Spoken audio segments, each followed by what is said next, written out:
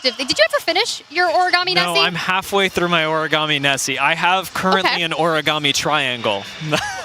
Great, Dia. That's so awesome of you. Hopefully you can get that origami Nessie finished at some point today. If not, you know what? It's fine. I'll go. There's always tomorrow. There is always tomorrow, hopefully. So I was collecting stamps. I think I've got 2 of my stamps done. I saw the Crazy Thief setup, which looks super fun. It's kind of retro, bright colors, but we have so many orgs with their booths, and it's kind of really sick merch. So maybe your favorite team is here and you're out here in the Premise Dome. Go check it out. Go support your teams because you've got to show your love for those favorite rosters. And while you are supporting your teams, we've got food. Yeah, we do have food. It smells great. I was so hungry this morning, walking through and smelling all the food.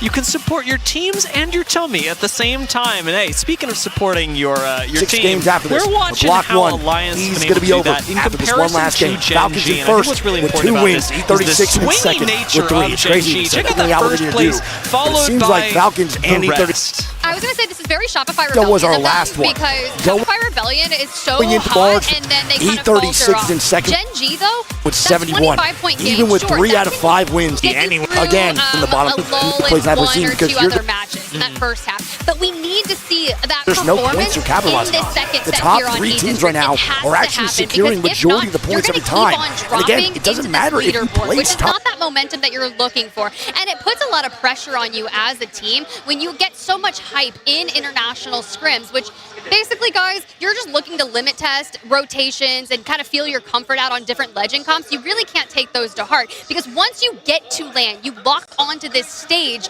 everyone plays completely different. Yeah, and I think that this is something that comes with the territory for Gen G. If you are going to play this aggressive edge of ring style in the way that Gen G do, that takes the slower pace of ring as well, that isn't nearly as proactive, realistically, yes, you are going to pick off a lot of teams. You are going to find yourself some excellent positions, and sometimes that is just not going to happen, especially on maps like E-District that naturally go against the flow of that very same playstyle. Being at the top level of Apex isn't nearly as... And being able to do what you do best at the highest level. Gen G are certainly able to perform, but realistically, you're still coming into today going, yes, probably a weaker map for them, where Storm Point, on the other hand, probably much better. Also true, but when you see that head-to-head and you're looking at Alliance and their total damage for the series thus far at 16.3k, you look to Gen G, who has almost 12k. That's about a 4,000 difference. But where that puts them on the leaderboard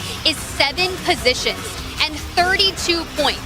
So we see it's a very similar damage, right? You would think that they're higher, at least into the top 5 for Gen G, but Alliance, they're using that damage to the most efficient way possible because they're actually getting the kills, whereas Gen G is just a powerhouse fighting on the edge, but it's just unfortunate that they haven't been able to make that happen here and play the playstyle they enjoy coming from Lotus when that circle is basically centered up below them. Yeah, and I mean, you can see why they put so much priority on this map on getting a good position, because you do need to shore that up, how your playstyle compares to the rest of the lobby. In City Hall, I think that honestly, on paper, Gen G could have had a much better game, but running straight into Alliance, it hurts. And part of this comes down to the macro of things, and the other part of it comes down to the macro, which is knowing what teams are landing where, how their play styles are going to compare with yours, and picking the direction where you are fighting teams that you know you are stronger than, and not the team that just won the last game. Yeah, and I love that you're like kind of highlighting that because Alliance did get that first POI draft pick, right? They pick up Boardwalk immediately, and Gen G, they go second. They lock in the Lotus and they say, this is where I want to start from. And as we kind of gear up for our final game here, that just goes to show you the next team that actually locked in an E-District POI didn't happen until 12th pick, and that was Gaming Gladiators. And we really haven't even been talking about Gaming Gladiators. They're not having a bad performance. They're sitting in 11th place right now with 23 points, with just a lot of room for improvement. You have a 20-point game, you're talking, you're already up there close to that top 5. Oh, there's Papa Gen. We see you, Papa Gen. And he sees us. I don't think I have. Have you seen him yet? I know you arrived late. I'm trying to think, is there an event that I haven't seen him at? And I think the answer is no. I think he's been at every event. We love supportive families. okay? Let me just tell you. When you're in the hotel and the players are vibing and you see their parents, most oftentimes the parents come up, they're like, hey, how are you doing? We're so excited to be here. Let me tell you all of the things that we've been working on. And it's just the stories that you get to hear. We always have those content pieces where the parents start to speak from them, and it's so wholesome. So wholesome. If you think about it, how surreal is that, right? If at some point your child becomes a professional player in Apex Legends, at any point, it must be crazy to go into an arena where everybody loves the game, of course, but everybody's also there to see the best Apex Legends possible and to support your favorite person in the whole world. And these are the amount of people that come out to watch some of the incredible plays that take place on this stage. We've had some fantastic games so far today. Like you said, that last one coming up in just a few seconds, but now we'll get to see who actually ends up taking the crown in game number 6 and ultimately determining the fate of this entire lobby, of which Alliance is currently on top. Would you say that Psycho looks a bit stressed back there? I think Psycho has looked stressed during the course of today. We ran into him this morning, like you said. He looked stressed then, he's stressed now. It is terrifying to know how much potential Rock has, and as a coach, to really feel and analyze all of the different parts where you see that falling apart. It is a coach's job to go, what are our weak links? And I think that we really see that with Psycho on each team, but especially on Rock right now, knowing how close they are to the top, and yet what those small differences are that can deny them a win. It's all, I look at this and I'm trying to analyze the players as they're sitting and locked in. You've got Vaxlon here and what I would kill to be able to hear what your brain is thinking about right now. Because you're sitting here waiting for that last game of the day, and you know that you're sitting somewhere in a pretty good position on that series overall, and you just have to lock it in for one more game. Here's the thing, is Rock has actually performed pretty well today. Yeah. One of the unfortunate parts of being a professional player in Apex Legends is that unless you're getting first place, it can feel like a loss. And that's one of the things that is really beneficial about other teams that have actually managed to pick up a win today, notably Citadel, who, have managed to place fantastically, winning that last game. They won a game on Storm Point and on E-District as well. That gives you so much confidence, so many good vibes, and importantly, the actual sense that you're accomplishing something. So the way I look at it, if you're netting a win on Storm Point, you're netting a win on E-District, and you're very strong in the way that you've done it. The both wins that they've won, it was so easy at the end. It was almost as if they just came to them. So they're just locking in their 12 placement points. And what this says to me is that when they lock into a match point finals lobby, that those statistics for them to be able to close something out, especially with the teams like Alliance, Crazy Thieves, these heavy hitters in your lobby, you could possibly do it out on Sunday. Just saying. Yeah, when we get to match point finals, that is always one of the biggest stats that I like to look at is, yes, everybody wins a game, or a lot of people win a game, but how often are you able to do that? And especially from what place? Citadel's win conversion is going to be something that's considered, as is everyone's, of course. Actually, one of the teams that I've been talking about a lot today, I noticed something really interesting about them. It was Rock that have such a fantastic ability to convert on wins, but have a really difficult time making it up to them. If, say, Rock's top 10 percentage is much lower than the rest of the Americas, Rock's top 10 to 5 percentage also much lower than the rest of the Americas. Rock's 5th to 1st place conversion rate, 50% the highest in the Americas region. And yet we haven't seen a win just yet. Of course, it's just our first series of the main broadcast that we've seen series, or 3 games thus far on the day out of our 5, where I'm not going to say they've been gifted a circle, but it's been so close to them, and because they rotate so quickly to play that zone, they're already putting themselves up in top 5 contention just based on that level of rotation. I think one of the interesting things that's kind of gonna haunt me about last game as well. I want to take a look back at the VOD. Is what on earth was going on with Legacy in those last couple of moments? We saw Legacy give up their spot to Boogie Borders. We saw Alliance then take out Boogie Borders, but ultimately playing for the high ground outside of Energy Bank is so good. I'm still looking at this and going, yes, Citadel played very well, but it's not a textbook win position. Like you said, we made our predictions. I was really thinking that High Ground was going to convert well. A top 2 position is fantastic, but High Ground from a textbook position is where you want to be. And Legacy, I think, a little bit, certainly not on the same page as me, but losing what they could have had. I think you look at last game and go, okay, now that we've seen the end of that, how do we play things differently? Do we play under the bridge? Do we push Hot Dog Mafia? Do we try and just hold on to our spot that actually had a lot of good things going for it? Well, there's a lot of things when you look at different... Okay, there's a lot of teams when I do my research.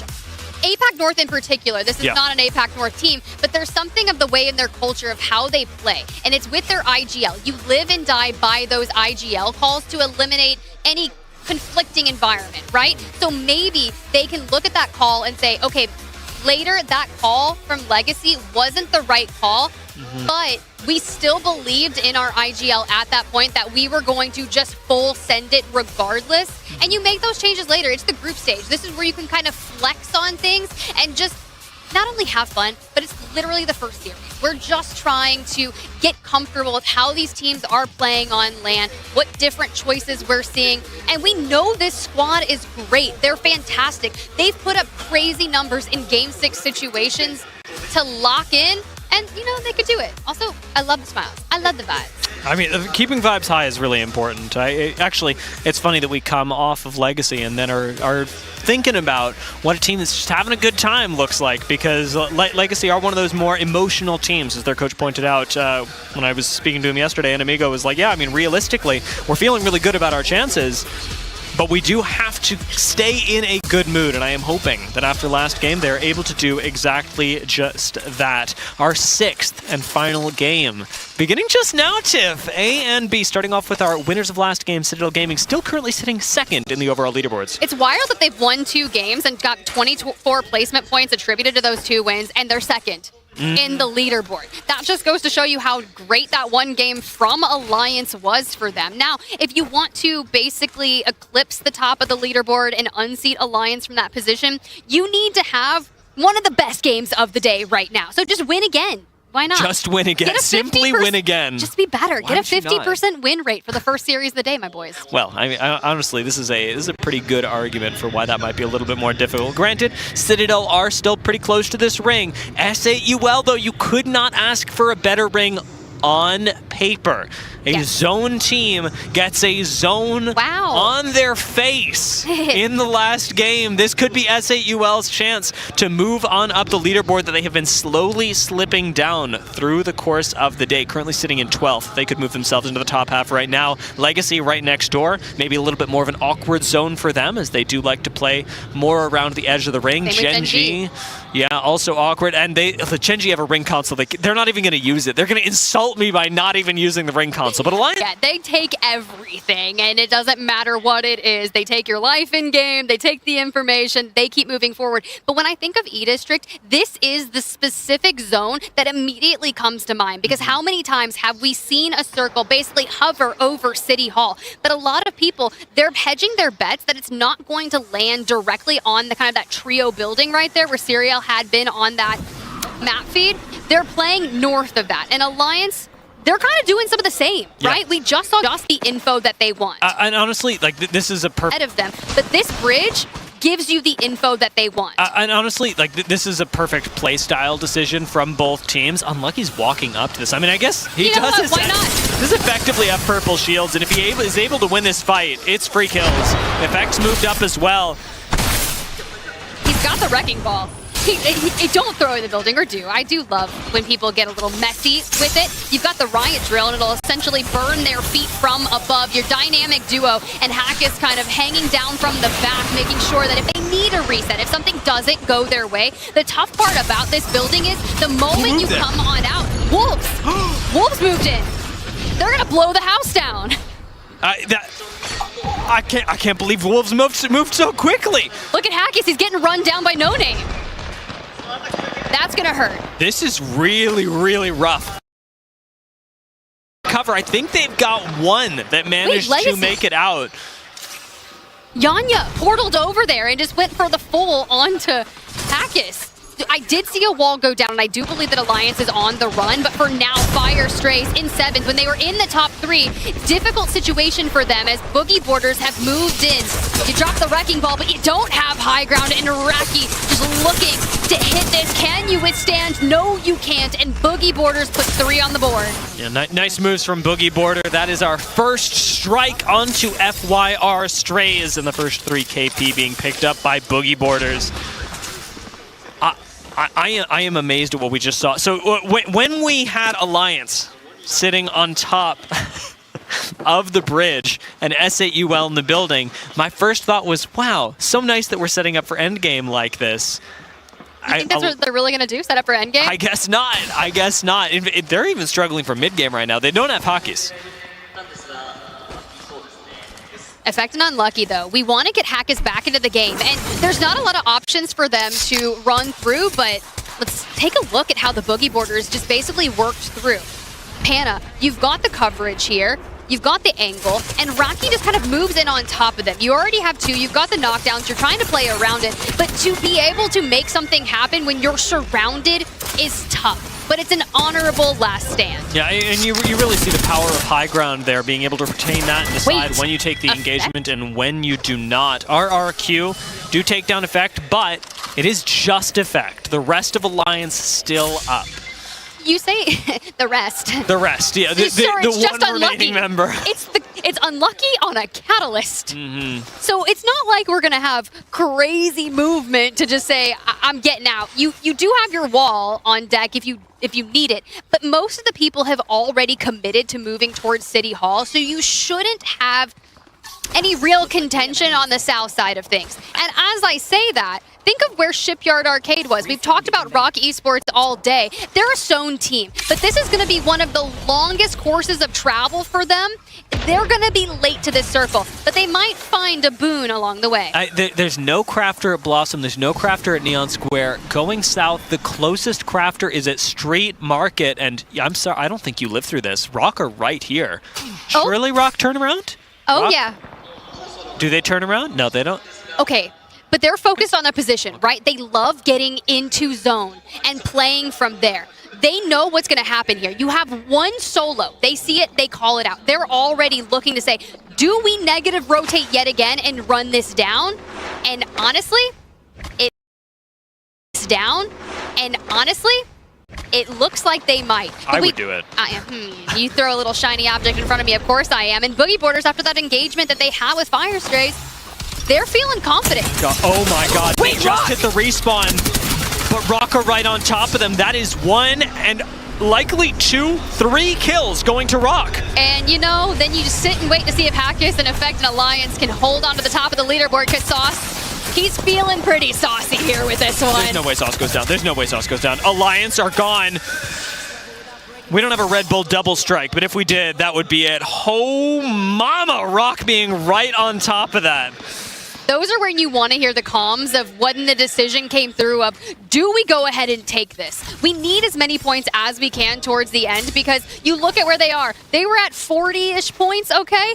And now you take down the team at the top of the leaderboard. You throw down a 25, 30-point game. It's possible. We saw Alliance with a 31 earlier. This could be your series. Yes. And I predicted them, so I'm rooting for them. Yes, Citadel just saw that leaderboard and went, huh? We actually might be able to do this. I mean, from 50 to 62 points, yeah, that's a win, but it could also be a 3rd place with a couple of kills. Citadel have got this as a possibility. Rock as well with that elimination, as you say, could make their way up to the top, but it is going to cost a lot of kills on the way there. Rock are going to need to fight teams like Citadel, teams like RRQ, and teams like Shopify Rebellion, who are all through the south side zone. Well, Phony on the Wraith, this allows him to get out, right, and essentially portal around, but Asia was hunting him down, but dropping straight into the portal allows him to get the frag to cover that. So even if Asia does take it, he's providing that bit of resistance to say, I'm going to deny you that initial few seconds that you need, but you're split. So what do? We drop as much info. We try to bring the Bang ult down. You've got Verholz now isolated. Genbert's even hanging out. So by isolating Crazy Thieves,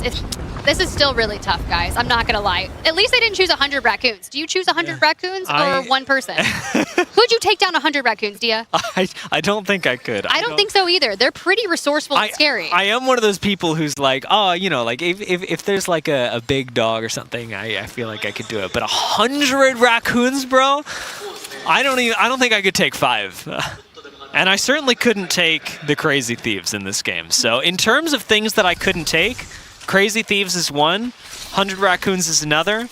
They had good choices on both sides. I believe so. But Boogie Boarders, right? They could have had that big fight in the South with Shopify Rebellion. They kind of waved that white flag. They go their separate ways. Shopify Rebellion chooses to rotate up the western side. They choose the east. And even after being pushed out of position by Gen G, Crazy Thieves are now just ahead of Boogie Boarders, who now have that information.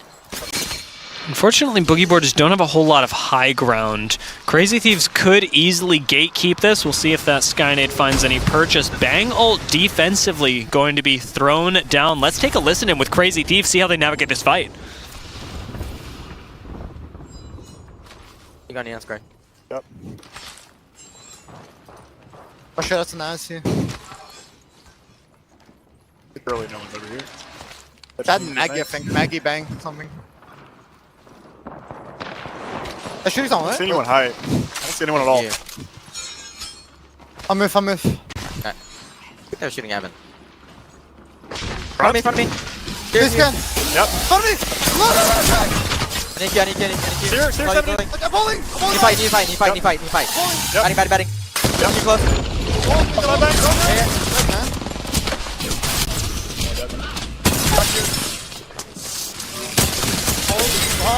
Fuck me.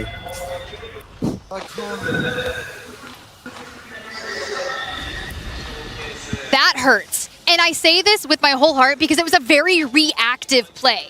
Because they got run down and essentially forced to go across Shopify Rebellion, who had already chosen to rotate away from Boogie Boarders, but Boogie Boarders pushes them straight into the open arms of Shopify Rebellion. You hear that. Phony is making the call. We fight. But you look up from where Jen Burton is basically standing. We've already crossed through the Catalyst wall. We have impaired vision. We just get gunned down. And you sit there and you're like, what the hell just happened? I mean, we see the power of first of all, a team not seeing you coming, but then of high ground and of Seer as well.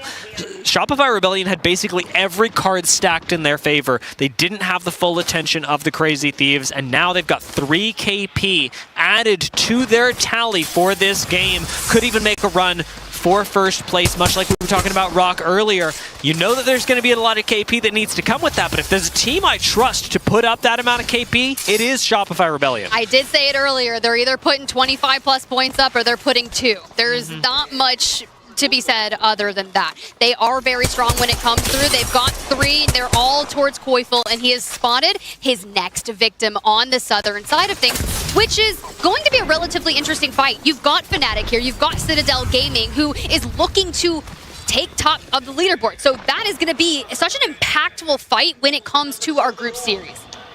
Looking for a fight on Fnatic. Not something that I would be gambling with right now. So Shopify Rebellion want to play things pretty safe, and again with Seer get full information and look for just the first knock. They're forcing defensive nades out and have a Catalyst spike down. The Ferrofluid making it difficult for anybody to push back onto Shopify Rebellion and actually punish this. A lot of cooldowns being used right now, but I am loving how Shopify are forcing Fnatic to expend all of their utility. Yeah, but Boogie Boarders, they were on that south side as well, and they're looking to get into the mix, which is actually going to force the pace of this engagement. So now you have to commit.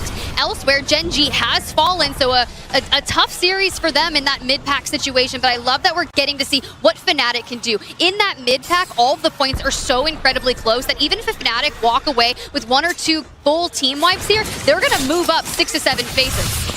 Oh my god. How many nades do Fnatic have? Like, it's not like they're running a fuse, but I swear I've seen them use like 6 nades in the last 2 minutes. Shopify Rebellion still right next to them, but we saw a third team applying pressure. That was Citadel right next door. Everybody has to be very careful about how they approach this.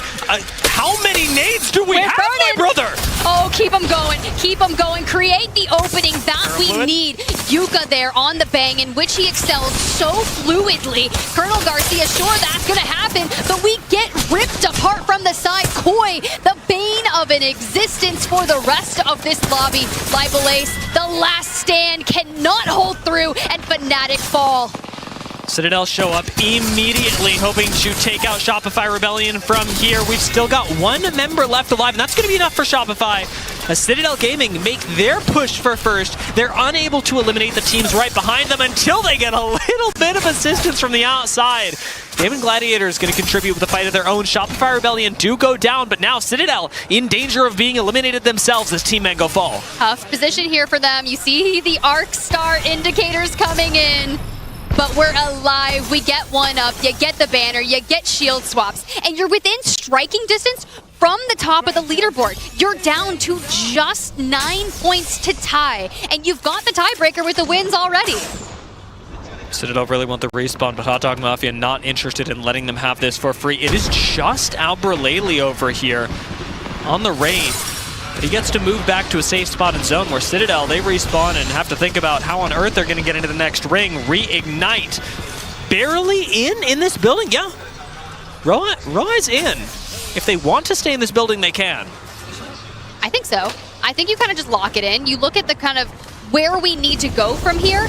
You can't stay much longer, sure. You've got a couple of teams ahead of you. Rock Esports, though, I'm scared for them on the northern side. They need to take this fight with Sentinels, but Sentinels have high ground, and with Vaxlon going down, Deeds to join, Sauce on his lonesome, not much he can do. He doesn't have a ton of verticality, but you have to dive through and straight into SAUL. The chances of you getting into the top 3 are not happening here in A versus B. It's tough to see Rock go out, but to see SAUL in this zone, getting good things coming to them. They've got kills, they've got the KP, and they've got good position right underneath Wolves right now. This could be SAUL's game. It could, but Wolves have proven to be very interesting to contend with. Such is the way for Reignite, who did have to move. They had not a favorable pull, and it cost them. Hot Dog Mafia, they do falter as well, but they were inside the top 5. So long as no one from the outside looking in, a team like Legacy, maybe even Game and Gladiators, they could have a pop-off performance and really kind of kick them to the curb. That's Legacy right over there, though. This is big for Citadel. SAUL picking up some kills on Sentinels. Really nice play continuing from SAUL, but Citadel are 3 points off of first place right now. Huge. And then you really just say, we just won 3 games in a 6-game series. A 50% win rate sounds really great when you get to that match point finals lobby. If it were Pro League, we'd give you a bonus point. We would, but it's not. We'll give you a gold star, or maybe an Origami Nessie.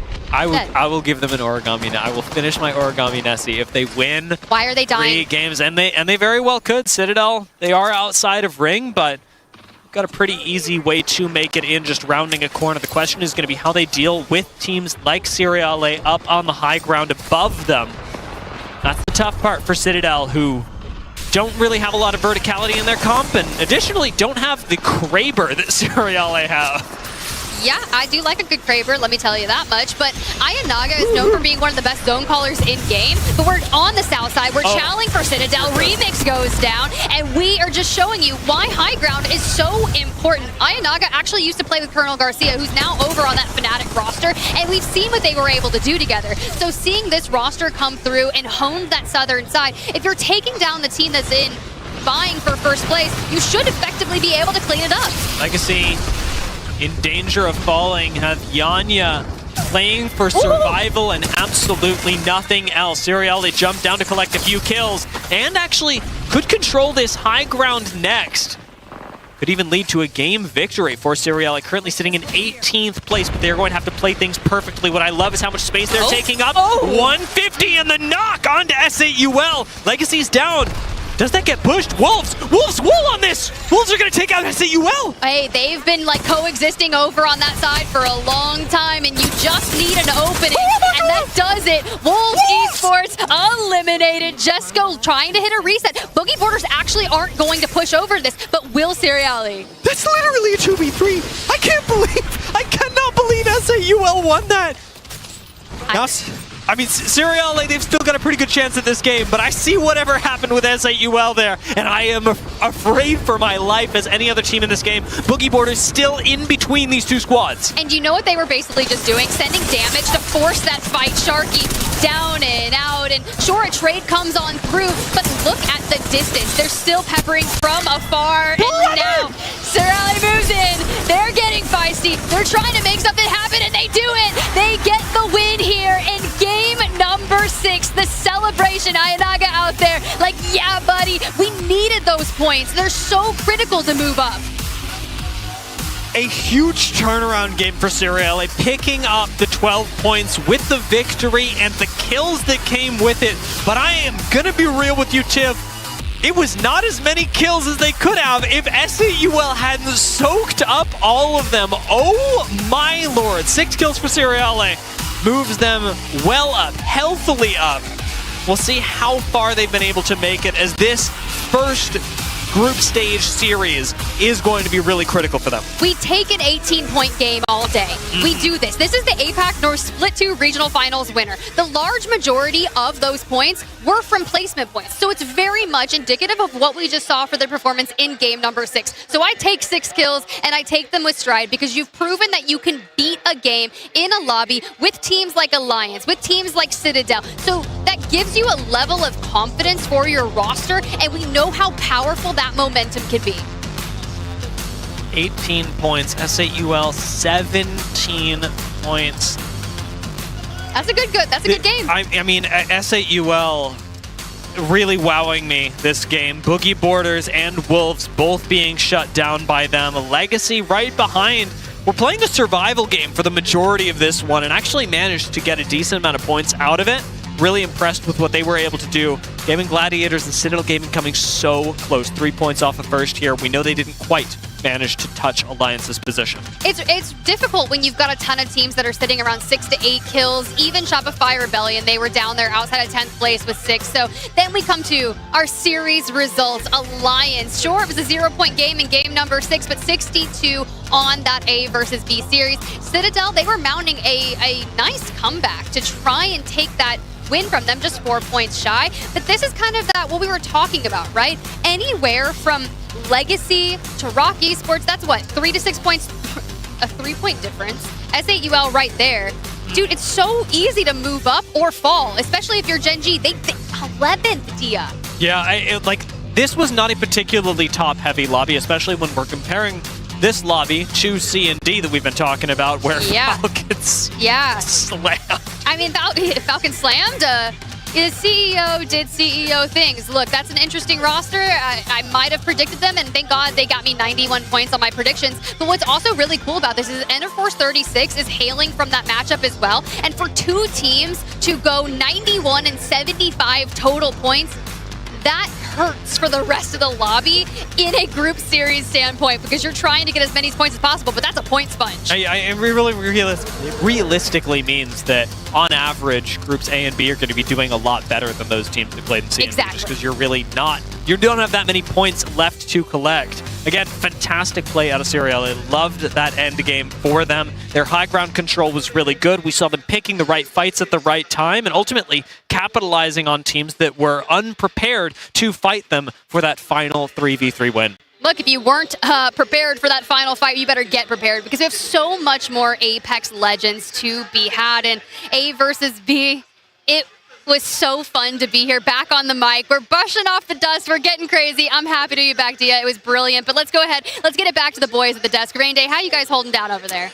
Thank you so much, Tiff, Dia. Great job, guys. And as we come back to the desk here, Snipe Down, Graceful, Jayhawk, she already said me, Rain Day, here to talk a little bit of this post-game action. It was a Seriale finish for our sixth matchup, but overall it would be Alliance who would take the day here.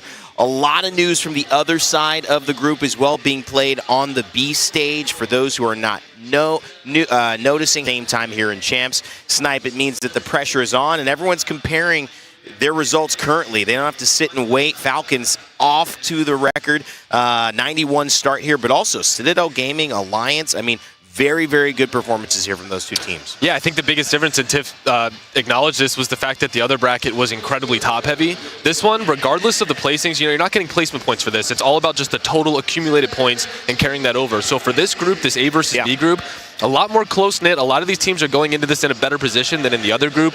Like I said, top-heavy. very low scoring at the bottom. So for this, these people can come away from this series, think we're in a really good spot. We can just carry that over. While in the other group, they got a lot more room to go if you ended near that bottom half. And I mean, if I was honestly in the top-heavy group, I'd be happy with my result, but I'd be a little worried because of how much I was able to excel beyond most of the other teams. This squad here that we just saw, Alliance, there was a lot of great teams taking up points as well. It's going to be different if Falcons go into a lobby that's a little bit tighter, I think, to try to see if they can repeat a performance of that 90-point caliber, Graceful, as we saw earlier in C versus D.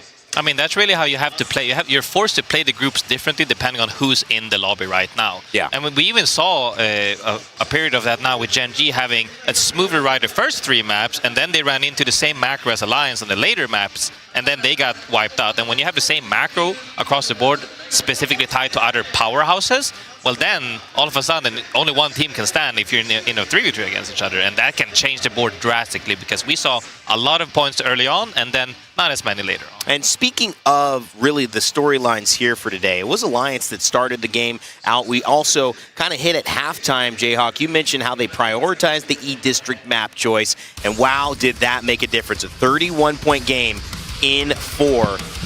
That was phenomenal, Snipe, and that just really showcased how on it Alliance were with their understanding of what they needed to prioritize to be successful today. Yeah, I think that'll be really curious to talk about. We're about to have Hawkus on with us, so it'll be interesting to hear his point of view and exactly what the communication was going in from the first 3 games into the second 3 games. Because they only had, I believe, 13 points going into that halftime and then ended with a 0 point in the final game. So for them to end in first place, their games 4 and 5 were absolutely spectacular, and you could just see the confidence coming through with their gameplay. They were taking every fight they could when they knew that they were isolated into 3v3s. You saw them taking on every top team, Gen G, whoever it was, and they were just rolling them. These fights weren't even close, and to end up with the wins and getting that many points, very impressive. One of the things that you get to do when you do so much work in-game is you get to take a break out of game and force your IGL and your team captain to come over and be on the desk with us, as we've done here. Hawkus, welcome, man. Congratulations on a great start to the Year 5 Championships. How you feeling? Thank you. Nice to be here. What is going on in your mind based on today's performance? Snipe noticed, and we all talked about it, how E-District was just this change for you all. What was the biggest difference? Was it your prioritization of where you were dropping? Was it something that you said to the boys? What went right? I think it was just the ban of Caustic, to be honest. Like, the first 2 games were very hard to find kills on. I mean, game 1 we played very well. We got top 5, 3 KP only, but we did wipe 4 teams. So a lot of kills were stolen in that first game, which was kind of unfortunate. And then game 2, we fought a Caustic team. We couldn't push inside the building at all, so we were stuck outside. And then I got stuck by an Arcstar, so it was just like, lost the 3v3 there. And then game 3, I don't know. Oh yeah, we were fighting in the building. Like, overall, that's a good game. We just lost the awareness for a second, but it was like, overall, I think it was just Caustic being gone, so we could actually play like the real aggressive comps when everybody else doesn't really have that like supreme defense. Because yeah, it was just a lot easier to find fights when you don't have gas everywhere. Yeah, I mean, let's take a little bit of look at the highlights of some of the things that you guys did well today. Obviously, Snap, I know you guys may have questions for Hawkus here, but overall, I mean, we come into these tournaments and you guys cannot be thinking this is something that's going over your head. You know your favorites potentially to win this again. We know how much it means to you to be in a position like this. What is your mindset going into day 1 of a group stage? It's just feeling out the lobbies, you know, like getting used to the setup. Like for me, group stages is just like warm up. Like we're just getting used to LAN. We're getting used to everything, like monitors, keyboards, mouses, like everything, controllers. Like it's just getting warm. Like that's all group stage is for us, at least. Like we're just getting used to it. Yeah, I mean, no, it's very interesting indeed. And as you said as well about the comps regarding it, yeah, when they have Caustic, we can't really play our game. And we could also see that with the Alter as well, enables you to make these super aggressive plays through walls, etc. And yeah, the first couple of games you guys were starting kind of cold as well were huge games. Next groups for you guys, when we're going to play again, do you feel any shakeups in how you're going to play it? Is the first game, a couple of games going to start off a little bit slow as well? Are you going to feel out that lobby? Because some teams, I even talked to, you know, fellow Swedish labs as well, they're like, no, for this group, we're definitely playing this specific way. Next group, now we're changing it up. We have to play zone-centered. Are you guys just sticking to your plans? Because I said it as well about, like, Norfed as an example. Dude, these guys have been dropping here for years. Like, are they really going to change too much up, or are you sticking to the game plan you've been grinding for so long? Nah, we're just sticking to the game plan. Might switch, I'll do a slight change on something, but we'll keep that we'll keep that on wraps for now. But overall, it's pretty much the same game plan. You know, like we just do our own thing as usual. We focus on ourselves. That's what we always do. Like we don't care about anybody else. As long as we play our own game, we know we're gonna do good.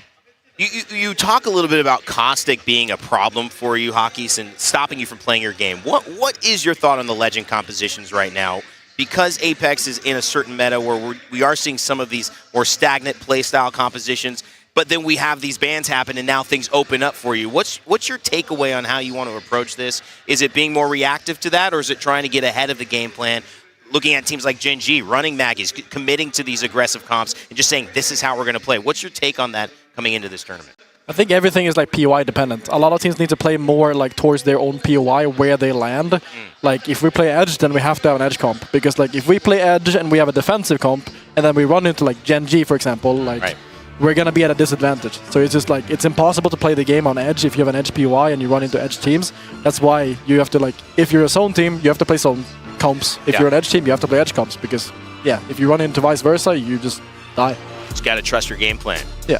Going into it as well. So since Jayhawk's not here to ask it, I'm gonna follow up with the question. It seemed like when the maps were being picked and you guys were picking POIs, you chose to prioritize E-District over Stormpoint while every other team seemed to prioritize Stormpoint. Did you guys just kind of decide, okay, Stormpoint is picked, we're just gonna focus on Boardwalk and try and take our favorite position? You know, we're talking how SR is one of those teams that loves to play from Boardwalk. Was that taken into consideration, or was it more just you know, that's just your comfort, your favorite spot to play from E-District, knowing it was the second half, you're going to have more space to play from, those control characters are going to be gone, or what really goes into your mindset on that? I mean, we have our POIs, like we cannot, like no matter the draft, we can always go either Trident or Northpad. So whoever goes and vice versa, we're just going to contest it. So it's like, we have our game plan and we're not leaving, we're not moving, and the only way somebody can do that from us is like take away both POIs before our draft time. But I mean, who wants to do that? Like, there's always going to be 19 POIs. So yep. It's hard to try to pick a fight with you guys. Obviously, no matter what ends up happening in the first part of the day, it seems like you find a way to storm back up into first place. Alliance with a big win. Hawkeys, thanks for taking the time with us today. We know you got another game coming up. And during that prep phase for him, we're going to go over to Lace, who's got to catch up with all the action that went down in C versus D. Lace? Look, these guys need no introduction, but if you live under a rock, this is the B Stream. Nicewig and Greek. Myself and the B Stream have been covering the second stage, and of course there are some heavy-hitting teams playing on the second stage. But Wig, I want you to tell us a little bit about maybe some of the players or plays that got you yeeted out of your chair, or maybe sweat your blank and your blank off. Yeah, the real ones know what that means. I mean, Hal. You got like 7 years now talking about Imperial Hal, and he's still doing exactly what he needs to be doing every single time for every squad he's a part of. Was fighting Asia for the most kills in a set in ALGS history. 28 ended the set with is insane. Most damage as well. It's like, dude, you're on a team with Guild and you're doing more damage and more kills while IGLing. It's just not human. Like, he's not human. He's the Tom Brady of Apex Legends. All on a different controller too. Like, he's not even using. Exactly. So it's not even what he's used to the last 2 months. And he comes out here after tweeting and then just does that. It's crazy. You just can't nerf the CEO, honestly. Now, Greek, I wanted to sort of pivot a little bit away from, you know, those Falcons, TSMs, and that sort of nonsense. I want to talk a little bit about Enterforce 36, because, like, people didn't really get to see this unless watching the B stream, but can you tell maybe the broadcast a little bit about what happened with Enterforce 36? Yeah, so, I mean, E36, they came out with a super, super dominant performance. You know, I don't think people realize how hard it is to win 3 games out of 6, especially at this level. And, you know, they surprised us a bit. You know, we know what they're capable of. They have a lot of finals experience, but they didn't really look too good in the boot camp scrims, but they came out firing with a great set. So it was really interesting to watch. Yeah, I mean, they did absolutely insane. Now, Wig, I do want to hit one with one more final thought. Is there any sort of kind of chaos or madness that you can tell us a little bit about that happened in the second stage? I mean, not really so much chaos, just having 2 teams win 5 games out of 6 is pretty insane. And then having the last game just like one team's like, oh yeah, we finally got one, is insane to watch live, especially at an ALGS level. It's crazy in scrims, but to see that in an actual stage at LAN is bonkers. And also TSM, I feel like TSM was really slow throughout all of the scrims that we were watching. And they didn't boot camp at all either. They were still like jet lagged, flying on in. I know Jen's fight was delayed, and they came out and played really good. They got 3rd. Like, they played fantastic. And same thing with Unlimit. I love Unlimit. They looked good during boot camp. They're my favorite team from APAC North in a long, long time. And they came in, and Game 6 took the W and showed out for the boys. It's amazing. So good. I mean, you've got like all these massive team names, but it's really good to hear from the B stream about kind of the ones to watch or the underdogs. But this has been the storylines from the second stage, and I'll pass it back over to you, Rain Day. Thank you, Lace. And Wigan Greek giving us the update. Again, you can catch all of the B-Stream action and our second Got like all games these on massive their team stream names, but it's really throughout the day. We've got 2 more great showcases of the ALGS Year 5 Day 1 coming up in just a moment. But, of course, our overall scoreboard for the standings. Jayhawk, we welcome you back here as well. Your thoughts on how things have shaken out, not just in our series, but the overall scoreboard here. I'm starting to get a little worried for all the teams in Group C because what Falcons just did, if they continue that pace, with the amount of top-heavy points will be sucked up at the top of the lobby, if you're in Group C and you have to be with them in all 3 group stage sets, that means there are very little points to go around for you. Unlimit was luckily able to have a bit of a comeback there and get some points at the end, but all the rest of the teams there, I'm worried for them. Yeah, this is definitely one of those lobbies that is going to shake up. I can't wait to see how Falcons shows up against maybe one of our lobbies here in A versus B, because this is also very tight snipe down. We mentioned that earlier. Your takeaway, too, as we kind of look to close out this series and get our thoughts heading into our next set coming up in this afternoon. What's the big takeaway? Gen G a little underperforming. Alliance obviously doing what we expect to do. Crazy Thieves still waiting for them to show up. What's on your mind heading out of this? Yeah, I mean, like you said with Gen G, I mean, they won the first game and then ended with, I think, 7 points throughout the last 5 games. So for them, it's just trying to find that momentum back. I mean, they did win their pro league, so for them to end there is a bit rough. We saw that leaderboard. I want to say 14 of the 20 teams in this group were in the top 20 in comparison to that other group, C versus D. So that's pretty insane. So right now, it really just does come down to finding that place. We talked to Hawkes, who said, you know, these first rounds for the better teams are just finding your consistency. Well, a lot of these other teams that don't have that grace and don't have that experience, they don't get that effort. So my favorite thing about what's going to be to come is how different these teams play for each group, depending on how desperate they get going into these final rounds. I think desperation is a good word. You don't have to use it just yet, it feels like, Graceful. As a player who's been in this situation before, you both have, but day 1 still is that feel-out day. You have a chance to make some mistakes, understand that you're learning from it, maybe make a correction, but you can't go much past day 1.5. You got to start getting it together by day 2. What have been the signs of maybe something to worry about for a team here that you've picked up on? Somebody who just hasn't been performing in this series that you're hoping next time can turn it around? I mean, I think the biggest thing that you'd have to look for is just, at this point as well, at the first 3 legend bans that we saw as well, keep the same combo essentially, and the teams that are struggling with that, like we saw the likes of Alliance, even though they won for the moment, they are still struggling with something specific. And the meta being this strong in certain directions where people are not really that free to make their moves, and they're kind of still following the same, you know, one team is doing really good, everybody copies. Now we also see, you know, a little bit more mag, a little bit of trickery here and there, and they're trying to break open that door. Do you bunk on it, like actually opening that door, or are you going to lean more to adapting, like we said, okay, no, this is not working, let's just follow the flow and see if it works. So I'm worried that teams are maybe a little bit too passive in this case, whereas you heard Hawkes. Okay, what are they going to do? We're going to play our game. We don't care who's in our lobby. We'll play our game. So maybe they just got to start walking a different path. I love that thought process. There's just so many things to try to balance out. You have to understand that even a bad plan executed, you know, a good plan executed poorly. I say this all the time, but I'd rather have a bad plan executed well than a good plan executed poorly. The idea is you're on the same page, and sometimes that just makes the difference versus trying to do the best thing possible but not maximizing it out. So if you can find your way through it, this game 1 and hopefully this series is going to give a lot of these teams that information they need to make the adjustments. We do have some new things coming forward as well. Before we start taking our break, I want to let you know about a new website that's coming for the ALGS. We're going to have a little bit of footage on that in just a moment. But, of course, we keep adapting and adjusting and making the experience better for you. The home of the ALGS on the latest news. A lot of people looking for a hub, wanting to see, you know, the real events, the timely things, the drafts as well. Those are live. Jayhawk said he'll cover those with a laptop and a microphone. ALGS.ea.com. You can see them yourself as well. So get excited about that. Also, we have got a brand new set of games about to occur coming up as well. Make sure to track all of the information for who is going to be playing here with us at Play Apex Esports on X, on YouTube, on Instagram, and on TikTok. And of course, twitch.tv/playapex for Twitch if you are watching there.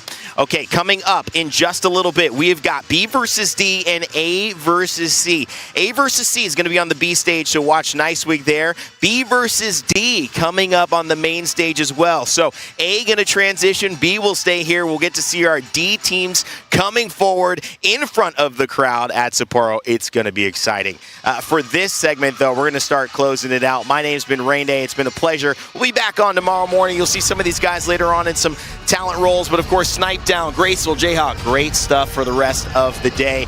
We wish you a fantastic little break. We'll be right back with more ALGS Year 5 Championship action after this. Don't go anywhere. There's more to come.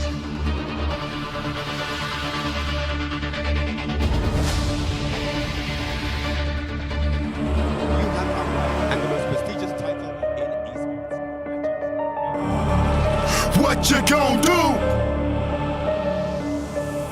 Hut one, hut two. What you gon' do? Hut one, hut two. What you gon' do? Hut one, hut two. What you gon' do? Hut one, hut two.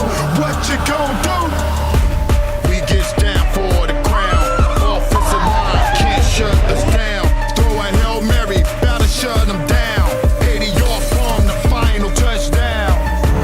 We gets down for the crown. Offensive line can't shut us down. Throw a Hail Mary, bout to shut them down. 80-yard bomb, the final touchdown.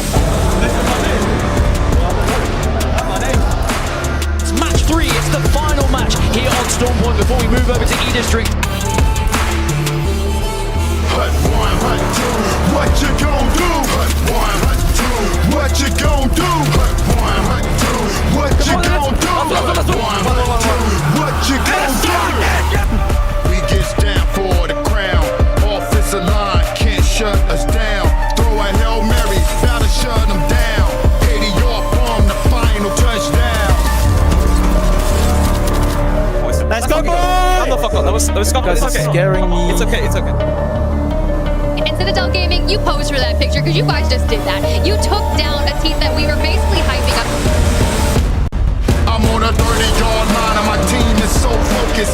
Don't you notice? We on your squad like flying locusts. My quarterback is in the pocket looking for wide receivers. The trophy is mine, we shaking up non-believers. The playoffs in the future, so players don't trip. Cause me and my team, we about to win the championship. My running back is on point, fast out the gate. Hurry your safety, spike the ball in your face.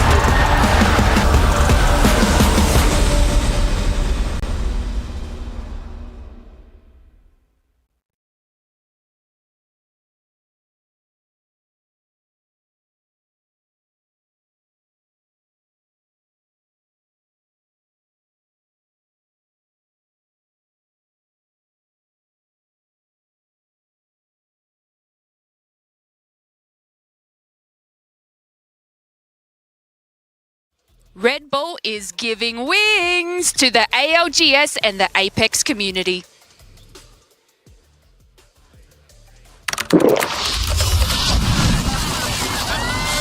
Red Bull gives you wings. Sony InZone, the official monitor and audio partner of the Apex Legends Global Series.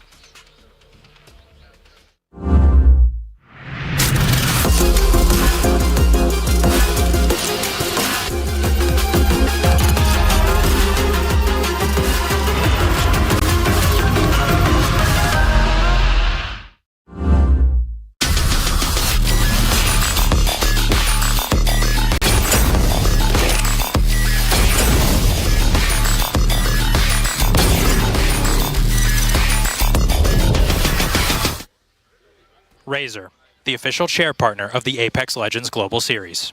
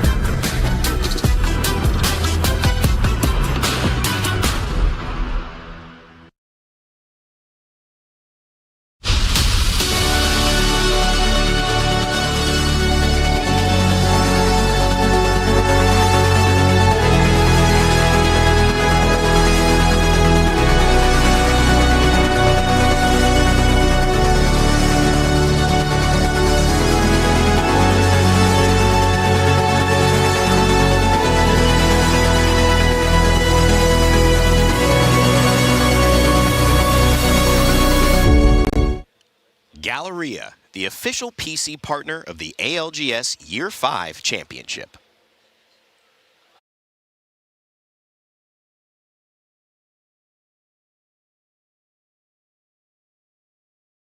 Legends, prepare for drop. What you gonna do?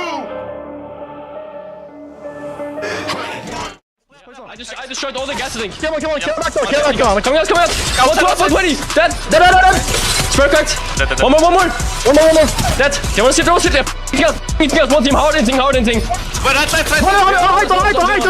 low. Keep on that. Lost guy, Dead. Nice. I'm gonna play R9 this game. Again. I think I'm playing R9 too, to be honest. I'm gonna be Sentinel R9 maybe. No caches. Fire me effect. I'm just gonna UEV. I need to go for the P shotgun arsenal later as well. 312 I want to sell. Yeah, let's go checkpoint Arthur. I'm going up checkpoint. Yep. There was nobody on the UAV before. Should be good. I'm gonna scan UAV and then we hit the ring console. Yep, I found another Assault bin here by the way, Hamaki. Yeah, I'm coming up. Yeah, we're chilling. Yeah. Alright. Launch pad. I mean, just scan zone 3 here. Just scan zone 3 here. Yeah, we need to scan zone 3 and then go get the cache here. Yeah. Do you get this cache unlucky? We have the TP. Yeah, I'm gonna go for it. Me and the left one. The gold wingman here.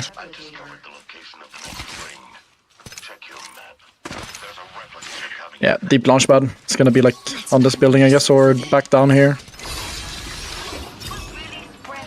Wait, car me. Yeah, stick it. Nope, me. I have to run. They're getting out, yeah. So they're getting out of turn fight you. Yeah. Should be good. I'm not. I don't have to ground. What? Okay. Don't come to me, Effect. Don't come to me. I can't. Actually, Yeah, I can go around. yeah, just Yeah, you can drive Cedar. You can drive Cedar and craft them. Yeah. Okay. Spare team. Yeah, this can UAV and solver split. Yeah.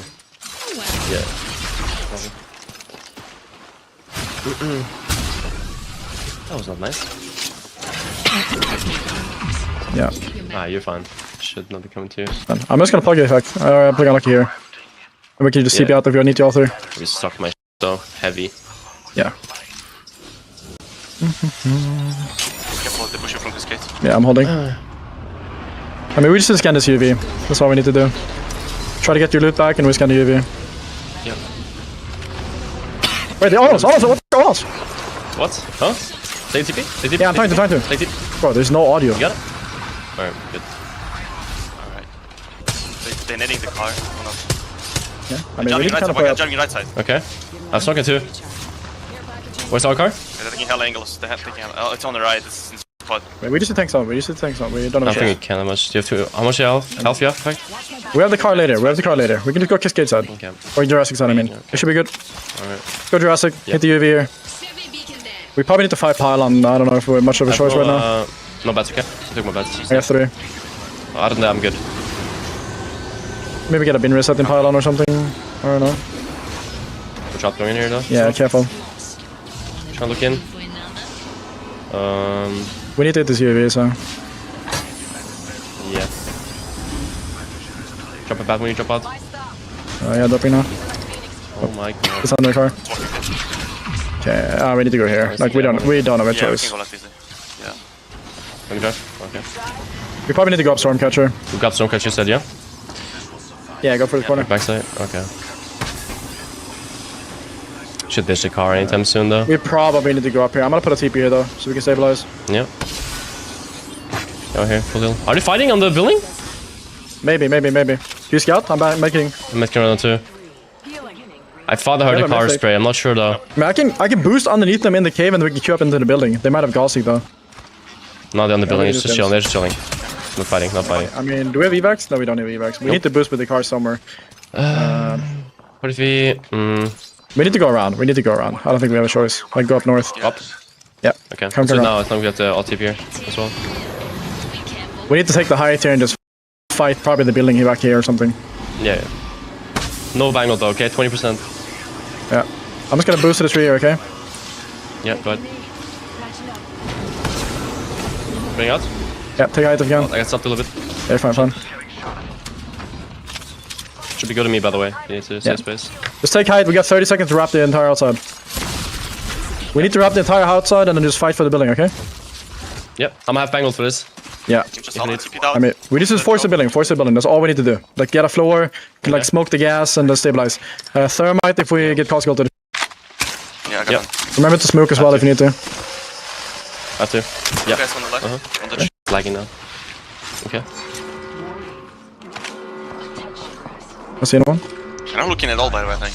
Yeah, we can be sleepy. Last guy coming. The box they're here. not looking at all. We can give him back shots. Or they can into the building for us. Yeah. Can you slow walk? Wait, aren't you? They're fighting. Yeah, chill a little bit. No knocks. We just take that. Alright, fighting, right? Yeah, wait for knocks. Somebody else roused. Yeah. That's a knock. Watch out, no. Yeah, let's go. I'm Q down. Yeah, Q down here. I'm going down. Outside. First. The corner. How's it going? Q side. Play good. Pick inside. I don't know where. Right on second. Go together. Go. Send together. I'm gonna cross the cold. All dead. Both dead. Okay. Really? Nice, stabilize now. Nice, good job. Hold that back. Yeah, we got one shot. Yeah, Ready, corner. On me! Dead! What the f? Okay, solo. Bro. What the f? Nice. Bro, Focus hello, for nothing. I'm gonna pop one. Okay. We have TP. We have gold pot. We have gold pot. We might actually win, guys. We gotta hold it back here. We gotta hold it back. Somewhere. Wait, I'm still in on height, guys. I'm gonna go up. Yeah, go for it. I have Sentinel. Yeah, I'm shot. Good shot, you. I mean, just hold me for that. Yeah. I'm trying to hold our views. Light mag? Nope, no light mag. Nope. There's 700 boxes. This should be one. Cat cars, by the way. Yeah. Light I only got 2 bats, actually. Sorry. Take it. Do you have blue one? Look at balloon. Yeah, evac. I don't think they're taking it. They're fighting the rocks. Evac on the back rock here. They might fly though. Yep. Get ready for that. Do you have gas everywhere? Like both floors? Yeah. Gassing up. Flying in off left side. They're trying to land low ground, I think. Force bomb. They're landing low ground here. Landing low ground here. They went donut. Okay. 1 EP or 80, I don't know. Okay. They're playing this corner. Not a guy landing. Yeah, he's super late. Yeah, it's late. There's left? Okay. 75 1. GB here. Yep, looking. A team is flying backside. Dead. Nice. Nice. I don't know. There's a 2 right side, by the way, still. 20. Okay. I can play aggressive. Just looking. They're walking up, Maybe. yeah. Okay. Do we need to hold the right side more or no? I'm not sure. Just hold space for now. I can't see anything. As long as nobody comes with building, we're chilling. Right there. Okay. I can try to scan it. We have a much nade. I'm not going far away. 14. Yeah, they're playing the rock. You can't push that though. Oh, shit. We gotta. Kinda need to push that later though. But it's fine. We can do it late. We just bang ult and wipe them. I mean, yeah. I think I banged about back on the left side. Okay, yeah. They're kind of picking up, guys. Gotcha, I'm looking for you. Yeah, they're causing. We might need to bang ult for the fight. I smoke it now. I can smoke it. Maybe. Okay. Yeah, we can scan it. Just I bang can it. cost them too. This team, they got by the way. You smoke my left, Anarchy? Like far left team is gone. What? Smoke my left in the open. Okay.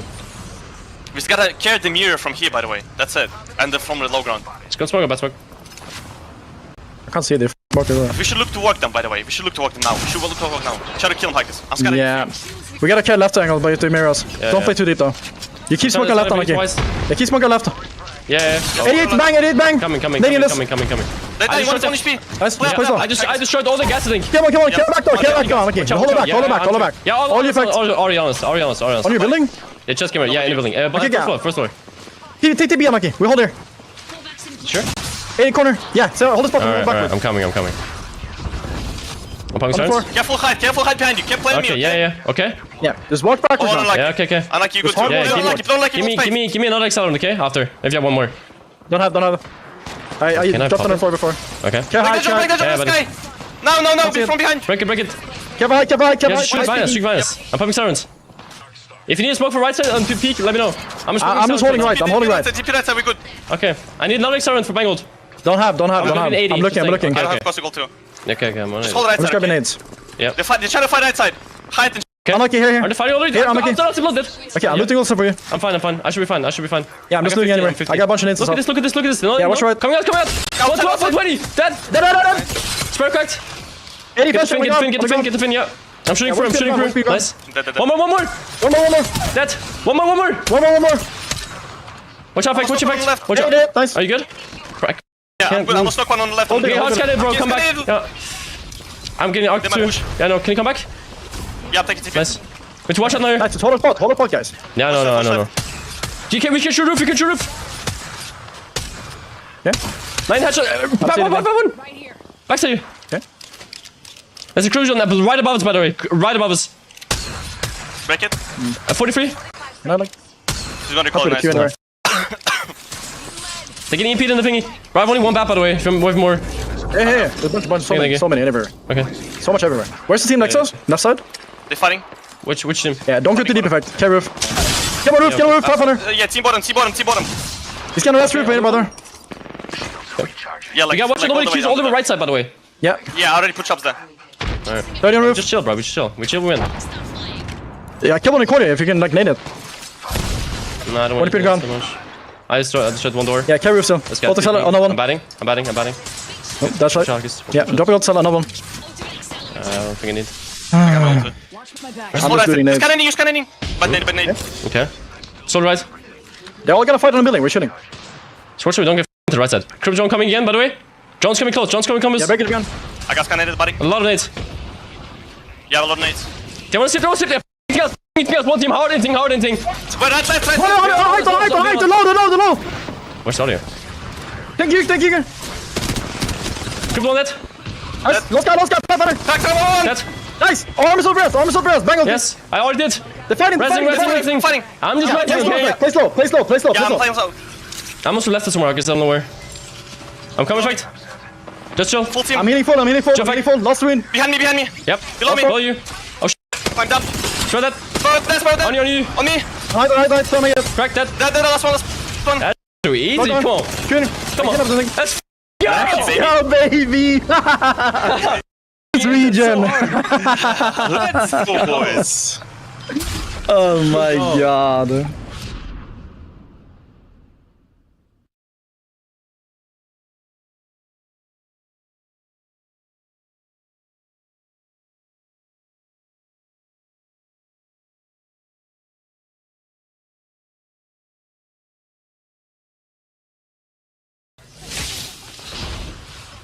On me. Come from right. He's rising right here. Skynet, careful. Alright, well. Oh, we fell off the map. One. Done. The other one jumped off the map, bro. I got 100 banger off the map. What am I supposed to do, bro? I mean, it's good on me. It's good on me right here. There was a team shooting us right here. I'm gonna be real, dude. Just shoot 'em off. I Shoot 'em think off this the spot green is dookie water. Absolutely dookie water. They are dead. They are beyond dead. They're. Taking far back. Oh my god! Oh my god. That's what I just said. Yeah, this is so to push. Rector.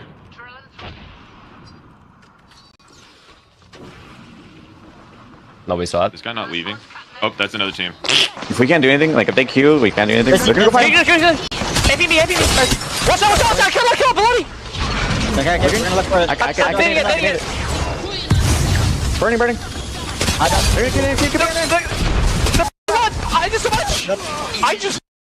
I can't say that. Okay, it's fine. Hold it there. Don't pop it. I'm sprinting. I got another one. I'm popping it right now. Live if you I'm can. shooting a car. Oh my god, the car cover will go crazy on us. I'm off the scene. Get over here. Man. Oh my god. Giga Chad rotate. In the corner.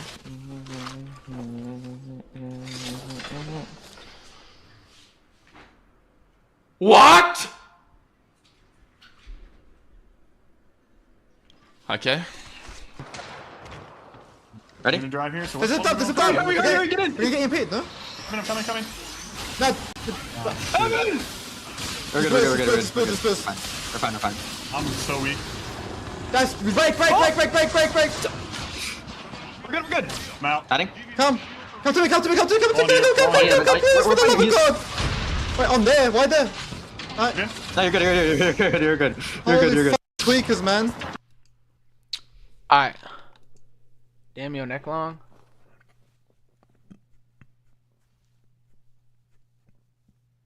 I don't think it's that long.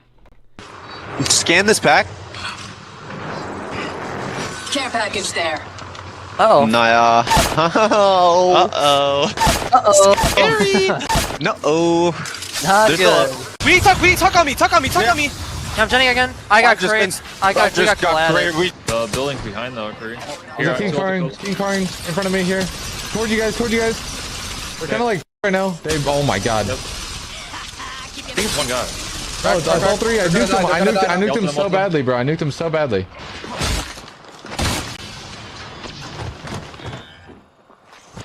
Keeping. I got kidnapped. That's I'm dead. But Did I make the wall for you at least? Watch this. From the top ropes. it's not. Oh, the railing blocked my shot. Sky thermite. Oh, I just died. No, you're fine. Pushing me.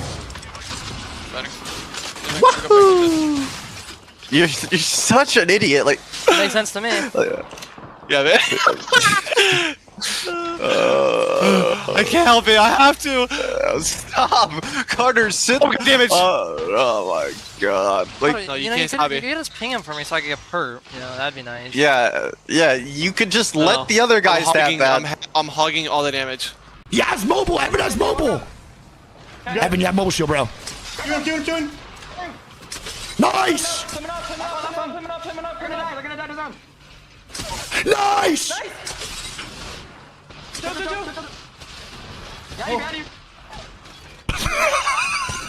Oh my god, I can't run. What is happening? GG's, man. And we also would have killed those guys too. I just died to the new team, unfortunately. Alright, let's go. Guys. Nothing. Can you drop an armor sword? Shut up. Guys, I think one of you needs to grab the car.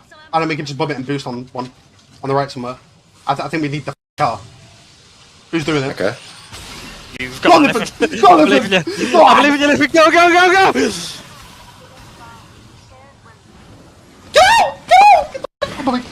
You're gonna die! Oh my god. Okay, heal. We're good. We have to go! Yo. 20 seconds out. Are we gonna have both? Give me cells. Oh. That's a shout. Are we gonna have both? That's a shout. I think so. Hey, they've got EMP and Maggie, by the way. We're not gonna fuck, guys. There's 16 seconds. Can we just boost on the guy on the right? Okay. Wait, 10 seconds. Okay, let's do it. Come, I'm gonna go. 30, 3, 2, 1, get in the car. I'm in. Go. Another ramp out wall. GG. Oh, what's it? Sick. Nah. Hey, they will. They're probably full looted, power boost, everything. Go now. Do it. So much damage. Jump them up. What? Oh, they're gone. Here, inside, 150 flesh. They have to walk in. They move. Oh, there's another one. On me, one. What the?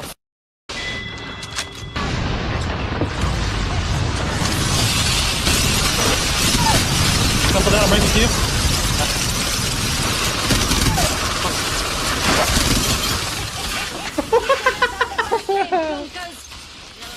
Vampire, baby!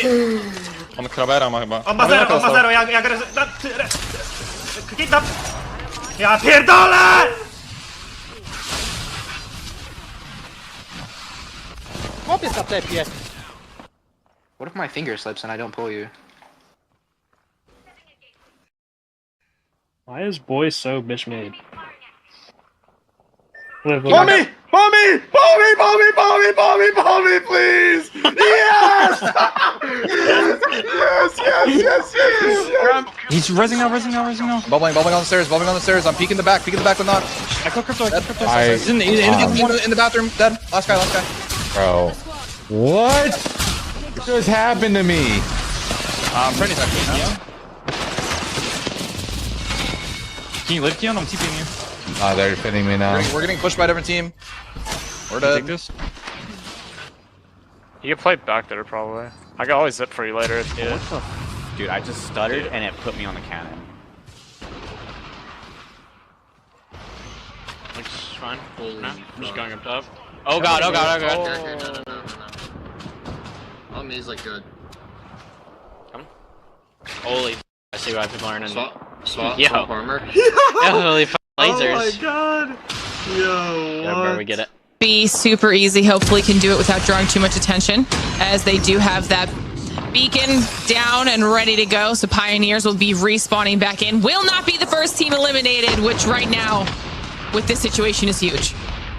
The nades landing on map did make me wonder for justice. Oh no, they're gone! I cursed that. Oh my god. Drop press me! No! Kai might see us. We need to move back right behind me. Play low ground behind me. Like, on me. On me, safe. No, no, Carter, come back up. Oh no, wait, never mind. I'm not gonna no, just right here, just right. We're just full ratting the whole game, I won't lie. Yeah. Oh, no. I'm not gonna lie, bro. If one of us, I'm literally leaving you, bro. I don't care. No, don't leave me. Don't leave me. Do not leave me. I'm leaving you, bro. I'm getting placement. No, because no one can peek above us. They get this solo anyway, bro. Shut up. Yo, Riley, just die so he gets a 50% just stab die, boost. bro. Yeah, I'll get 100% attribute. Okay, shut up. Just play lower. Play lower. Alright, we'll do it the boring way, bro. Fine. You have to jump. It might be fighting this, by the way. Maybe, I don't know. I mean, we can't do Going. anything about it. Oh, okay, bro. Yeah, shoot this guy. Bro. They actually only shot hackers. Oh, wait. Yo! Yo. Can we land here? Uh-huh. Yep. Okay. Yo! Me! I died. Yo. I'm chilling, bro. I'm dead. You guys to pull me. I'm peeking. Is he running out though? No. Okay, Good, ran out. What? I'm stuck inside. Okay. Oh! Oh my god. There's no way you get to survive that. I'm on the back door. Jump on your door, I take all of them. I'm nading on you. 100! 70. Really good damage! Yeah, 100! I'm on forward. One's on roof. Dead, play life. Run for all behind you. Yeah, you're fine. 100! One dead! That's one roof! Nice, that's one roof. Yeah. I see me, come! Get it! 1v3, go nuclear panic! We're coming with thugs! No. Try. Be in red room. Okay, good luck. There's a portal in there. I'm pushing it right, past this team, into the bottom building. Yeah. Okay, portal. Race on us. I don't know. I just spread out to the side. Run back, outside. Out. Go, get out. Let's get out.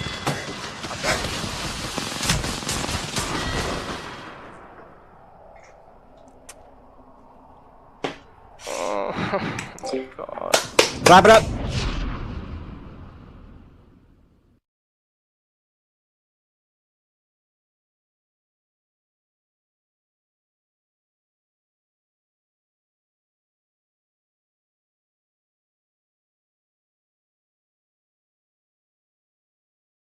You guys need to cover me while I fence this. Go ahead. I'm portaling right now. I'm portaling. Listen, focus the team. I down one on roof. Shut up top. Listen, SF is first floor out the building. You focus. Okay.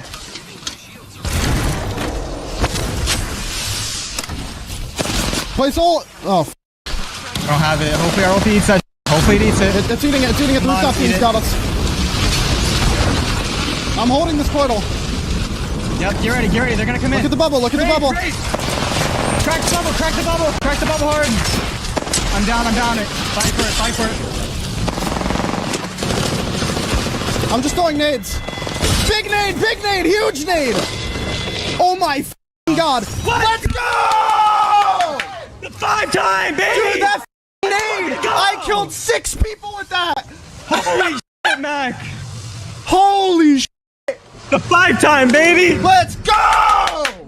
And this is where Kanaka's Pets can put a great game, turn it into an amazing game. There's a solo up top, one player already down there. Octane trying to hold it. This could be the evidence of the jump pad being worth it after all. Kanaka's Pets fighting down below. The R01, it's hitting head shots, but will it hit these shots? Wingman in the hands of Fury sucks. My Little Pony, are they going to come out and do it?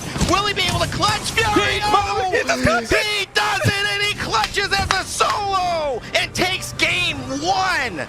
He's looking for the armor shot for the boy, too. He got one as well for the Loba ulti down. He's going to pick up an armor and a gun. Can they do it? Good shots there from Nathan. My God, he is putting down massive damage right now, 2,100. This is the prime energy that we all know and love, baby. Sweet Dreams is calculating every possibility of this endgame here in his head. He is levitating in the stadium above the fans. Here we go. Energy getting shot at now, though, too. Nathan trying to cross. I cannot believe that. And here goes Naked on the swing as they knock one on Aurora. That's a great thing for Energy as they Aurora cross. eliminated. And now Nathan, NRG. nice shots by Guild. A 3v3 here. The wide swing coming out. The P20 being shot by Sweet Dreams. NRG they with get 2 knocks. It's a 2v1. Can they do NRG? Takes the win, baby. I don't know how they do it, but they do. Velocity looks to have what they need, but you can see the rolling thunder about to be unleashed on them. Onmu grabbing that ultimate accelerant, probably going to be able to get the Jenny down in time and prevent that onslaught of damage. Does get tagged up, but able to retreat, and now the push comes to shove, and 100 Thieves is answering back. Make way here for Scurry and the Newcastle wall. He's making sure everybody gets shoved off from the high ground as 100 Thieves are looking to break their way into taking that first wave spot. Scurry managing to land some of these massive shots. Doesn't get the hipfire all the way with the flatline. 100 Thieves are crumbling. Duplex now making his way in to try to clean up what's left. No way is he gonna do this. No way is he gonna do this. He got the shield swap at the very end. Oh, we've seen Optic Gaming in standout scenarios. In particular, Skittle Cakes with that shield swap clutch, but now Dupe looking to have a little bit of success on their own. Just needs to get an LOS on Onmu. This is tantalizing, Vicky. What a way to bring this to the very end. 100 Thieves, they want this stuff, but so does Duplex. Optic Gaming need it even more right now. He gets the crack. They trade crack for crack. Dupe gets off the side, and Optic Gaming win the final game as a rat. Are you kidding me? Climbing. They're resing. Just play on me, guys. I'm coming to you. There's rats. He's beating up. I'm gonna counter EP. No, I'm dead. Man. Get this kill. I'm gonna need sus. Sus, wait, give it a walk back up. Sus, give it a walk back up. On you. Nice, play knock. Knock. Stop, shut up.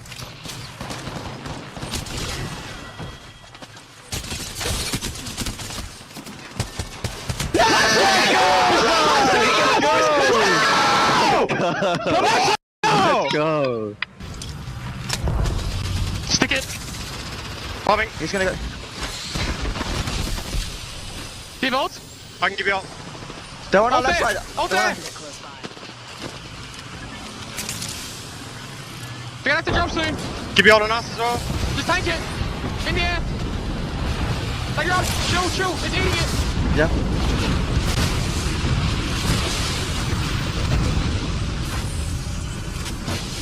My bubble! Just chill! Shoot left! Trying to give E!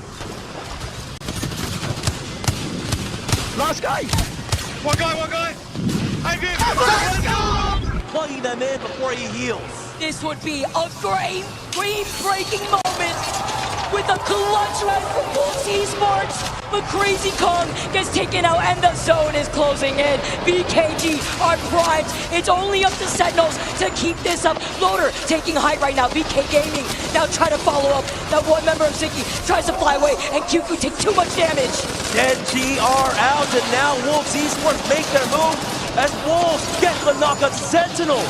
Remember, that was off the duo that drops out from the res. Wolves still have an opportunity and there's only one member left from Sentinels. They don't do it! It is here! BK Gaming! absolute carnage right now for Complexity. They are not missing. Easy peasy for them as they're going to clean up and secure their 3rd win of the day. But no, it's Hal still alive. Hal is still alive. He snuck away to high ground. He took out 1. Hal's left on the 1v2. Oh my gosh, and he's Wraith too at the same time. He can just delay the inevitable. He can also just press Q. What is going on? I cannot believe what I'm seeing. This is the final game, and this is how you end it? Genius finish from Hal. He's going to Wraith portal his way. It's going to be a heal off to finish. Hal enters a portal. The other team does not have a Wraith, and TSM wins. TSM wins. Are you kidding me? I know there. Right side. On the fence. Go. 1. Nice, all you. I got you. It's 2-2. They're resting here. He's popping out here, popping out. You gotta play up, bro. Support flash. I'm just. Play me. Give him no. Yeah, I'm coming. Don't worry, baby. Breathe, bro. He's pulling, okay? He's resting. I can grip him. Got him, bro.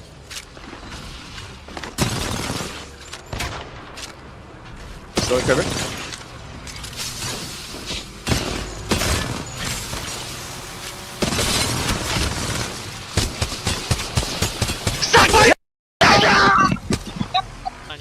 クレーは再び2分に戻してもう1人覗いてないぞインボットパブゲーミングが暴れて最後取り切りましたエイムボットのクレーバー火を吹いた Joke's going to be taken down to barely any HP. He's going to have to pop a battery as well. Hardeki is still alive here for Gambit. And this is looking like all of a sudden it might be a slightly more winnable situation than previously. The bubble goes up. It looks like Les de France aren't aware of Hardeki's positioning here, and that means the fight's going to break out between these two teams. There's a lot of damage that can be done by Hardeki here. All he's playing for realistically is top 2, but certainly will have his sights on the 1st place. Well, here comes the Ape, and there comes the Nox. Les de France get the 1st one. Joke is trying to connect with the 2nd as well. Les de France will pick up the kills they need necessary to at least secure that 2nd place. But here comes Hardeki, the one-man army. Is he going to be able to pull off one of the craziest plays we've ever seen in the ALGS? Of course he is. It's at least a duo. Give me nades. Any nades for me? No, pop it still. I'm scanning. I'm gonna queue that. You ready? One swinging left. I'm queuing left. We play slow. I think we play slow. Yeah, we have zone. The wall is on the left crate. You can't do anything. I know. We hold this. I'm betting. Heal. This is my last bet. I'm dropping you to bets. It's 3. It's full 3. They might push off that. They're not pushing. Why are we all here? There's nowhere else to play. Okay. If they push off, I'm gonna queue up, okay? I do not have nades. Yeah. Okay, it's fine. I don't have any other. 2 on the rock. There's 2 on the rock and then 1 on the left on the box. Focus the guy on the left. You two focus left. Two focus left. Focus left, both of you. He's going back. He ran back. 64 on him. On me. He walked up on me. I'm 0 3. I'm 0 3. I'm walking up. Crypto dead. Swing it right. Go, I got him. Kill him. Let's go. Team up top looking down on them. They're gonna play underneath. They're gonna look for more angles here. I really like this play by OG to stay alive. TTM going down sharp, getting knocked. Nocturnal, Noct is trying to stay alive. Yep. More shots going down. Noct gets knocked. Skittlecake's the last one alive. Can he do it? Some more shots going down. He's gonna get the KP for his team in a 1v2 scenario. Is he gonna get the armor swap? He does. And is he gonna win it for his team? Can he do it? The armor swap coming out from Skittles, and it's gonna be a one. Oh my God! Skittles with an absolute insane 1v2 with a double armor swap. Soon. And I love that they've defended against these bombardments without popping bubble. They're going to have bubble late here. Here comes the drop from Cloud9. It all comes down to this. NRG, Cloud9. You see Sweet right now with the Volt in his hand. He connects for 80, but he's down to 1 HP. He gets knocked. Cloud9 performing, but Rambo is alive. Rambo is going to queue his way up and find a way to survive. And Rambo wins. Rambo is a monster. Okay, Hardeki with a wingman in a 3v2. Oiring goes down, doubling it to a 2-2. Artie, though, Passion UA, the biggest 1v1. Hardeki on the lifeline starts the reses. This is what we want to see. The hipfire coming through. Is this going to be an Aurora win? We've just got to finish it out. The punching comes through, but can we make it happen? We are getting worked here. It was so crazy, but in the end, we pull through in Aurora. They take map 3, the final map on World's Edge.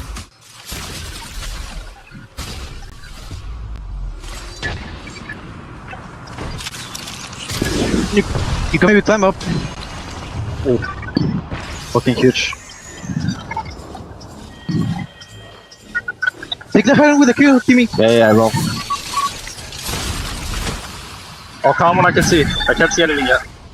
They are still holding corner, maybe. They're on you. There's one below you, one open. There's only one of you, like below you. Where you were. Do we land on the height? Yeah, it's land on height if you can. There's a guy on height, kill the guy on height. Nice. Go. Betting. Nice! Let's get it, boys! 一番上にはリグエル、さあスモークの中なんですが取られてしまいます。ロッキーというぞ。煙すぎます。うわ、何がしっかり見えている。何が見えている。リグ有利だぞ。リグある。さあ最後はまだ4枚残っている。さあリグこれはおお生きた。確かに回っている GG 取れるか。年打ちの G7。鬼まだ落ちてない。何もない。まだ耐えている。ここはいい位置にいたんですが、リグは耐えることができない。グローゲーミング。正面最後の一人はこれはヴィランか。おおもうこいた。さあ上飛んで殴って出して、これはそのまま取りましたヴィラン。V3 は残り2人。ただアルファ D もそろそろこの後お手物素晴らしいウィングマンです。さあ下からラグゲーミングがこのタイミング仕掛けてくる。まだ V3 は落ちきってはいません。ただラグゲーミング投げ物温存してたの非常にいいですね。はい。さあアルファ D ラ君はしっかりとターゲット絞りながらいいヒースキーパー。さあここでラグゲーミングを落としきりました。さああとは V3 との1対1。アルファ D ラ君はスプリット1のウィーク1から連続チャンピオン記録まだ続いていますが、セリーだけは残った。上に入る裏。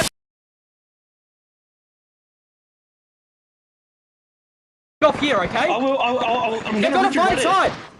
They're about to find side. I'm about to zero.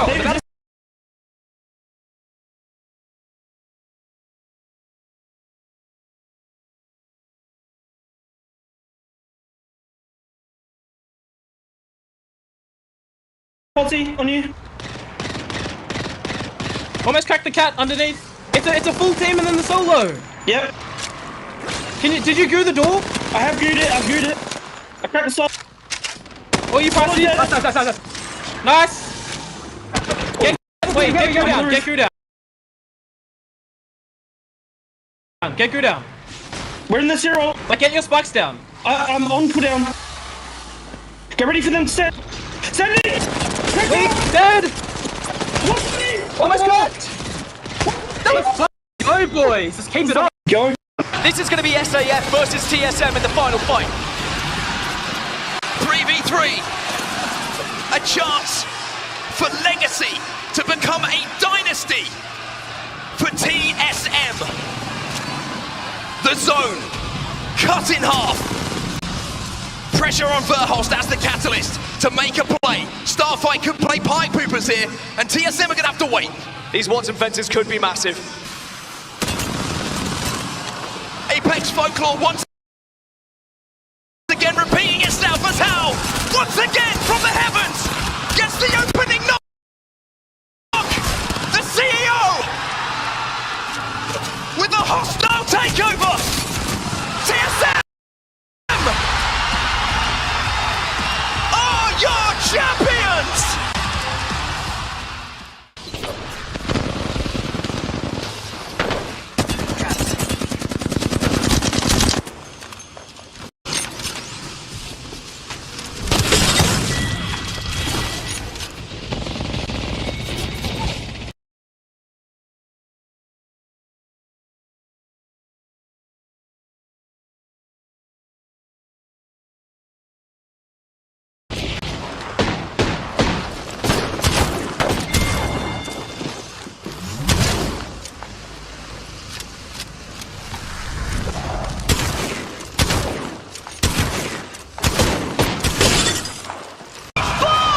This is it for Legends Gaming. That's the go button they need. Second Kraber shot does not connect, but Legend, they are going for no matter what. Coinful takes a swing. Sweet is back in the game, but a frag takes it out one more time. Still a 2v2 here, and Player K just fencing forward, waking it, making it, trying, but someone on the high ground. Obi-Wan, you know, you can be cut down.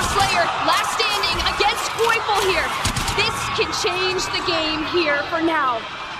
It's just a Koifel left, and as you said, on the other end of this, both very talented controller players. Koifel heralded last champs as perhaps one of the best in the world. Can Slayer retake that title? Looking from the bottom, he's hiding behind the knockdown shield. Koifel's got an angle. Koifel's got the win!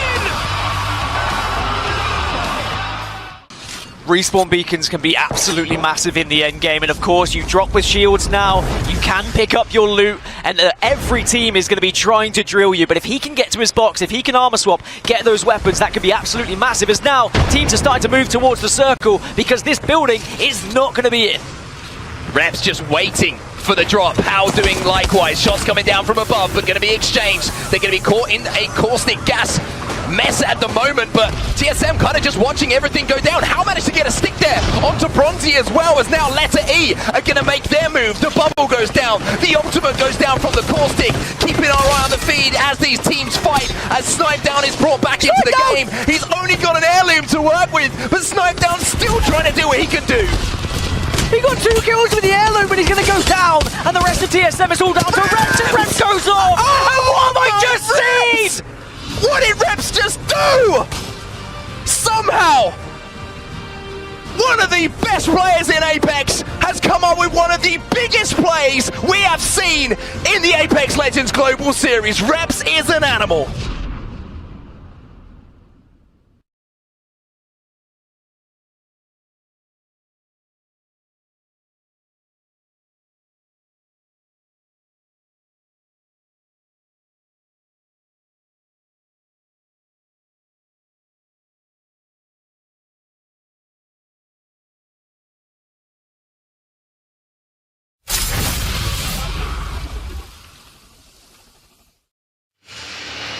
Hello, everyone, and welcome back to the Apex Legends Global Series Championship.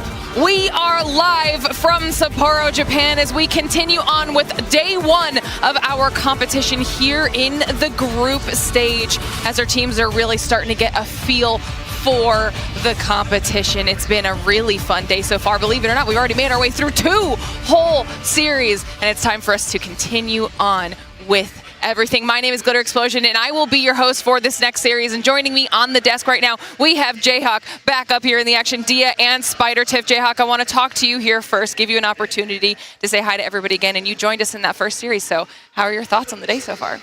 It's just a blast. I love champs. I love ALGS. I love Sapporo. It's just so fun to be here. Hearing that crowd pop off every time an APAC North team does anything, it's just such a great feeling. I love it. Now, Dia, you and Tiff also got to cast in that first series. Talk to me a little bit. We're back in Japan. It's day 1 of the group stage. I mean, how awesome is this? It's fantastic. And my favorite thing about LANs, as always, is that I'm continually surprised by what our teams are able to do.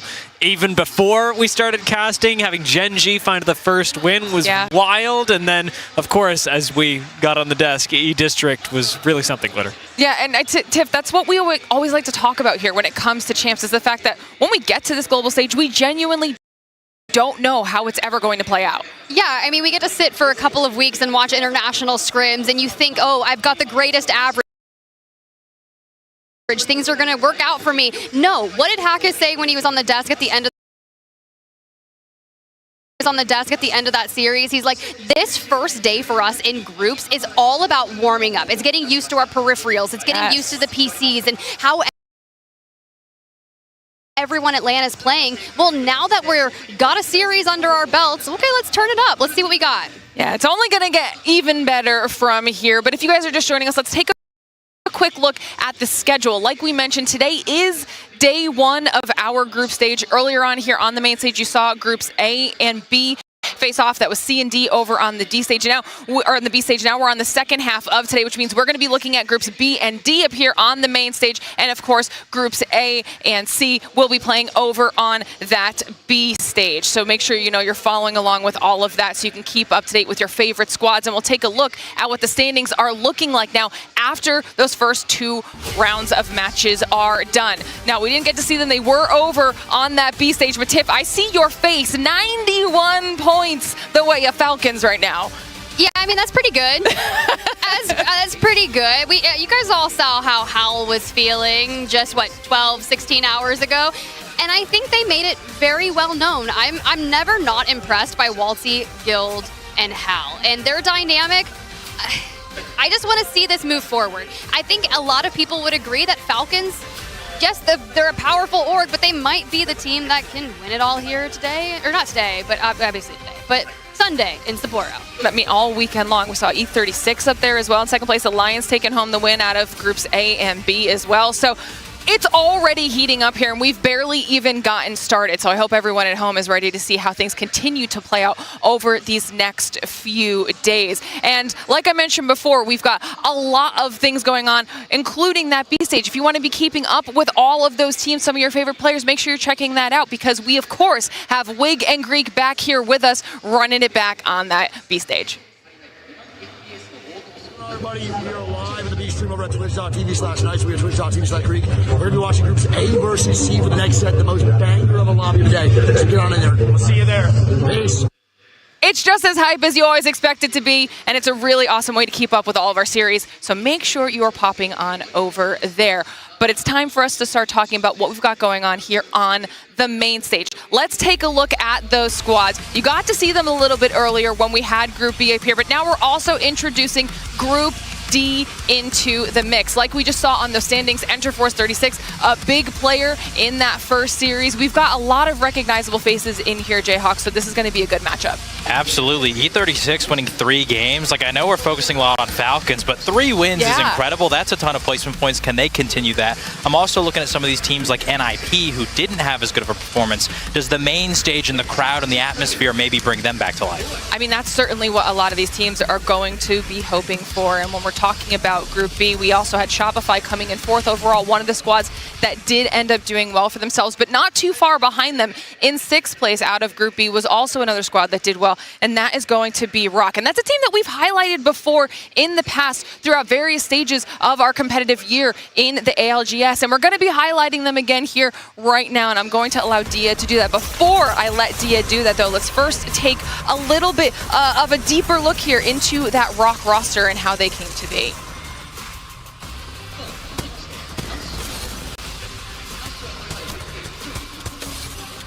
Okay. We're actually going to be taking some look at some highlights here first before we get into that. And I think this is a good opportunity to really kind of show their skill. Yeah, I talked to Vax right after the games ended, and he told me, he's like, listen, I felt like I threw personally in a couple of those games, but he was confident that moving forward, because it was under his fault, he's got control. If he pops off, they can do well.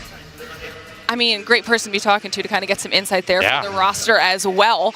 So I'm excited to see what they can honestly do throughout the weekend, because we've talked about it before. There are so many good teams here this weekend, especially with the way the meta is, that anybody can really take home the trophy. This time around, it's going to boil down to, are you able to capitalize on any, opportunities that come your way throughout these matches, and if it's just right place, right time, combined with a lot of hard work and grinding that these players have been putting in to even get to this stage of the competition. But like I mentioned before, we're going to talk about Rock. Before we do that, though, let's take a look into a little bit about how this roster came to be.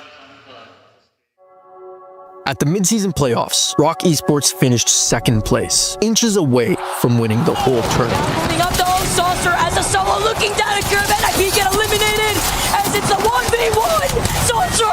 But at the start of 2025, you'd see this team almost didn't exist. That was probably the most stressful of my time competing. Definitely thought it was going to be my end. My first time LFTing, I didn't know what was waiting for me. I had no idea what other players in the scene thought of me. Me IGLing, like I know I can IGL, but I didn't have the time at all. It was hard to find a third, let alone an IGL. After getting dropped, I felt very crushed and defeated. I couldn't even get so much as a tryout. The team was thrown in pretty last second. The roster locks were like a day after or two. Vax and Deeds weren't my first choice. I wasn't really sure if I wanted to join a team that was 22nd in Pro League. Yeah, I mean, the first day was pretty bad. Jen Burton almost single-handedly takes down ROC.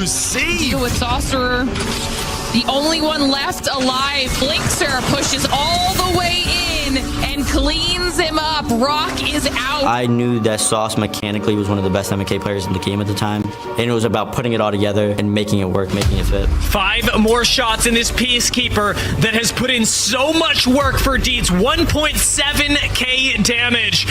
And it's about to get a little higher. LG go down. It's Rock's time to strike. They claim the first game, and now they look to claim the last. Sorcerer gonna go down. Vaxlon swoops in to finish off the fight, and the day belongs to Rock. And immediately the second day, we came out swinging with a win. In my mindset, it was kind of like, all right, we're changing everything up. We're going to fight. We have to be a great team tomorrow. I got MVP the first time. I was kill leader for the first time. It was a confidence builder for me and the entire team. And that really put a lot of the doubts that I had about the team to rest, and I believed that this was going to be the strongest roster I've ever been on. Rock took that momentum into the Americas Regional Final. It's in here, Vicky. It's Falcons, it's Fury, it's All Gamers, and it's Rock to close it out and win our regional final. But there was one! He gets taken out! Rock now moving for the top!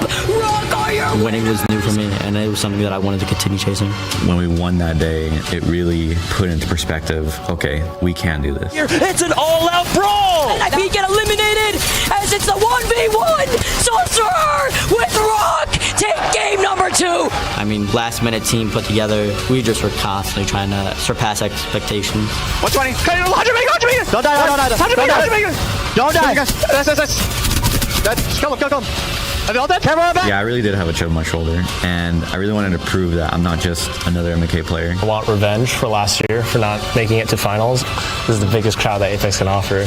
As ROC start to go crazy in this game. Welcome to Vaxlon, the man with this Devo on the Pathfinder has been electric in this game. Match point hit, champions now. Leading into here now, I want to do what we did at EWC again.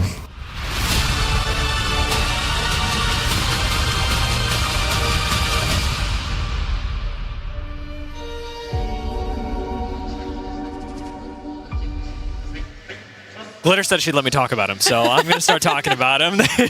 I've been incredibly excited about Rock. I think anybody who watched the last series certainly would have heard me talk a lot about them, and a lot of this boils down to their statistical value through the season. Yes, I'm excited about the players, but especially when it comes to end games, I think Rock are a roster that is built for championships. Their conversion, getting up to 10th, a little bit rough. Getting from 10th to 5th, even rougher. At 42.9%, they have the, I think it's 8th lowest conversion from 10th to 5th in the Americas. However, converting from 5th to 1st, they are hitting over 50% and we're in first place in the Americas throughout all of Split 2. This is a roster that is built to win games, and for that reason, really excited about their performance on LAN, but I'm also left wondering a little bit about what their performance today has been like, because Rock didn't come out on top of their group. However, I did see them in some endgame situations. We saw them get second in their first match, third in their third match, and third in the fourth match. The rest of them falling along the same lines as we saw in Split 2, where yes, they are landing in the bottom half of things a little bit more often than they'd like.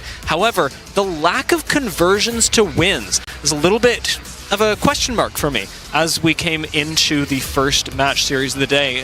Tiff, you and I talked about how Psycho is thinking about where this team is at, about their mentalities. Jayhawk, you had mentioned that this is a roster that really needs to be on the same page about especially how Saucer and Vaxlon communicate with each other. I'm happy to hear that, you know, Vaxlon is really looking inwards at what's going on during the games, because the most important thing for Rock, I think, is going to be focusing on what they individually need to do, so that then, as we move on through the day and through the games, they can cohesively work together as a squad, which is going to be the most important thing, especially under Saucer's leadership. Absolutely.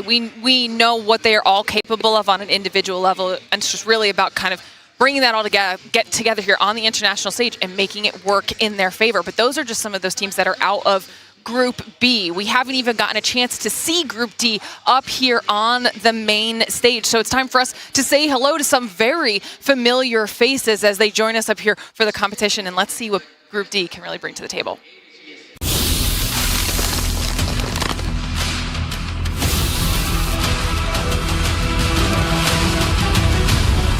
But they're going to have to finish a couple of these PK shots to do it, and that'll be no problem. Henchman down to 1. He clutches things with the G7 Scout. Don't think Alliance can do it. Go!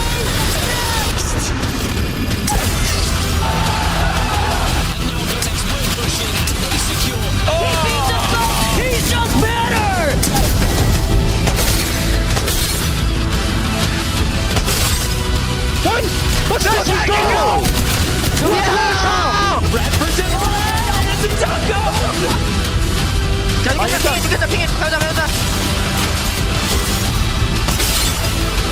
only one member left inside them. They don't do it!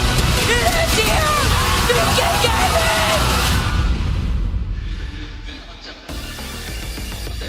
We're going to be recognizing a lot of these squads here, and I want to give a little bit of opportunity here for our desk to cover some of these teams and really highlight them and what they could potentially do here in this next series. Jayhawk, I want to start with you. Who would you like to highlight? I want to talk about VK Gaming. Okay. Obviously our reigning champ from the mid-season playoffs, but this split didn't go quite as expected for them. Obviously, you know, winning a LAN, you'd think that this would be a powerhouse team. Instead, QQ steps away, and he actually takes a little bit of a break, was handling things in his personal life, and ever since coming back, they just haven't quite clicked the same way that we saw in Saudi. And so now there's a lot of question marks because coming in to today, they were one of the bottom 5 teams on the overall leaderboard after that first set. At the same time, they've proven they can win when it matters, and so I think this is a team that just needs to re-find that fire. When they won, when I dove into the story of VK Gaming, I have never found a team in Apex that had gone through so many trials and tribulations in terms of their ability to compete, the respect that they were trying to find worldwide, even trying to get it done when they got to LAN because they had multiple times on match point, and when they finally overcame it, I mean, QQ was crying when they won. He was shedding tears, and so it showed how much he truly cared. Love it. Absolutely love it. Honestly, really good shout too, because I think anyone in the entire competition that has a previous title under their belt should always be in the back of all of our team's minds. And speaking of former winners, Tiff, who would you like to highlight here out of this group as well? Well, guys, I'm going to talk a little bit about Aurora, okay? They didn't have the best performance in their first showing out on the B stage, but it wasn't bad, right? It's that top 5 situation, which is good. You're still honing things out in the group stages, which I think is powerful for them, considering their LAN performance has not been good this year. EWC, you're talking about it for VK Gaming. Well, for Aurora, it might have been not good, right? So what does it happen? You get roster changes. You bring Slab in. Slab didn't win that championship with them last year. It was actually Zedon. So I think that this performance in the group stages is great for them because it kind of puts that chip on their shoulder that you had Vaxlon talking about in that Rock Esports page. There's a lot of people out there that are competing on the stage that just feel that they have something to prove, which is crazy. When you're thinking about a LAN-winning roster coming in from the bottom of the barrel, they're just like, yeah, we hoisted that trophy last year in the Primus Dome, but we're still coming back with more to prove to show, yes, we can do it again, and we can do it with a different third, and this time with Slab. I love that. I think those are both really good shouts for this group, and obviously lots of other teams and faces that people can be paying attention to up here on the main stage as we head into this series. But before we do that, everybody's favorite part of the day, let's take a look at what our talent has to say about how this series is going to go. It's time for these predictions. All right, and we see how the points went after that first series for some of our talent here as well. We got Rain Day going with Rock after that nice little highlight out of Dia. I went with Shopify. Vicky agrees. We got Oblivion out of Gaskin. Nice pick there. Dia, talk to me about the Aurora pick. I mean, right now I'm thinking, did I really pick Aurora last night? Huh, that's crazy. I don't think that it's a bad call, and the reason that I picked Aurora, casting my mind back to that very same night where I predicted them, it does have a lot to do with the fact that these are 2 really experienced players, along with what it seems to be an eternally rotating third. However, Uchako and Hiarka have been at LAN so many times, and having won the championship just last year, it really comes down to me in group stages about who is most comfortable in the LAN environment, especially in the first day when you're just getting your legs under you, and that's why I think Aurora's got this. Still, they've got it. Love that. And I saw the E36 pick out of you too, Tiff. You got to be feeling good after how they just performed in that first series. Look. Yeah. I'm just going to sum it up with yes. I'm feeling really good about it, okay? We were hyping up Citadel Gaming in our first series of the day, looking for that 50% win rate, and who does it? E36. So. I love it. I love it. I can't wait to see how this series is going to go. It's almost time for us to get into this action as well. And I believe we have Vicky and Genome prepared, ready to dive into it. So, guys, let's get into the next series.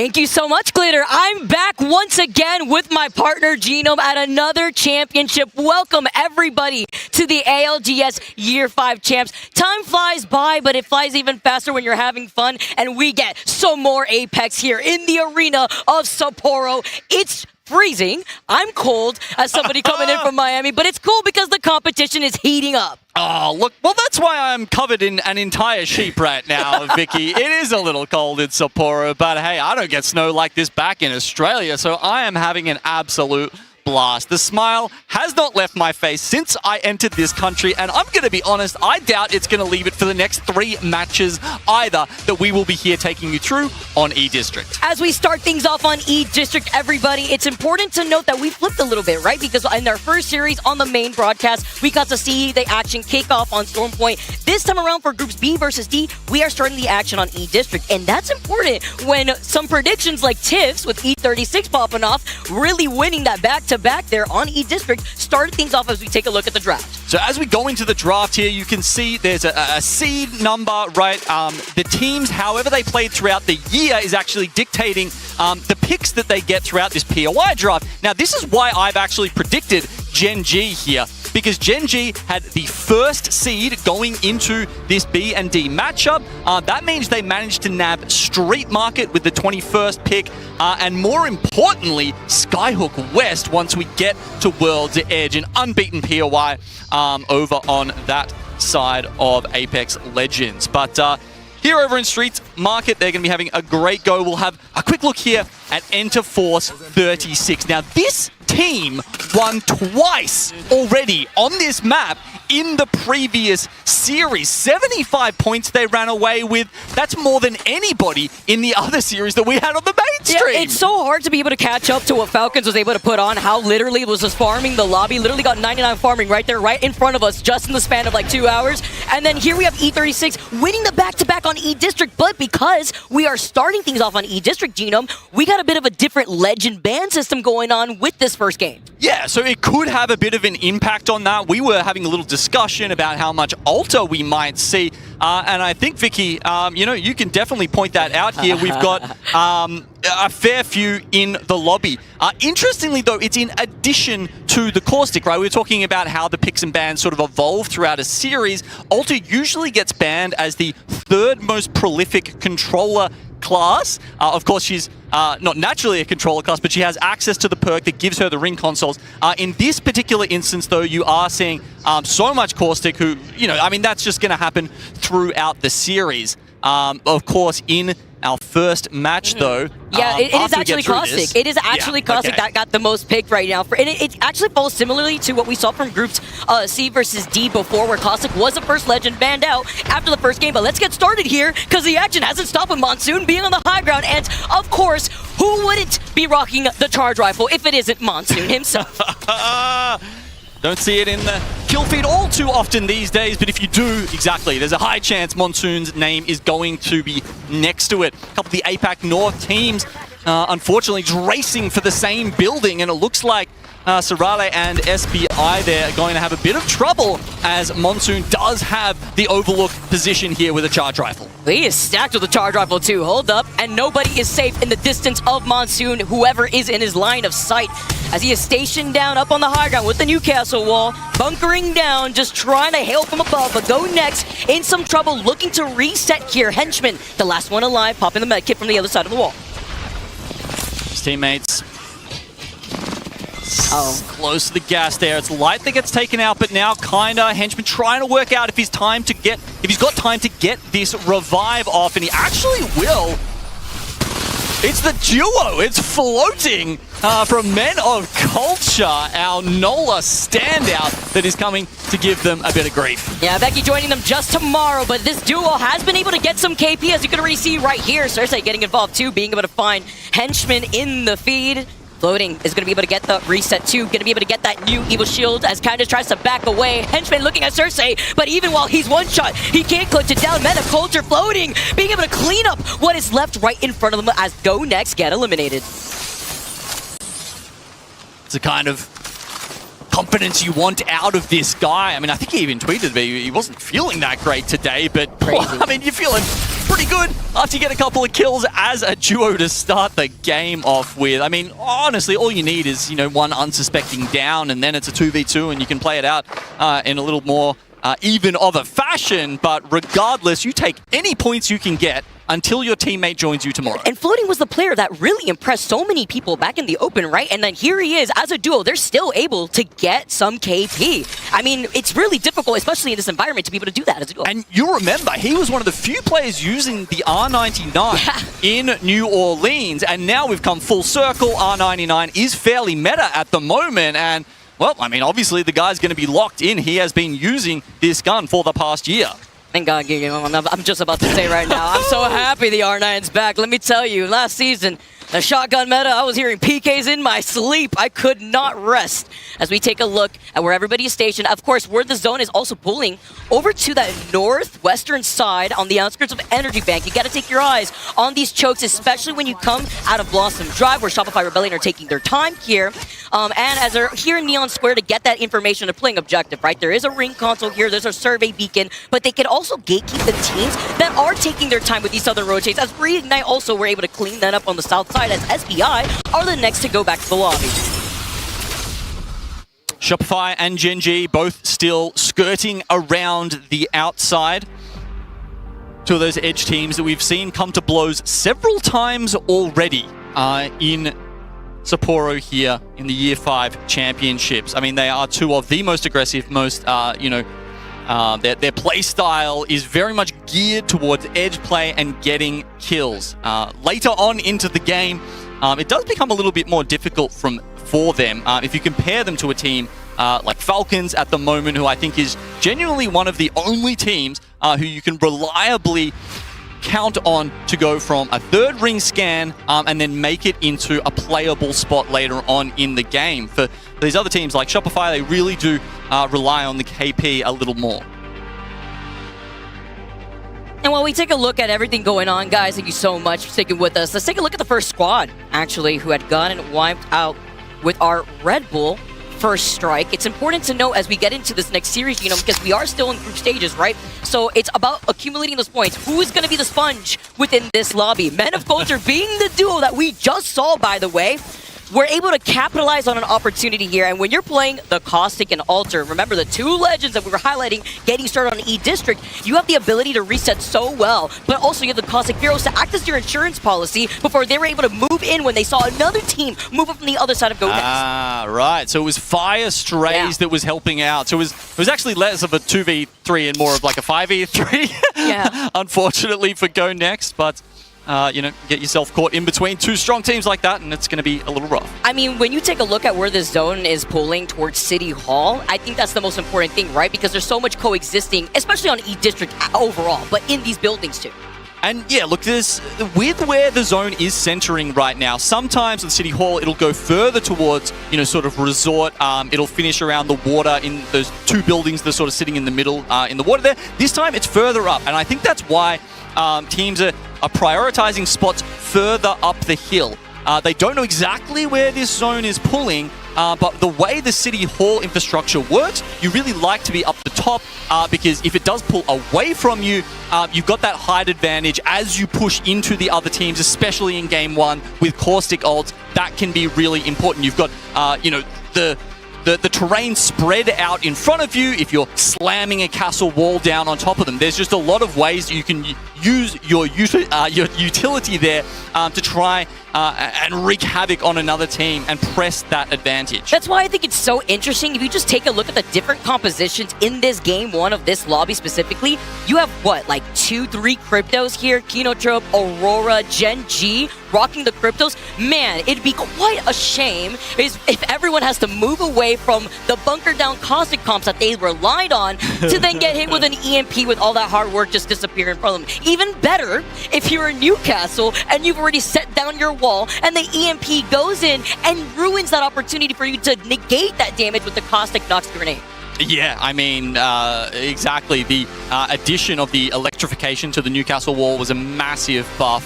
Before that, it felt like nades were raining in. It was actually quite hard to stop, and that was a massive change to that character. It's interesting, you're talking about some of the crypto teams there. Obviously, Gen G will play that pretty much from game 1 through as long as crypto doesn't get banned. The interesting change for them, of course, is that Asia now starts off as a Maggie. And it looks like we are getting back into the game. Let's go! Focusing on another crypto team here. They're playing the Alta Bangalore version of that. But yeah, just finish off what we were talking about there with Gen G. I mean, Asia was probably the best Ashe player in the world, full stop. And the nerfs to that character, I was a little bit scared. But he has come out now with the Maggie. We saw it in game 1 of the first series. If they get some high ground, he is going to drill people to high heaven. And it's going to be crazy, too, when you have to deal with players like VK Gaming coming in from your back, rocking the G7, capitalizing off an opportunity. They heard this fight from a distance, and look how low these players are. Gets the next break. They want to push in, closing the gap, but they don't want to get themselves sandwiched, Genome. They know there's another team within the vicinity, but they don't want to overextend. Instead, they're looking at the teams that are fighting on the outskirts of this zone, because in the next minute and 45 seconds or so, they could gatekeep this team on their rotate once they get closer to the zone. Yeah, and I mean, look, Soul's nearby. Hot Dog Mafia is actually evacing out of the zone right now. Thankfully, they go the other way. They're going to have a very good position, actually. I like this from Hot Dog Mafia. Was not huge on them coming into the tournament, but they've had a fantastic first series, and this is already looking good for them. For SAUL, however, they have to weather the storm right now. The Bocek exploding arrow is one of the only ways that you can really get persistent damage past an electrified Newcastle wall. Oh, that's a great point. And also, you're able to pressure up the Newcastle with that deployed barrier right in front of them, right? The mobile shield before he tries to move around it, kind of forcing to reposition. But it's VK Gaming that aren't stuck in a room, but they do have to look behind them to make sure that another team isn't going to try to skate by, because Supernova has already taken an evac tower, and they see the action happening before their eyes. As VK Gaming, you could get to immediately deleted. Oh my god. The little hops there from QQ literally save him. He is one shot. The teammates aren't lying this time. Trying to get the bat off here. VK look to stabilize, and Supernova, I think they're actually going to go past. Looks like they might be looking for a ring scan here to try and get some next zone information.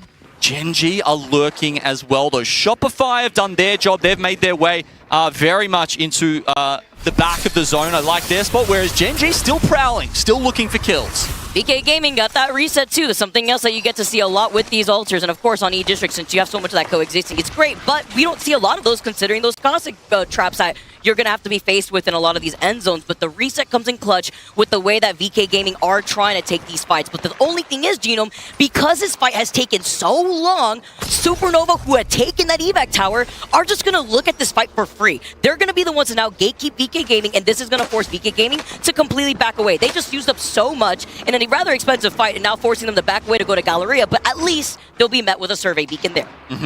And yeah, I mean, that altar, maybe they can find some tricky void passages to find themselves a little further into zone, but certainly not guaranteed at this point with Supernova, Hot Dog, and Rock Esports ahead of them. Of course, Gen G don't even have the option to get a ring console scan, so if you're wondering why they're loitering so much, that's exactly why. There is no way that they're going to be seeing a little green circle on their mini-map.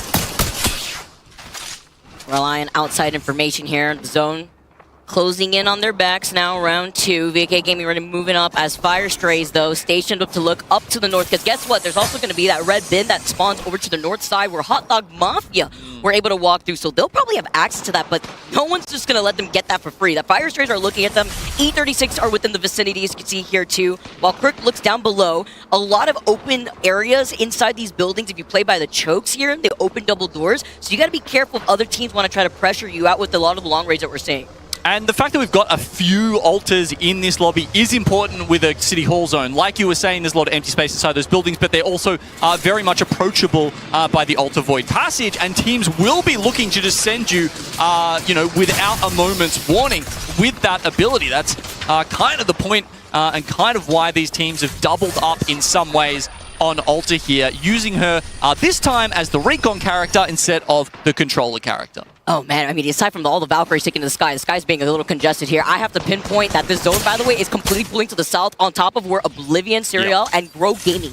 How they have called that out from the beginning with all these other teams congregating on that north side of City Hall. Yeah, and we saw, I mean, you know, Monsoon was holding as the Sentinel, not with the Sentinel's charge rifle this time, but you know, he was holding down that high ground, and we'll have you know, all of the rest of this game to watch people come towards that 6x or, you know, whichever optic he's managed to pick up this time for it. BK Gaming, though, already getting involved in the fight. It's Reignite right in front of them, though, before they try to push up and make sure that this is going to be an isolated fight. But because they see Reignite moving through that choke, there has to be an indicator that there's another team, and there is, because it's Gen G coming through their backs. Hot Dog Mafia do get the mythic bin. Boom. Armor's upgraded, weapons upgraded. You really just get it all for free for the cost, this time apparently, of one Newcastle mobile shield. And some Krabers, too. Everyone's eating out here. It's going to be one Kraber, actually. But Monsoon, by the way, in the feed is going to be able to get that knock. Still holding onto the charge rifle onto Hardeki. Let's see what kind of action Monsoon and the rest of Oblivion are going to be looking like here. As we take a look at the other side, too, of the zone, Genome, on that south side, because Oblivion aren't going to be moving from that spot, right, as we saw from the very beginning. No, not for at least another zone or two, even. And yeah, I mean, all the games to pick up a charge rifle, this is the perfect one. Mon is going to be loving that decision right now. Taking a look at Supernova, they lost out on Hardeki earlier. We just pinpointed what Monsoon was able to do to this team from the high ground, and that's why they're just patiently settled here. They have not moved from the very first time we saw the fight break down in that low ground building. And meanwhile, Reignite just trying to get away here. Everyone's looking at them. Look at the caustic barrels getting needed in their direction, forcing them to pop this Newcastle wall. But they're safe and sound, at least on the stairwell, hoping that the team right above them isn't going to give up their spot just so that way they can look down on this. So they're safe with their backs against that wall. Yeah, you want to pop those as soon as they get there. Supernova actually get Hardeki back into this. And I think, yeah, that building that we just saw them setting up on the low ground for could be the focal point for the end of this game. Dexter's noggin ate like half that clip, by the way, but it's fine. He's got the purple mag on the R9 Angel, just trying to take a cheeking off angle. You were talking about the Mad Maggie before, but it's a fight versus Rock, as they don't want to find themselves pinched, playing up the low ground, holding a head glitch by the stairs. Deeds protected with the Moby shield before Angel, who's one shot. He can't glitch it up, but his teammate comes up just to wrap up right behind him, leaving it down to Ziggy and Dexter. Okay, Dexter gets the bat off now. It's his turn. The others are low. They've got their backs turned to him. And that's another fight win for Gen G. But it's only in the nick of time to grab a few KP. Because as we see, Fnatic pop in off the back. Even Albralele chipping in from distance with the Kraber there. Everyone eats here. Albralele was the one who picked up the Kraber from the Mythic bin. You can see the pings. They got all the goop to the floor right at their feet before they start moving into. Albralele is like the only one warrior over to the side here, while Rohai is going to be able to back away with the rest of Reignite after seeing the action play out on the other side of this building. But every time I feel like I'm looking at Albralele, he's always like solo dolo over to the side before the rest of his team tries to join up with him. It's about scouting ahead, though, because they could clear this side of the rotate, and the only team that could cut them off would be Fnatic. But while we take a look at all the action, let's jump into a listening with Aurora, who are still rocking full blue Evos. Wait on people's reaction, no? Can you drop me south, Circa? Take. I think we just play from bottom and wait on people's reactions. Because everyone's gonna need to do something. If we start first, we're gonna die. Okay. Just chill, and then we move step by step. We move from there. We have covered, okay? Just chill. Yeah. Don't chop random. Just don't chop random. Yeah, I will queue, okay? Here, I will queue here. I think you save your queues, no? Oh, up to you. To save, in case we need, just chill. Just wait on people's shit. Just wait. Most likely, we will link the bottom house, okay? Yeah. All cold. I'll bangle around us. Right side. Yeah, you will bangle right side. I'll bangle around us, yeah. Start coming, come. A guy landed on us dead. We can land here. Guys, we are safe on me, we're completely safe on me. Come, and be ready. Slap, can you bangle right side? I did. I'm pressing Do TP. it. Can we hit them now? Yeah, I'm ready. 2, 3, go. Good. They broke my drone, I draw. Stay back, Slav. Stay back. Go back, yeah. They use It's perfect. I'm villain. I'm stunning everyone here. Behind us, the guy, bro! The knocks. This guy needed. I got the hit. I need to sell. 85 on one with guy needed. I'm selling. Slap, we will need to win them, okay, in a second. Yeah. He's the only team around. I think it is, everyone else is fighting. Chill, I will have EMP in a sec, I will not miss this time, okay? Are you ready, boys? 1, 2, and 3, boys. The Cossack barrel pressure's too much. The EMP, the go, Aurora, trying to capitalize off the opportunity here. They need to get the knocks, and they do so with the Altar Portal. They move up from the low ground here. They want to be able to show their face, but they have to wrap up around each other. You see the resets, the shield back, but Slab is the last one alive. Can he clutch it out behind 2 white knockdown shields? Oh my god, it's right all up to Slab right now. Ninjas in Pajamas will clutch it out. They hold on to the house. They had a first look. They knew they needed the EMP there to deal with that Newcastle wall, but even that wasn't enough. Nerfed Mozams, by the way, in the new patch. Anyways, now we get to see the action continue on, though. Hot Dog Mafia, Aberlily is still alive. One shot, he's able to pop the med kit and got that Evo Shield reset. But now look at where this zone is pulling Genome Slay over to that north side. But guess what? Reignite and Supernova are side by side, and Oblivion, who had been in that building the whole time, will eventually have to move once that zone closes over to that north side. Yeah, and Hot Dog Mafia really on the wrong side of this. They're going to have to cross open ground. They're going to have to go across that canal just to try and find their way in. And they'll find Supernova most likely having a look at them there. As you said, Shopify Rebellion, Grow Gaming, Oblivion seem to be the ones occupying that building, while the other teams have been trying to take up those Newcastle wall positions just around the outskirts, carve a little bit of space out for themselves, but it's pretty hard when you're staring down Albraleli's Kraber. Can he get it here, though? This is where the moment where the clutch infinite ammo would come through, but he doesn't have it here. It's a different patch, and he gets knocked. It's up to Rambo, being on the Newcastle as he goes for the reset. He gets the rest. He's dancing around the mobile shield as he tries to get the next one. He's got the blue knockdown. He gets it, following up with Skittles coming out on clutch. Supernova get eliminated, and they are able to go for the craziest reset, uninterrupted on the other side of this wall. Hot Dog Mafia, they make it work. Apparently, the Kraber is scary enough to keep Supernova just clustered behind that shield. And from all angles, Hot Dog Mafia destroy them. Genome, the only person I'll give the Cossack pass to here is going to be Skittle Cakes, because that is literally his pride and true when it comes to the Cossack. Everyone here knows how I feel about that stinky legend, but it's necessary when you're here on E-District for game number 1 in Champs. As we take a look at the team still holding high, and of course, Oblivion with that charge rifle. Blinkster has a triple take, but because they've been here for so long, Genome, they don't have a lot to work with. Look at the energy ammo that Blinkster has on this triple take. Literally 7 bullets left. It's blinking red. I think that's a bad thing. Oh, no. Sees the action here. You're gonna get hungry, but they don't want to give up this high ground. They know that there's a team coexisting right underneath their feet. Grow Gaming, Shopify as well. Kinotrope in the distance, Reignite as well as Hot Dog Mafia before Ninjas in Pajamas and Fire Strays may be forced to collapse on one another. Okay, late game Valkyrie move here from Shopify Rebellion. Of course, with the purple perk, you've got perfect vision. You know the spots you can slam. Let's see if Shopify can find one single spot that is open right now. Hot Dog Mafia, don't go for them. Shopify, no, they are going down. Zainu needs to get this wall up and start dragging his teammates. Get over here, though. It's 2 teams looking at them. Hot Dog Mafia have to now fixate their attention to the left. They know that this team is feeling the pressure. Hot Dog Mafia continue to pepper it into Shopify as they get eliminated in 8th place. 7 squads left. Still 2 bullets left in this Kraber at the hands of Albraleli.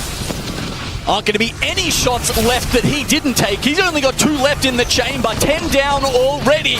Those 2 just might be important here. 10 points already for Hot Dog Mafia. This has been a banger game to back up that first series where they are trying to defy expectations here in Sapporo. Even across the board, with Cersei going to be able to get that knock too with a Kraber of his own. Karib trying to get the reset with a Newcastle, but the ring is behind his back. It's a lot of damage with the final zone closing in. They can't do it. Out in the open, holding each corner. Look at this Newcastle wall for Newcastle wall as Rambo tries to shoot it down with the EVA 8. You want your Newcastle wall forward to buy space, but it can't be too forward or you'll get shot in the side. It's such a hard balance to juggle. Who can do it the best? Oh, Newcastle's a get down, Mr. President. Can he clutch it out again as Skittles tries to survive? He finds Blinkster. Hot Dog Mafia, it's only up to Aberlele here. Being on the altar, Fire Strays get eliminated, but they're playing in the safety of the Cossack gas before Grow Gaming. It's clean up on aisle 3. Oh, this is easy for them. Hot Dog just cowering behind the wall, and Grow Gaming take game 1 on E-District. Walking up, silent but deadly. Grow Gaming, they come through. with 8 KP. And I'll be honest here, Gino, it was pretty even across the board. A lot of these teams were settled in that final zone from the very beginning, like those of Oblivion. Shopify were playing right underneath them for a while, but 8 KP for Grow Gaming. Meanwhile, Hot Dog Mafia, they got second with 8 KP themselves, while Oblivion were able to get third with 9 KPs. That's what I mean when it comes to like a lobby like this, comparatively to the other lobbies that we saw earlier on. Yeah. E36 and Falcons just hoovering up those points. You're right, a little bit more spread out this time, and I do like that Oblivion managed to pick up the 9 KP there, right? As we saw on our screen, they were literally out of resources, and sometimes you will see teams try and hold on for just a little too long, not take opportunities, and bank on getting the placement points instead of the KP. I think for Oblivion, a third there and 9 kills is a good balance and shows that they did take their chances in Game 1. That's why it comes in clutch when you have an Alter in a situation like that. If you know you're going to play Bunker Down, the Alter with the passive, being able to get things off these death boxes, it comes in clutch if you know that you're low on ammo. And right there, imagine being able to have some extra boxes at your feet just to be able to pick apart. As we take a look at the match 1 results, Grow Gaming, again, 8 KP to their name. Keon and Noct going crazy here with some assistance dropped. And that's such a fantastic point, Vicky, and you see it on the legend picks here, right? Oblivion went for the Wraith. At this point and in the meta, it's an off pick, right? It's an off meta pick. Most teams are going for the Altar over the Wraith. And sure, you can portal to a box, but just have the loot come to you. It's a lot easier with Altar, and as you say, that could have made all the difference for Oblivion if they'd been able to pick those boxes in the end game. I'd be upset if the Wraith burned portal just for that right here too, right? I mean, if we're gonna be stationed here, you got to commit at this point, guys. But already, game number 1 done and dusted here, Genome, and it's looking great within our next group. And also being able to see a different look at E36, a team that was able to win back-to-back on E-District, faltering a bit on the second half of the overall standings. Yeah, it's a little bit of a struggle, but hey, with 75 points, they're actually most of the way through to qualifying for that winner's bracket. We're expecting somewhere around 100 points, so E36 really only have a little bit of work left to do. And we got some more E-District, you guys. Don't go anywhere, because game number 2 is coming to you on the...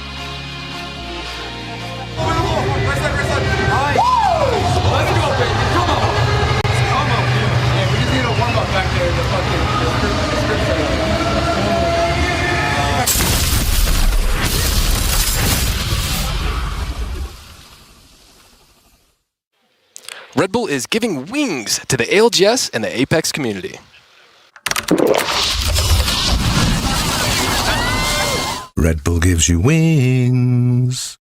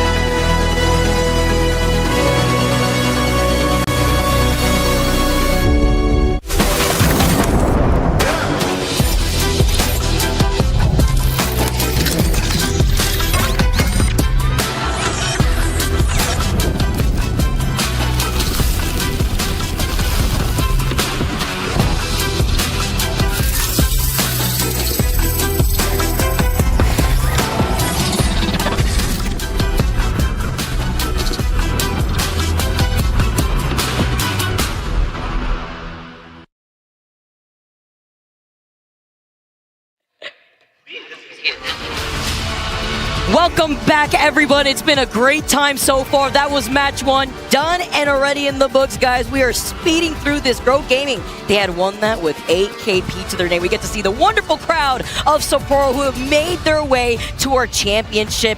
And it's great to be able to see a lot of the action play out here at Genome. And I have to give a special shout out to Galleria, because right now where our competitors are playing on, Galleria provides high performance PCs tailored for elite level players and creators, delivering reliability and performance when every frame matters. Do you reckon they have a favorite POI on E-District? Taking Galleria? Maybe Galleria. I don't know. I guess we're all going to celebrate on Galleria today, Gino. But you know what we have to also celebrate is Grow Gaming taking that dub. And that's with them coming out of Viaduct. Unfortunately, it wasn't Galleria. I was hoping it was to ramp up off of that. But they came out of Viaduct. One of my personal favorite POIs on E-District, as not only you get that survey beacon there, you can try to rotate from the high ground onto who lands next to you on Street Market, which in this case was Gen G. But Grow Gaming, they rotated that really slowly over from that south side, where we saw a lot of the teams bank on this zone going towards the north side of City Hall, whereas it actually pulled towards that southern building that Oblivion found their home very early on the rooftops after they came out of Canal. Yeah, I mean, what a call from Monsoon there, huh? He was there lightning quick, had the Zone 6 building. You cannot ask for any more from your IGL than that. It's great. And then now as we continue on through E-District, we already saw the most picked legend, right, in that game number 1. Caustic, you're out of here. You know, Skittles, he could pop off on anybody. I know whenever I think about Caustic, I always think about Skittle Cakes. But now we're moving on to E-District, again, with no Caustic involved. And something that we've noted, Genome, looking at the other bands on E-District, obviously Newcastle, Crypto, Rampart, some of these different legends that have really popped off. Obviously, you got the Altar, but the Caustic, I feel like, put a lot of pressure to those Altar compositions too.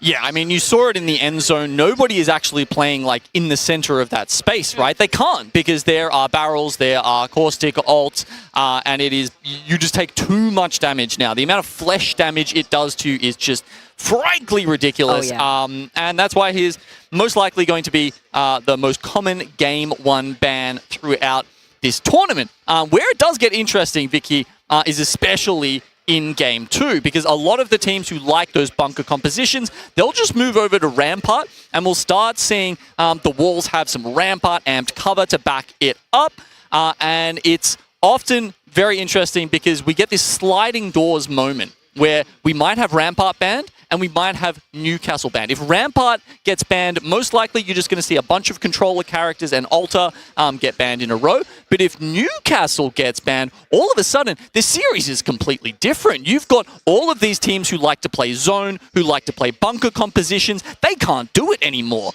They have to completely change their game plan at this point, and it very much favors the aggressive, the edge teams. But it all just comes down to which teams you have in your lobby and how many of each pick we've got going on in Game 2. And where you're coming from your POI, right? I feel like Hockey's on the Desk highlighted that perfectly, because that's something to know when you're watching scrims and you're watching a lot of these events.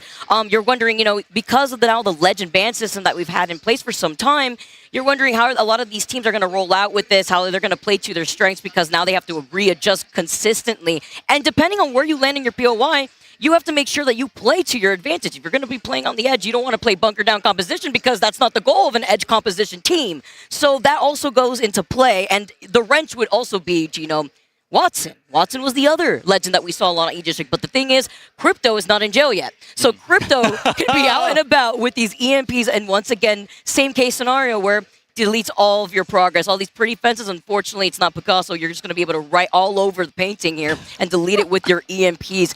You could see the same thing about Caustic, but what? We had like 3 cryptos in the lobby in that last game. So something to also consider is World's Edge is happening at the other 3 games of the series. So a lot of these teams want to play into their strength depending on their POIs to be able to have that crypto available and maybe look at the other squads who may not want to run the crypto and feel comfortable about that on E-District specifically. Yeah, because they're probably running a Valkyrie right now or an Altar, because of course, as we sort of talked about, Altar's the wild card, the Joker. You can play her as either Recon or as the controller legend. So most of those other teams happy to just try and, you know, slam a Valk ult in.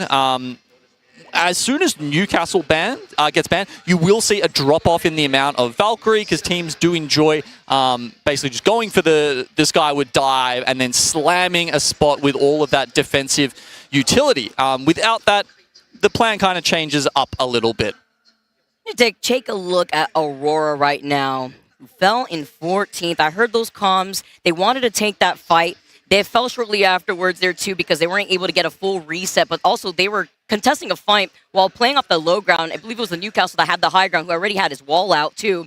And then having that altar portal acts as a double-edged sword because you're also allowing them to take the elevator down before they take the elevator back up again. And, you know, that tech that hasn't gone away with altar specifically, anyone could do it, but as long as you're holding crouch and jumping at the same time, you could just immediately take that altar portal back and forth while simultaneously shooting without taking as much damage yourself. Just little things like that really come in clutch. I don't believe we saw that go down in that fight specifically, but when you have a bludgeoned Aurora trying to take a fight with no shields, it's a lot of pressure when they know they have no other choice but to take that fight because everybody else is on the high ground and they don't want to try to contest when they're out in the open line of sights of everyone looking down on them. Yeah, look, and meanwhile, Aurora also dealing with the last year, right? They had the highest of highs. They won the Year 4 championship here in Sapporo last year, and it feels like, frankly, they haven't got a lot of credit for that. It feels like people have been saying that for the last year, and you know that they are coming here right now to try and say, look, that was deserved, let's do it again.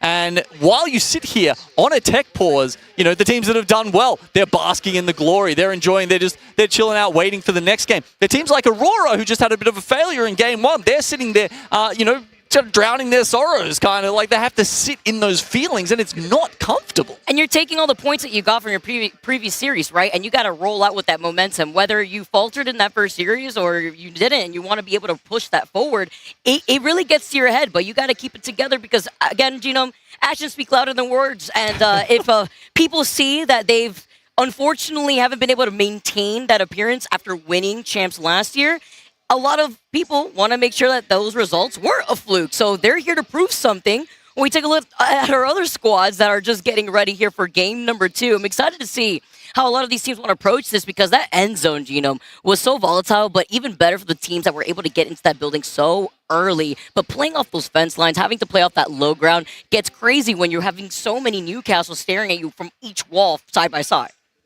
Yeah, it felt like Supernova might have thought they could have gotten a few more points out of that. Usually the team that walls the bottom of those stairs in that particular zone actually does pretty well. But, you know, maybe it was just that Kraber pressure that's a little hard to deal with sometimes. I mean, it's not like they could dip, dodge, duck, and dive in the tiny amount of space that they had to work with.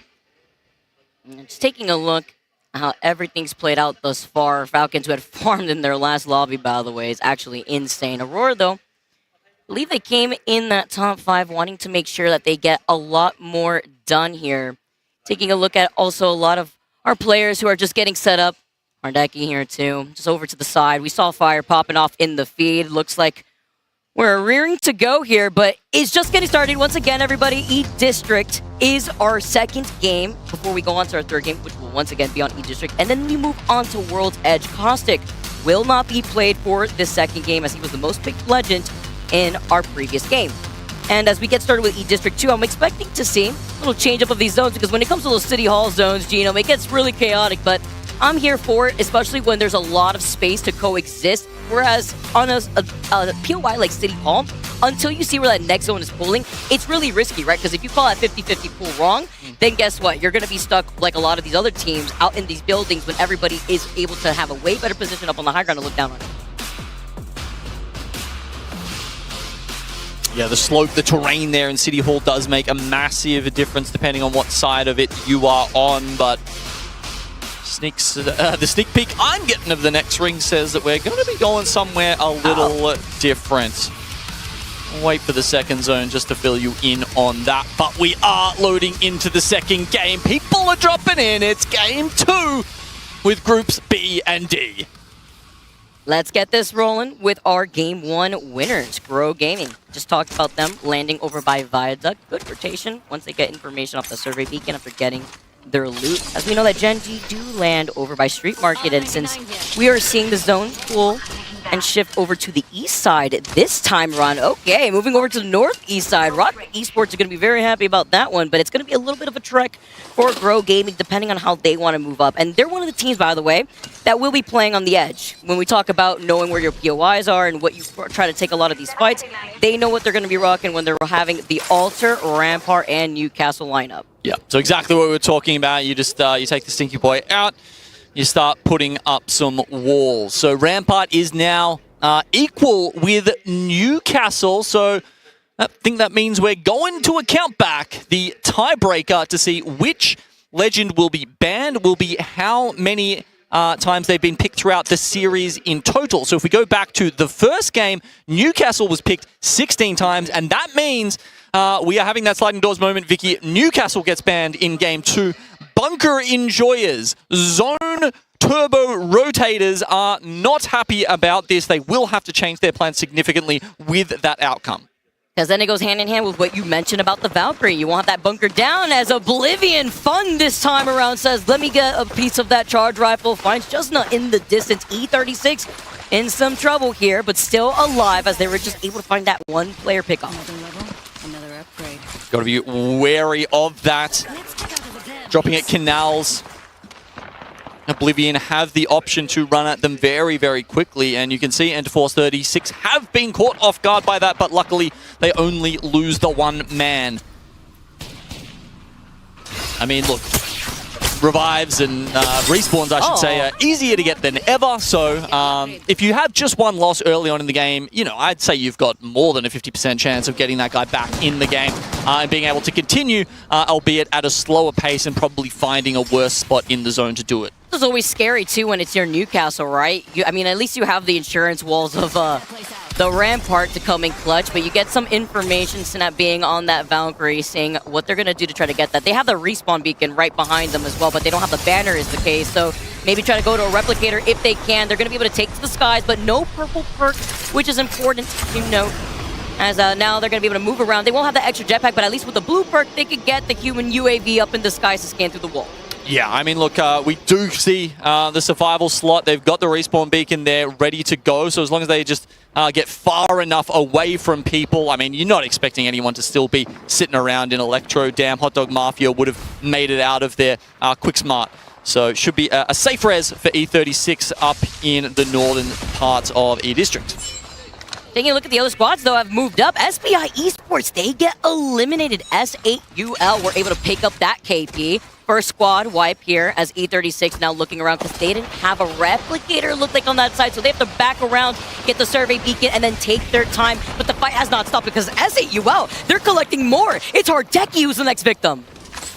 A lot of fights going on here over at Heights. That, of course, is where the zone is heading. And as we mentioned, Rock Esports are very happy about this, but they're not sitting on their laurels. They're not sitting on top of the highest building, which you can do if you start off in Heights and want to play it safe, similar to how Oblivion did recently. Oh, you know what? They're just going to do it and take the Altar Portal back. That's a nice way. It's nice when this is your POI, right? Like, Rock lands here in the Heights, and they have the height here, and they're going to be able to overlook a lot of the other players that are playing on the low ground, and because they have the Altar, it's that nice quick reset. You may not have two anymore, unfortunately, but you get the price of one as they try to look down at the one player right in front of them. Kazakh, being on that Newcastle, is trying to get away from Deeds, who's playing incredibly aggressive. Here's the other team right in front of him, though. Oblivion, they picked that up. I like this from Rock. Yeah, they are, again, they're not sitting on their laurels. Supernova has been eliminated completely. E36 does complete the respawn, but Rock are really using this Void Nexus on cooldown here. I mean, you can see literally having to zip up because he's already used it last time, but they are just, really getting out there and trying to snipe kills whenever they can. Yeah, I was going to say, like, it looked like Oblivion had picked that up, but it was literally Sorcerer up from the other side that was able to get that finishing blow when Oblivion had just blundered that last player. As we take a look at the Red Bull First Strike replay, was the first team who had gotten wiped for our game number 2. Side by side here, as we see more teams making their rotate, but looking back at the action of what happened first to open up the first game here was SBI, who were trying to find the spot, right? They chased down that player, they tried to land on top of him, but guess what? They saw it in the UAV, by the way. They scanned through the wall, and there was a team right next to them on their landing, and then they got torn apart. Wow. And then you can see Supernova. Like, okay. Yeah, very quickly after that, we're like, yeah, thanks for ruining our game, guys. Actually, cheers for that. The grieving never stops here, the typical Apex way. As we take a look at Go next. Light having the bow check. A lot of resurgence of the bow check, by the way, Gino, within this lobby. It's such a strong weapon, especially when you have it amped up with a grenade. Exactly. Charging up, as we mentioned, with the Newcastle still in the lobby, it makes it very strong and helps, just remove some of those big advantages that you get from having that energized wall. I think the other thing to mention is you will see the highest uptick of infinite ammo as an amp if teams and players specifically are running the bow check. It's hard to keep the ammo if you really want to be spamming with the bow check, and infinite ammo is just massive with that combination because it probably is the best marksman right now. You just don't see teams pick it up enough because they're not sure if they're going to run out of ammo halfway through. Yeah, and it's not like you want to hug a replicator every time, right? So it's risky, especially when you want to bunker down in lobbies like this here. Grow Gaming bunkering down themselves. Look at these rampart walls that they've set up and playing a little bit split since there was that survey beacon to their south side. Deny that opportunity from other teams if they're holding on to it. But it's the congestion over on the far east side. Rock Esports, being at their POI, we're able to watch everybody move up and try to evict them. To no avail, as they're going to be able to stay pretty up on the high ground. But then the other thing can't be said about squads have to rotate from that north side, where they play off that low ground outside of the line of sight of Rock Esports. But there's a lot of coexisting in these buildings that are very open. Yep. And, Alta, again, going to be a huge factor here. We'll see people zipping up from some of the, insane high and low grounds up on heights, as the name would suggest. Kinotrope Gaming going in against Gen G here. Oh, no. Wait. Is it? I swear they were on the map a second ago. Aurora here over to the side instead. Uchako being able to get some of those Mozam shots here before coming right back around, playing patiently. He hears the rest of Aurora taking up the zip line up on the high ground here, trying to wrap around this team. Where did they go, they say? And they found one, and it's going to be taken out. Uchako is going to be able to clean up that KP, but they see the other stragglers trying to run away in the distance with a Nemesis in hand. He's already broke. Slab looking ahead. And they were literally scattering like roaches at the feet. As Hierarch is going to be able to try to get another scan here. It's the one-on-one action. Aurora now going to be able to just walk away from getting at least the KP that they were able to collect. But they've also been able to clear out this building before they move up.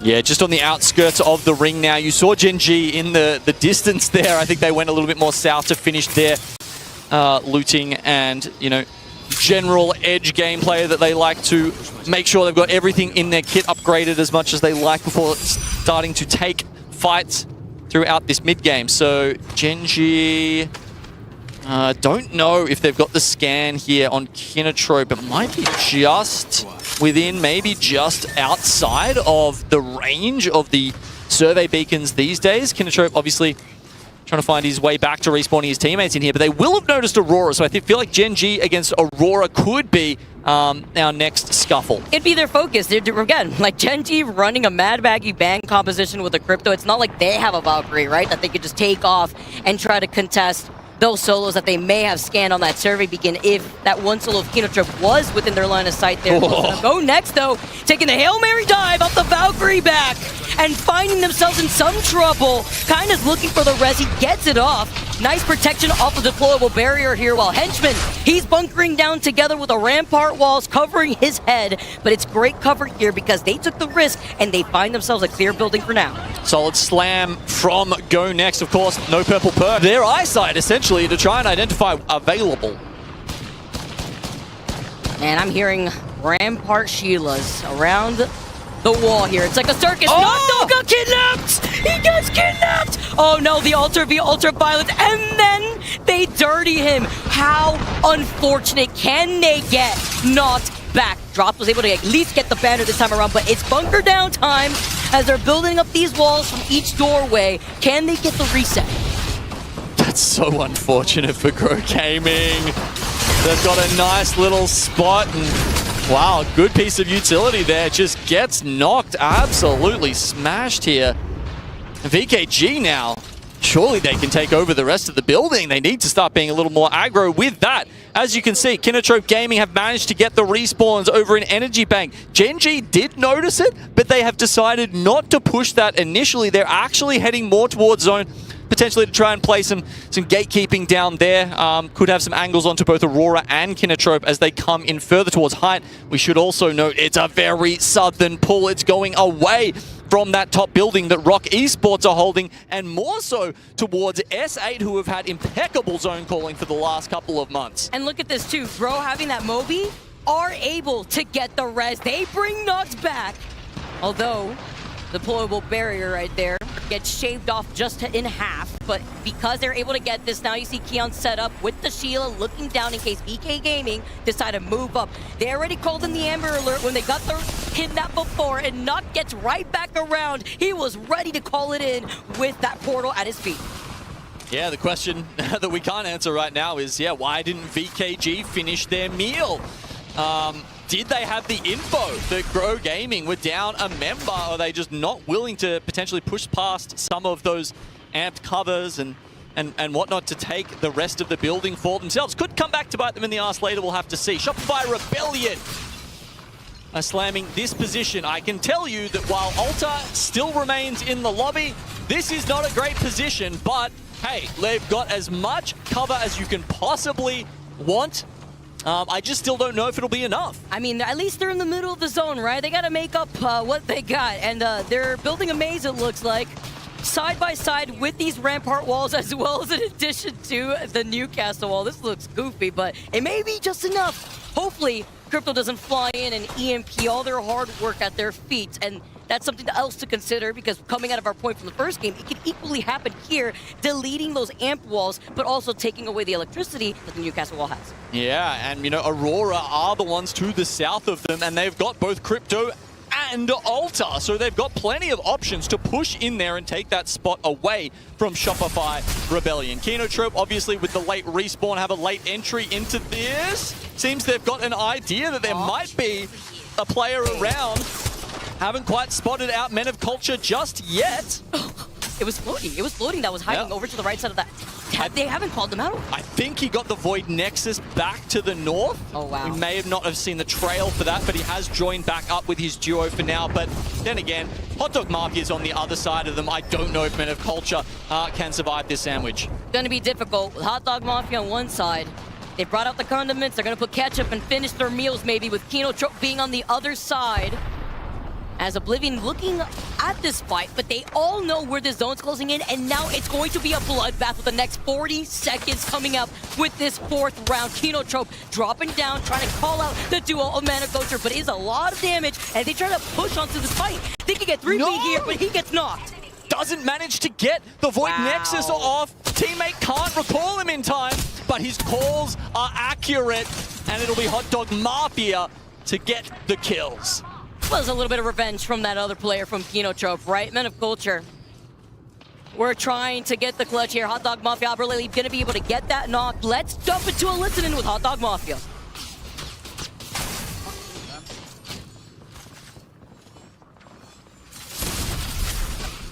We're waiting for your comms. Take it, take it, take it, take it, take it. Taking. Be ready to slam the wall. I'm gonna die. Just tack immediately, tack immediately. He walled on me, he walled on me. Call back, it's a building team, it's a building team. Just force that for no reason, man.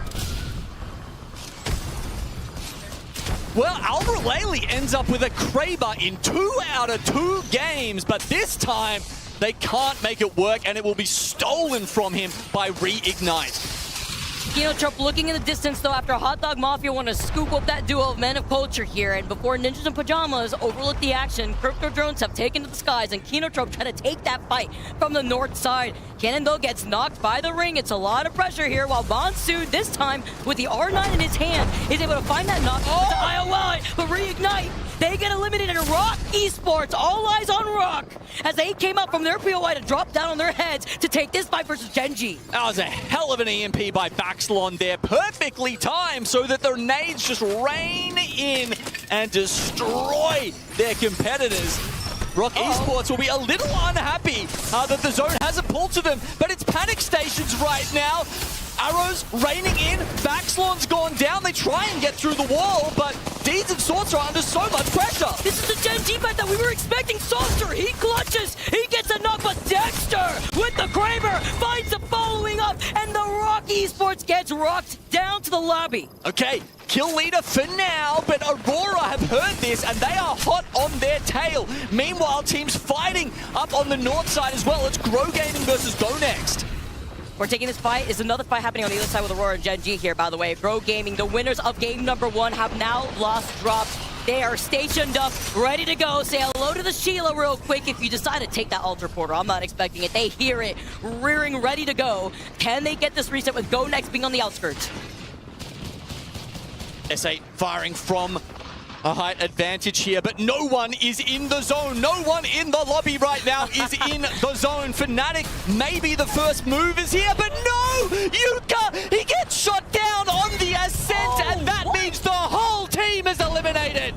Literally paperweight. The moment you see that, they all drop down and Fnatic get eliminated. Shopify Rebellion with Zyno and the G7. They find 2, and with the Sheila ringing in their ears, they're trying to stay alive. Grow Gaming, it's only down to Keon. He's literally one shot in terms of health. He's looking up, he's trying to inch forward, but it's too hard. He's getting blocked off. He won't be able to make it to this next zone without Shopify seeing him. Here's that fight we were waiting for with Gen G and Aurora. Gen G pick it up. I think they got one full kill though, so Asia is down. Gen G have called in a respawn beacon, immediately res like that. Go Next now are going next, so they heard the res. They need to push in. And while all the teams are collapsing on one another on the east side, this is an isolated fight. Shopify are taking this fight, but looking at Go Next right now, Gen G have lost out on Dexter. It is Henchman who finds a double knock. Yeah, it's literally Asia in from the sky. Naked weapons, a Hemlock and an R9 in his hand. What can he do? S8 are going to start looking for this. There we go, the Valk finds him, but not enough ammo in that naked clip to even take out a Go Next member. I mean, you're on bricks, literally. They took his shoes, no mag, you got nothing. I mean, he just came back from the skies, and now Go Next uncontested on the west side of the zone, while everybody is fighting each other on the east side. The only team that is not involved in this fight is S8UL on the south side. Shopify Rebellion, they got one eye on BK Gaming, the other eye on Serial, and now Oblivion are on the outskirts on the north zone next to Serial. A tense moment here. They will have to start moving soon. They're all just shoved into corners, hoping that their walls save them from the missile swarms coming in from S8UL, from Go Next. Lots of pressure from the western side of this town. I think S8 are probably in the best spot to take this. VK, Shopify are going to make their move. And now you see SRL walk up, find Oblivion, who were trying to get their KP. Originally, they only had 2 there. And now looking at Go Next, they're looking at Shopify Rebellion, but they cannot ignore their backs. Oblivion, somehow still alive. He is dancing here. While VK Gaming are still behind these rampart walls. Oh, this was an incredible Valk ult from Shopify. They have swarmed around and they have found the best spot. Look at this. They're covered from so many angles. They've still got that Newcastle wall and utility left to go.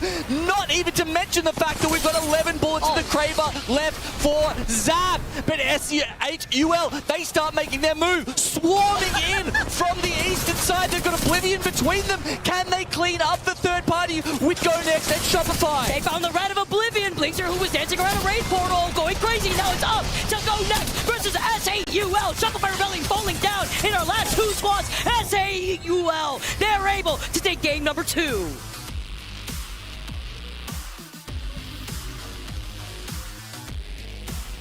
You called the Genome, you said S8UL were in the best position uncontested on that south side. It was a green light when they saw Shopify and Go Next contest one another on that north side of zone once that mess was cleaned up on the east side of that final zone. So it was great for them to just walk up and find the stragglers that was left in that fight. I feel like S8 are the team who are peaking at the right time here in Sapporo. I was quite critical of them in Split 2 as Legacy has taken over the IGLing, and we saw them consistently find God spots, but they weren't proactive enough. They weren't aggressive enough, Vicky, and they weren't closing out the fights. But here in the last couple of weeks, we saw over 600 games of scrims, and I can tell you that S8 were dialing it in piece by piece there at the end, so that not only can they find those spots, but they can make the most of them, and they do that here with 25 points, 13 kills and a win in game 2. Comes in clutch when you have that Valkyrie Rampart composition coming through, right? And then you take a look at where they came out of their POI of Stadium. You see a zone that closes out finally on the east side, and they were able to capitalize, taking their time on that rotate, playing on that south side. And that's with a lot of teams that were kind of banking on it pulling more so towards the north side of Heights. Yeah, exactly. I think a lot of teams were expecting that. It often does pull up towards the waterfall, up towards that main building, and Rock certainly, the team who lands there, were banking on that. But, you know, as we saw, they got a couple of kills, but, you know, 6 points only from what was essentially a home zone for Rock Esports. We see Gen G pick up a couple of fights, 12 points for them. That's their style. That's what they want to be doing. Go next with 16, but it's S8. Pretty much all them here in game 2.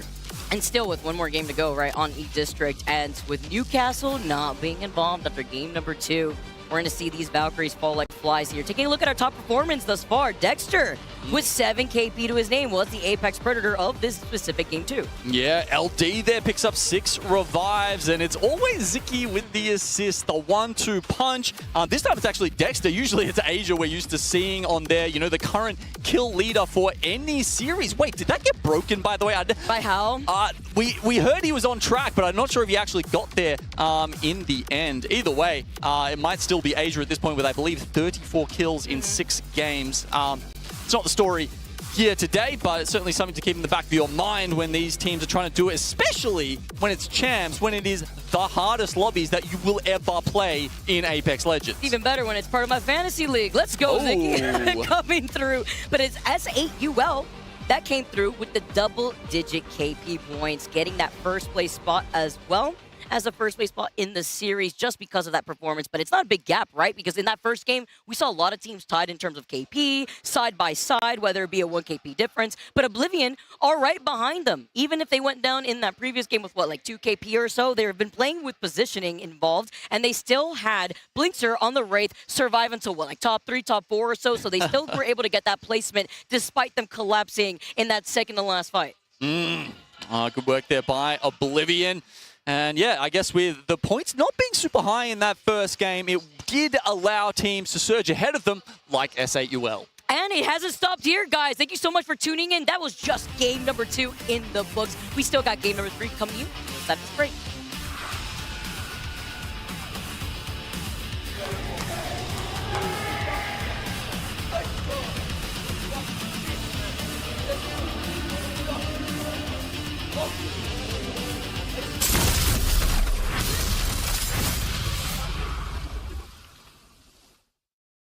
Galleria, the official PC partner of the ALGS Year 5 Championship. Sony InZone, the official monitor and audio partner of the Apex Legends Global Series.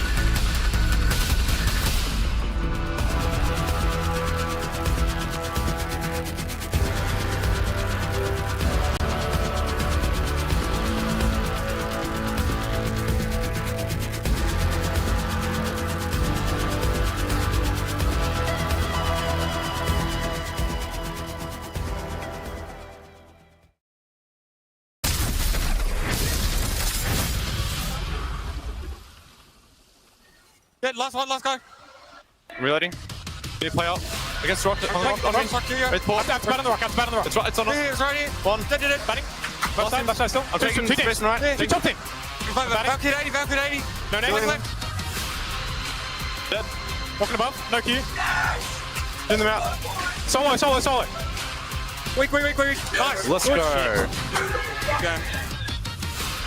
Welcome back, everyone, to day one here in Sapporo. It is beautiful, it is cold, and the competition has been heating up.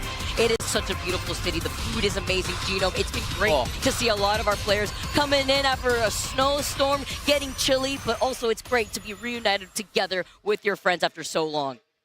Yeah, let's get a little bit cold. Just head down to Ramen Alley. Heat yourself up with a delicious ramen. I have not had it better anywhere else in the world in my life, Vicky.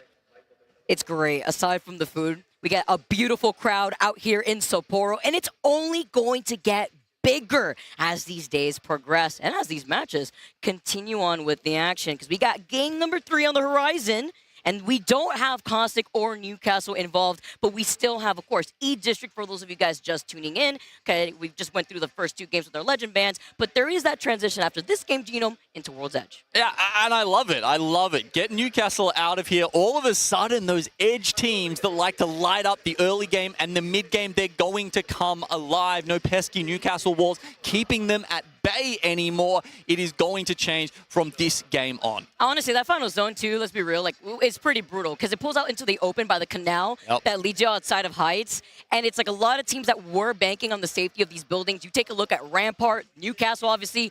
The goal is the bread and butter. Valkyrie fly in, Newcastle slam down, you set up with the Rampart walls. But imagine the zone just pulling out in the open outside of where you were predicting. We know that by the canal, you can play off those tunnels that lead you into the water, but you never want to play that very early. I feel like it's incredibly risky because it's so many open sight lines that you're just going to get beamed from afar. No amount of cover from a Newcastle or Rampart or even a Sheila will deter a lot of that pressure. So it was difficult for a lot of the teams to make that rotation when they were stuck specifically on the east side of the zone. That's why you have teams, and I think it's really important to talk about the pathing of those like Gen G, who haven't been rocking the Valkyrie. And they're not the only ones, right? We saw other teams that didn't have the Valkyrie, and the way that they were able to pull more of these rotates, whether it be taking their time and playing objective with the survey beacons, as the way that they play into these zones. Yeah, and it'll be interesting to see what happens with Valkyrie here, as we do sometimes notice a drop-off in the amount of Valkyries once Newcastle is removed from the lobby. As we said, they go for that skyward dive into slam for safety combo. And once the Newcastle wall isn't available anymore, now the Rampart walls don't come up quite as quick, do they? They're a lot better than they used to be. My lord, if you're trying to hold a low ground position, now you can just hug the Rampart wall and you will be covered from your top for a little bit. But yeah, we had 11 picks for Valkyrie in the first game, 10 in the second. So I'll let you know how many we've got here in the third and see if I'm earning my keep at all. I mean, you know what's also clutch that we haven't even highlighted yet? Like when you have the Rampart wall set up, you have the infinite ammo that you could play right behind, right? So it also comes in clutch if you know that you're going to be able to bunker down and you're denying yourself the looting opportunity, guys. But let's get this started. Game number 3 here on E-District. And our winners from game number 2 is S8UL with 13 KB to their name. No Newcastle, but still opting with the Valkyrie, Rampart, and Bangalore. Yeah, well, guess what? We've gone from 10 down to 3 Valkyrie picks. So, as we talked about, that combo is very strong together. We are showing you one of the teams that actually bucks that trend. Now, I've talked to S8 about why they decide to play Valkyrie late into a series when most other teams are throwing it into the trash heap as soon as Newcastle goes there with it. What they said is that because so many other teams are getting rid of Valkyrie, it actually opens up a lot of spots for them. If everybody's flying in, kind of nothing's free. But if there's only 3 Valkyrie teams, all of a sudden, there's a bunch of spots that other teams can't go for that are open for you. And for a zone team like S8UL, that is a golden advantage that they will take to the bank. And that is so clutch too. You take advantage of that, and it's like you look at the other teams and the way that they're going to get their information just looking at this lobby alone and looking at the different compositions. Crypto here, right? And then you have the Valkyrie that could come in clutch to give you that information too. And if it's not the crypto, then you look on the other side and it's Watson, the one Watson from NIP, but they also have the Ultra to get that information. But it's mostly crypto out here that these teams want to rely on, whereas the few teams that are rocking the Valkyrie will be able to have that information at the same time in the skies before finding their own positioning in a final zone like this. Of course, we do have a couple of Seers creeping into the lobby now as well. Shopify Rebellion are one of the few teams who opt to go for that once we see Newcastle go the other way. Of course, this is just fantastic for their edge fighting. It's an interesting matchup, I think, between the Seer and the Crypto, because if the Crypto sees you coming, generally they do have the advantage. And of course, a Crypto drone's got a 200-meter range, right? So they should be able to see you coming. They should be able to EMP you first. But if you get a Seer Q onto people and lock them out of their abilities, there is no one better than Zap, Koifel, and Zainu to take out a team on edge. I mean, if anything, you're looking at Aurora right now, and they were able to take at least one member of Ninjas in Pajamas out immediately, too. I just saw that Crypto just hovering over the floor, while Chuck was able to find McLovey. Maybe just dealt the finishing blow onto that player here, but they were scanning around trying to get information to see where those stragglers were at originally, and Aurora going to be able to walk away with some very necessary KP, because after these last two games alone, Genome, we're finding them in 15th place overall, which is interesting, because then you go side by side at the lobbies that we just saw, and a team that we talked so much about for E-District was E36 with Shopify. You talk about their setup. Go next. They're taking this fight, kinda. He has to disengage, though. He wasn't unable to pop that shield bat. He tries to go invisible while proccing the shield bat at the same time. Very smart. He has to go outside of the invisibility, and Light is able to reposition with that Portal Nexus. Okay, so that was a 1-for-1 trade. Both teams actually back off right now. A disengage happens, and it looks like Go Next are going to be able to get back through to their Void Nexus and reset just as they give Shopify Rebellion the same time. Or do they? A nice scout shot from Kinda actually puts Zainu down again. Was that before the Rampart wall even came up? I mean, that was perfect frames right there, and kind of want to move up here. Need some help. He sees the nades. He forces it back away. Now playing off the lip in the wall next to the Rampart walls, wanting to avoid any Sheila shenanigans, but Seer ultimate comes out. They get the information, so that way they know exactly where they're going to be trying to pull out from. But it's Zainu who goes for a full reset, and it's a res from both sides. Okay, so we've already had the EMP used for Go Next. Now, we just talked about this. That's the main advantage in Crypto versus Seer. As it drags on, the use of focus of attention from the Seer should throw things in Shopify Rebellion's favor. We see they get the full kill onto Henchman, and now Go Next are exiting the area. Because the 3P has showed up, and it is a scary look of a duo that nobody wants business of, because for some reason, this duo of Men of Culture just pop up at the perfect time on this rotate. Coming out of Lotus, they find maybe an opportunity to try to grief them, and now Koifel gets Kinda. Now, we talked a little bit about weapon meta coming into this, right? And how teams have started moving towards the R99. In fact, in the last week or two, I've actually seen more of a shift towards the alternator, and I can tell you it was absolutely Koifel leading the charge. He tends to play characters, especially Valkyrie, that will get into your face, and the alternator with double tap, that is where it excels. So Koifel is starting these fights off right in your face, and he will take you down. The time to kill is just so low on that alternator right now that with his playstyle, it is one of the best weapons in the game. Exactly, especially in an isolated 1v1. Because you know when you have the double tap, it wastes the ammo way faster before you're forced to reload, right? It comes in clutch, especially when you have a gold mag to really work off of before you swap over to your secondary weapon. But you take a fight that close to the double tap, good luck, especially if it's isolated. Yeah, I mean, it's not one of the, it's not a Havoc with 36 in the mag, is it? Let's not have this happen, please. I'll cry. I love the alternator, honestly. And we take a look at S8UL. So far, leading the lobby in first place after their performance in our last game. Total of 13 KP over the course of the last two games, but they've settled down inside of the bus bridge, and they also have the balloon right behind them in case they want to reposition, and it works great looking at their composition alone. I mean, they got the Valkyrie, they don't have to burn the Valkyrie if they don't want to, and Rock Esports also getting involved in a fight of their own. We've been seeing that mixed Genome of long-range weapons being between either a 30-30, triple take, or that G7, or bow check. It's the scout here for Source, as Men of Culture flee. Obviously, as the duo, they don't really just want to take isolated engagements. They need to pick and choose. They really need to try and come in for a third party that's kind of the meta as a duo, I guess, to the extent that we have a meta for duos playing at this level. It's only happened a couple of times over the course. Here we go. Let's get a look at the map. We shift downwards, and we've got teams like S8UL sitting smack dab in the middle of draft point. How much things have changed, right? When we had the duo of Pulverex, that one land so long ago, having to play for final zones and trying to go for these 3Ps. Meanwhile, Men of Culture just looking for these fights. While Gen G up on the high ground, they lost Ziki, but it was a great trade here. As Dexter's gonna be able to find Haruka. He looks behind him though, gets the beam off the R9, sends up the smoke, and before he's able to reposition, Dexter's moving here on the Bangalore before trying to see if he can get this reset. He puts down the ult, he covers his back. Asia's right here to try to follow up behind him here.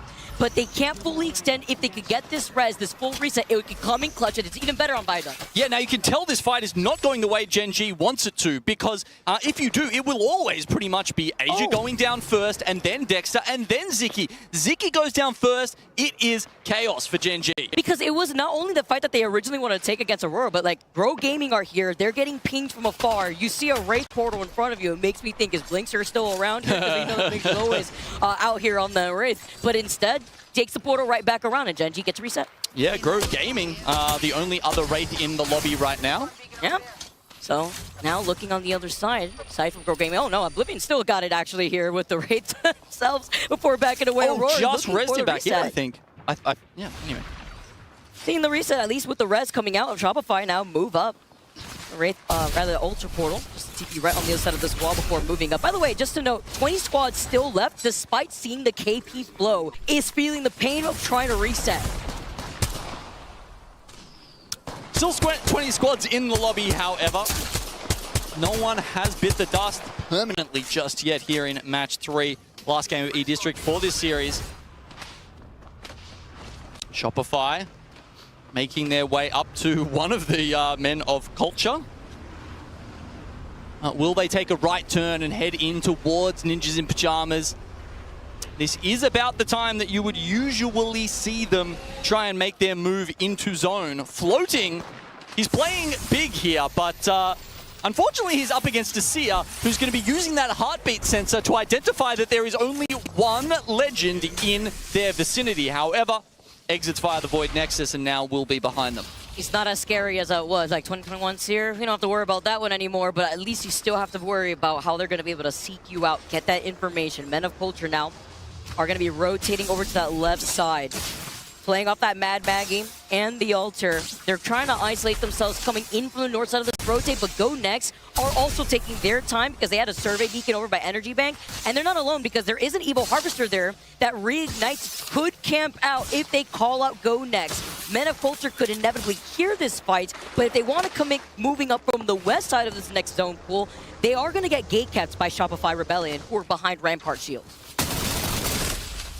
Possible that the Altar gets them to safety, but yeah, as you say, they are just essentially playing hide and seek at the moment, and the odds are against them.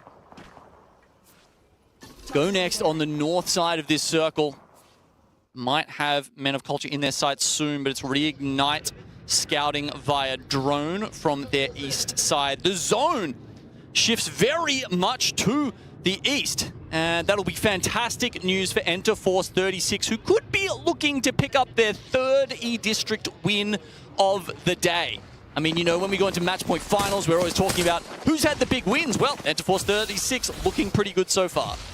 We're looking good in that first series. They need to really pop off here on a map that they were able to excel on. Go Next now moving up, being able to find floating. The duo now left as a solo, kinda forced it back away. For Light tries to seek him out outside of the zone, but this is taking some time from them because this is just going to be a green light for other teams in the vicinity like Shopify, like we mentioned, and Reignite to move up and get involved, as their invitation may have been lost in the mail for a third party or fourth party. Yeah, that number feels like it's about to keep climbing with how many teams we have got up here in the north. They're about to get absolutely boned by this next raid. Yeah, and the Mythic Bin too is like in the middle of everybody over by Draft Point. By the way, Graceful's favorite POI. Just always have to highlight that whenever we see Draft Point. But it's great for E36 because they're actually in the best position that we've seen throughout the course of these E-District games play out, because now they have that slight high ground that overlooks Draft Point, and they have their backs available where they can look at the teams that are going to rotate from the north side of that high ground, and it would be either reignite that solo of Men of Culture or even go next if they want to commit to that southern east side rotation. Yeah, they definitely need to keep at least one of their 6 eyes on that northern side of the map as the teams rotate through there. The other side essentially is probably going to take care of itself, because we are about to have 16 teams try and crush themselves into a tiny little Tokyo apartment coming in here from the western side of the map. And who knows, maybe Hot Dog Mafia can potentially take advantage of that with a position already set up inside there. Gen G now looking for some more kills. Asia, the most fearsome man with the R9 potentially in this entire building. But it's not isolated. S8UL are able to at least get that knock with the bow check. They're ringing the doorbell to the apartment though, and looking in each section before forcing themselves to back away. Ziki knows the situation. He gets the crack. The follow from Asia though from a distance comes out in clutch. They're looking down at the action. Even though they lost out on Dexter, S8UL are able to get the Evil Shield swap, so it's a little risky. And they get the Moby, and it's the Crypto. Of course, scot-free with the Crypto Drone, you're just going to be able to get the free res. I mean, they don't even think, right? It's just, this is their gameplay, this is their style. Crypto gets out, we will leave you for dead, because we already are prepared for what happens next. Gen G have done it a million times. They have run these drills. On the Chaos with BK Gaming also getting a knock. They flee inside this building, but still on the outskirts of this zone. Isolated, but looking down the barrel at Kino Trope, who are on the other side of the building. Right across from them, closer to that Evo Harvester. But on the bridge, overlooking both teams, that has high is S8UL. Talk about the alternator. Koifol's coming in, double tap, ready to go. And they're looking to take this fight with Zap, getting the first knock with the R9 onto Henchman. Oh, they don't even hesitate. Zainu is straight in there. And it's the one clip for him. Oh, beautiful here. Go next, get eliminated. They're looking on, and you talk about the Seer. This is their game plan right now. Look on to the next one. Just another day at work, boys, and they start moving up to see who the next victim is in their line of sight, and it's going to be Reignite waiting for them to choke. Oh, it's a nice void passage here. This might actually get them past. Oh, it's a little bit high off the ground here. Reignite goes straight in. They've got the drill. They've got their EMP on top of them. But they're not pulling the trigger. They're just trying to scare them away. A conservative play, but a respectable play from Reignite. It was the move because now round 4 is closing in and they prevented them from moving up behind them. This forces out the evac tower, and now they're going to be out in the line of sight of the other teams that are waiting for these other squads to fly in. Do they get to a safe spot like we see Fnatic do on this low ground, by the way? And they were able to actually find a lot of the action happening right above their heads. It's important to note, with Oblivion, they did the best so far in the last 2 games, but it's only up to Fun, who is one shot against a 1v1 of Slab as the ring closes it right behind him. The ring may actually help him out. Look at that health! He cannot take a single tick of damage for it while he is trying to get this bat off. No way. This is the last land for Fun. He said he's going to retire after this. His parents are in the crowd cheering on this reset. The focus of attention comes through. A Seer team is hunting them right now. Shopify Rebellion go down. The last minute rotate doesn't work out for them. That's a clutch here. It looks like a reset from both sides. NIP also getting these knocks. Standing up the nades here. The drill on the other side. Griff being on the Watson and playing off this low ground. I've seen this before, Genome. And now BK Gaming having the high ground, just trying to contest here.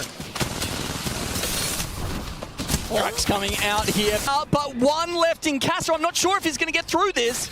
I was going to say, is he going to go for an Evil Shield swap? There was boxes right there unless it's already taken, but instead he wants to take the Portal Nexus out of there. He's going to try to get the res. He's going to bring his teammates back together again. Okay. And with the Ultra changes, you may not be able to do it yourself manually, but at least having one team in alive is more than enough. Gen G go down. Oblivion won that fight against Aurora, by the way. The hero res and reset from Fun FPS.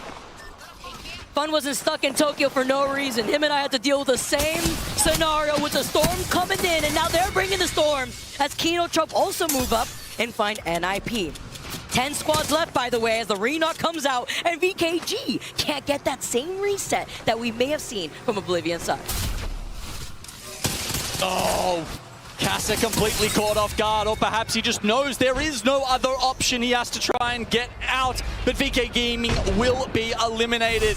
The duo of Kinotrope trying to crawl towards the south side of the ring, but no, Oblivion has them in their sights. Feels so disrespectful when you see that charge rifle just bursting in your face like that. Nothing to do against that beam, while E36 up on the high ground have the safety, by the way, behind these rampart walls. The damage amp, the reloads here, all galore. All this damage, huge! Nade, what a nade! Here too, playing off the low ground. I just see Fnatic and Hot Dog Mafia eventually get eliminated. They do go out. It's a shame you can't use the Void Passage on the rampart walls and just kidnap them all from behind that tiny little corner they had, because it would have been some easy kills there for E36. I don't think we would see much of Rampart, honestly, against these Ulster lobbies. That'd be crazy, as Kinotrope now looking to walk up. They see Saucer. Fortunately left alone in this building, but if they try to extend on this, there's another team looking at this action. They got the kidnap. Saucer's hiding literally in a corner. So many nades. The drill. It's just a matter of time. They find Rock. The last solo of Rock going out in 6th place. Rest in peace, cremated in the building. Oblivion now up to 1st place.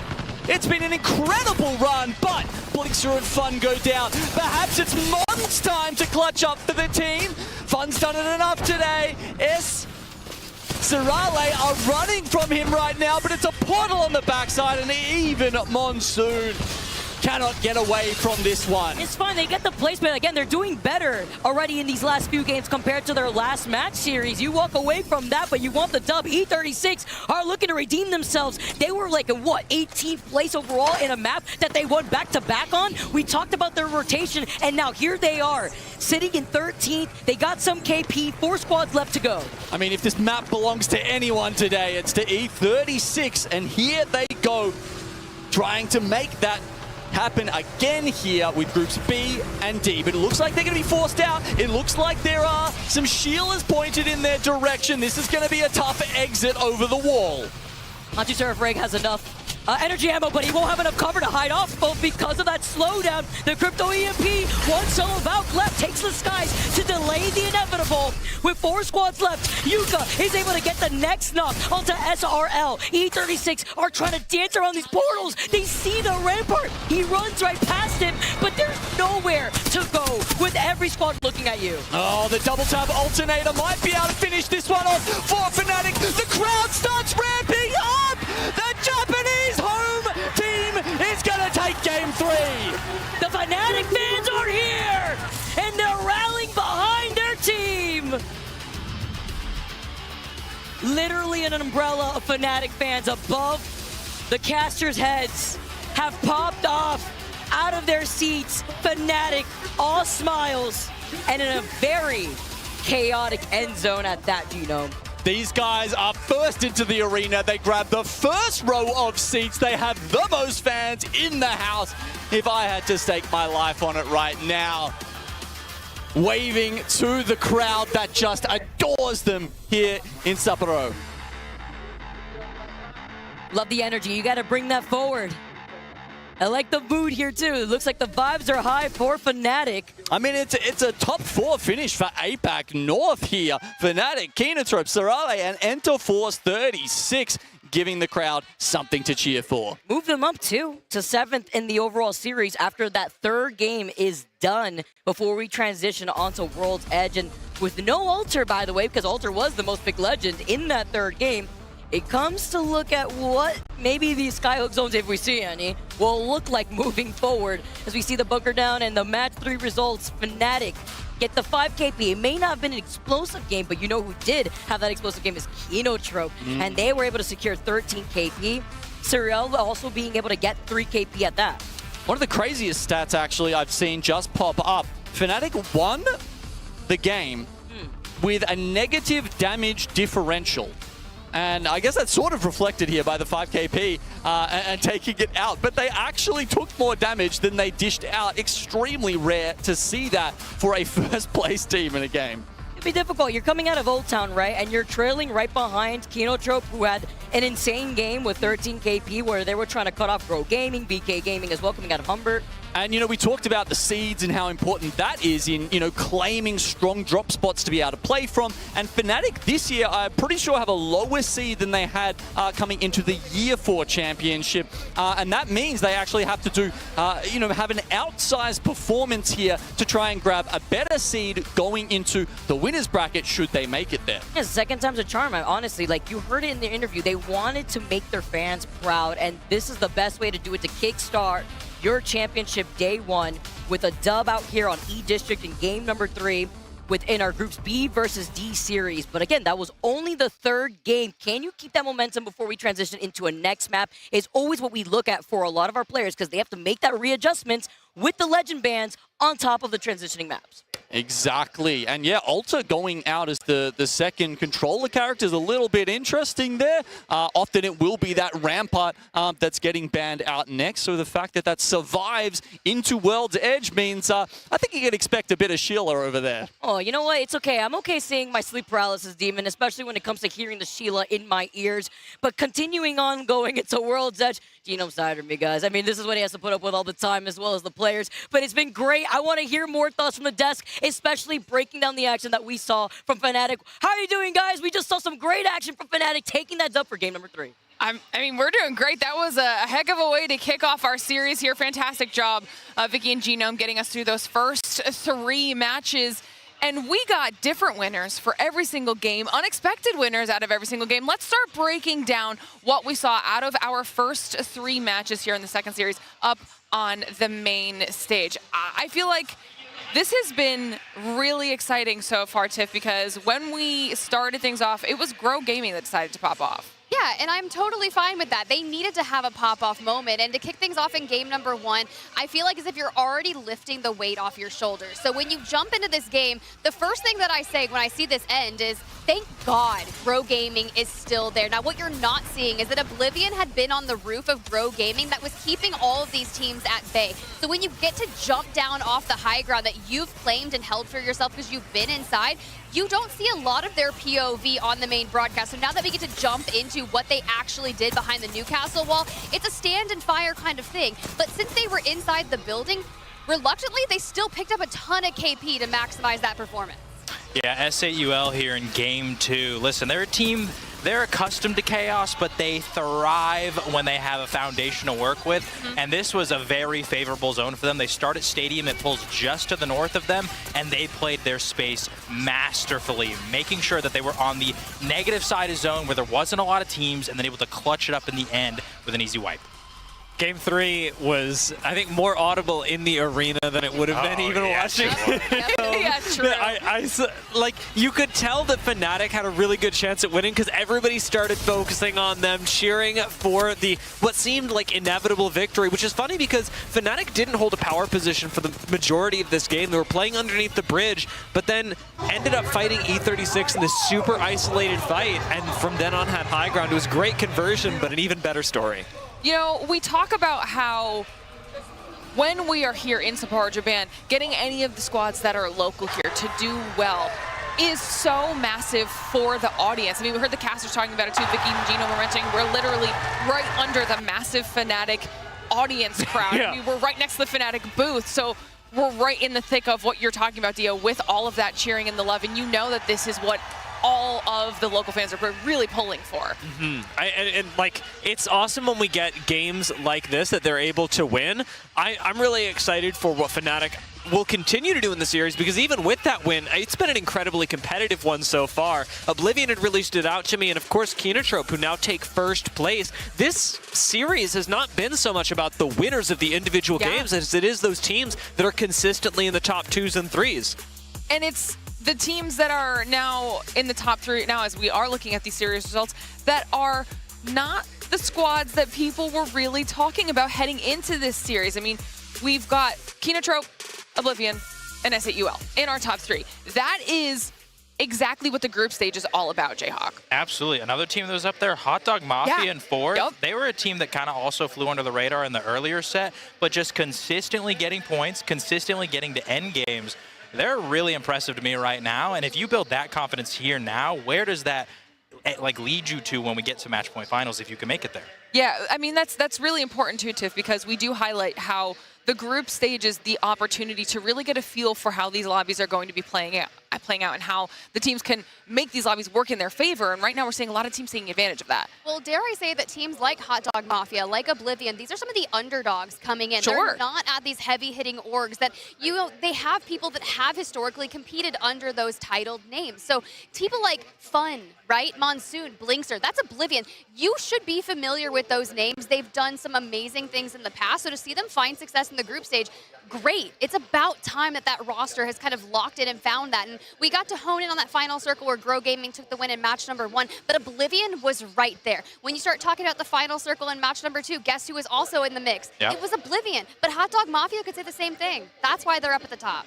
I think everybody loves to see this variety that we're getting out of this right now. And of course, we have all of our action up here on the main stage, but we have our B stage going as well. So for everybody at home, if you just want to keep up to date with some of your favorite teams or some of your favorite players, just make sure you're watching everything on Face It Watch. That way you can stay up to date with how everything is going. fce.gg/watch ALGS will be the link to do exactly that. And you can also see how APAC North is popping off on the B stream as well, Dan. Yeah, I have been using Face It Watch religiously backstage. Yes, he has. He has his AirPods in, and anytime you try to talk to him, he's just like, I'm like, it's fine, I'll get you later. But because you were talking about Hot Dog Mafia, I mean, if you guys have the chance, listen to Hot Dog Mafia's comms right now. It's really interesting that the dynamic they have going on behind the scenes that is leading to the results like they're getting today.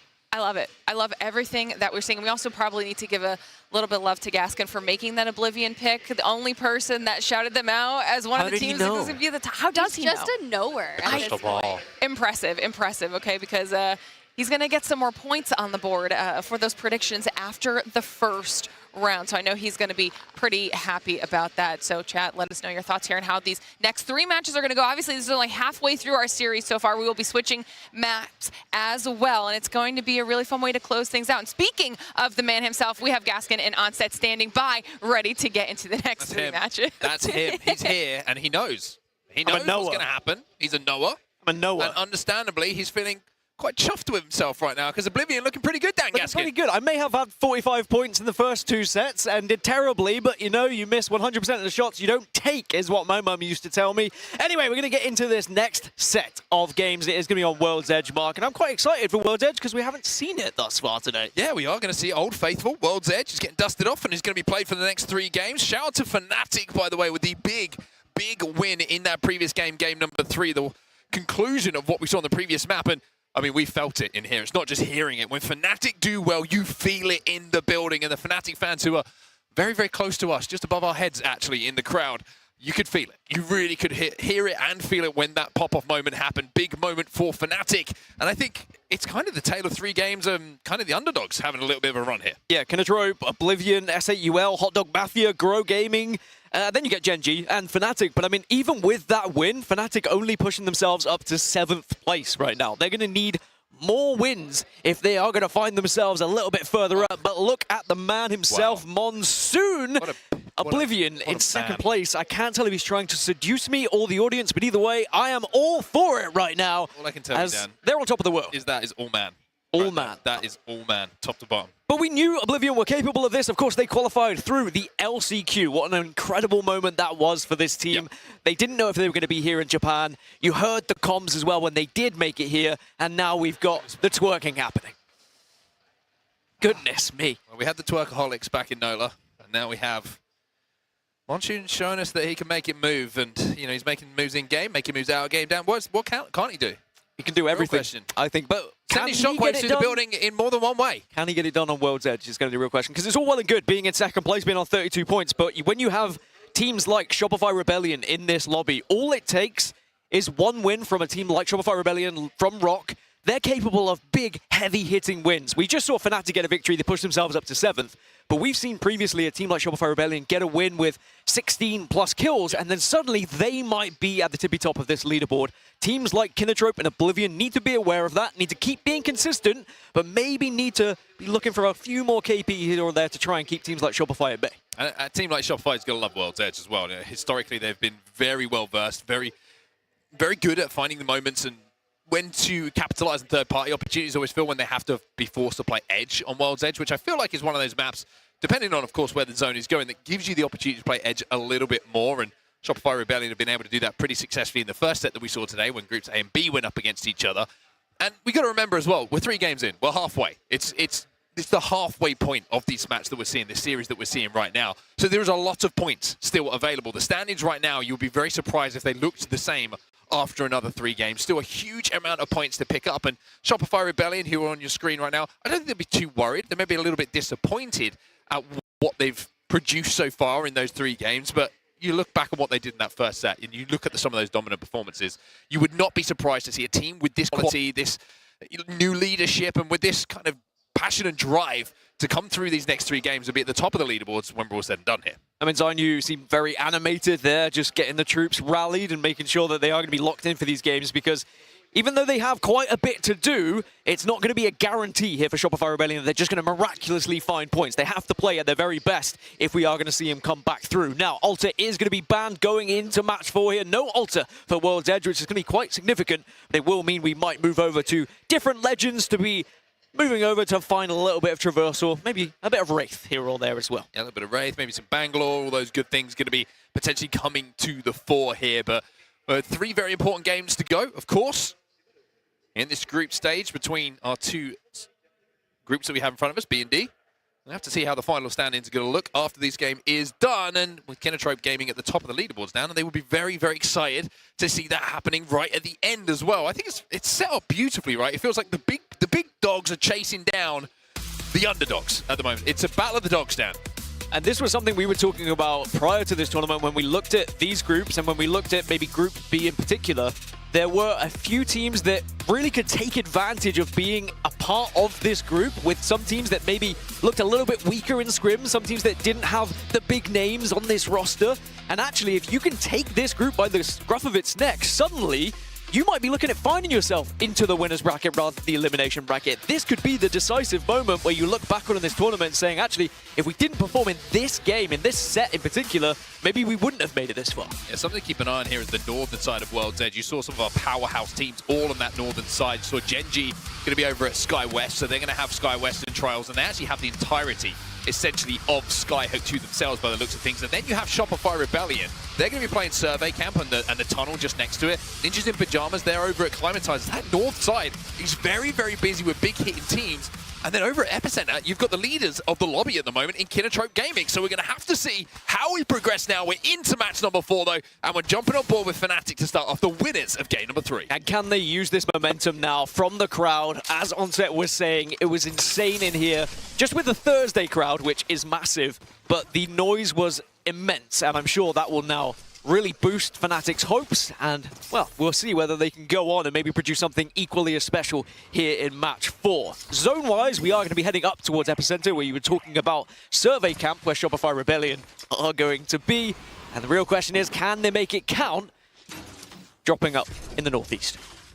Fnatic going to hit the survey beacon to see who's rotating quickly and see where the teams are gathering. They're going to get some good information, actually, with Kinotrope Gaming heading to the north. They did have Ring Console over at Epicenter, so they're going to get that information. NIP, they're going to have Ring Console as well. Shopify Rebellion are going to see teams barreling towards them, even if they don't have a Ring Console, so we'll be able to get the info based upon what everyone else is doing. At the opposite side of the map, though, you've got Reignite and Men of Culture having a little scrap against each other right now, and Men of Culture down to just 1. We've seen Men of Reignite, excuse me, down to just 1. And we've seen Men of Culture a few times trying to go for the Red Bull first strike here, trying to get those first kills on the board, operating as a duo, just being aggressive off drop and trying to look to pick up KP and seeing if they can find their way through the group stages in that fashion. And they've been successful so far in a lot of their early fights. So all credit to them, albeit frustrating for the receiving team. But, you know, if you can't take on a 3v2, even if you don't expect it, then maybe that's on you. Yeah, I mean, Floating's going to be able to get both the finishes as well. So that's going to be a reset job coming in for Reignite. The Men of Culture, those cultural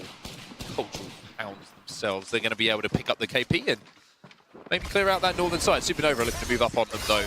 Elsewhere, you can see actually Supernova are picking up the kill on the finish onto Floating. So Men of Culture could start, but then maybe the realities of being a duo hits them as they now get pushed by Supernova.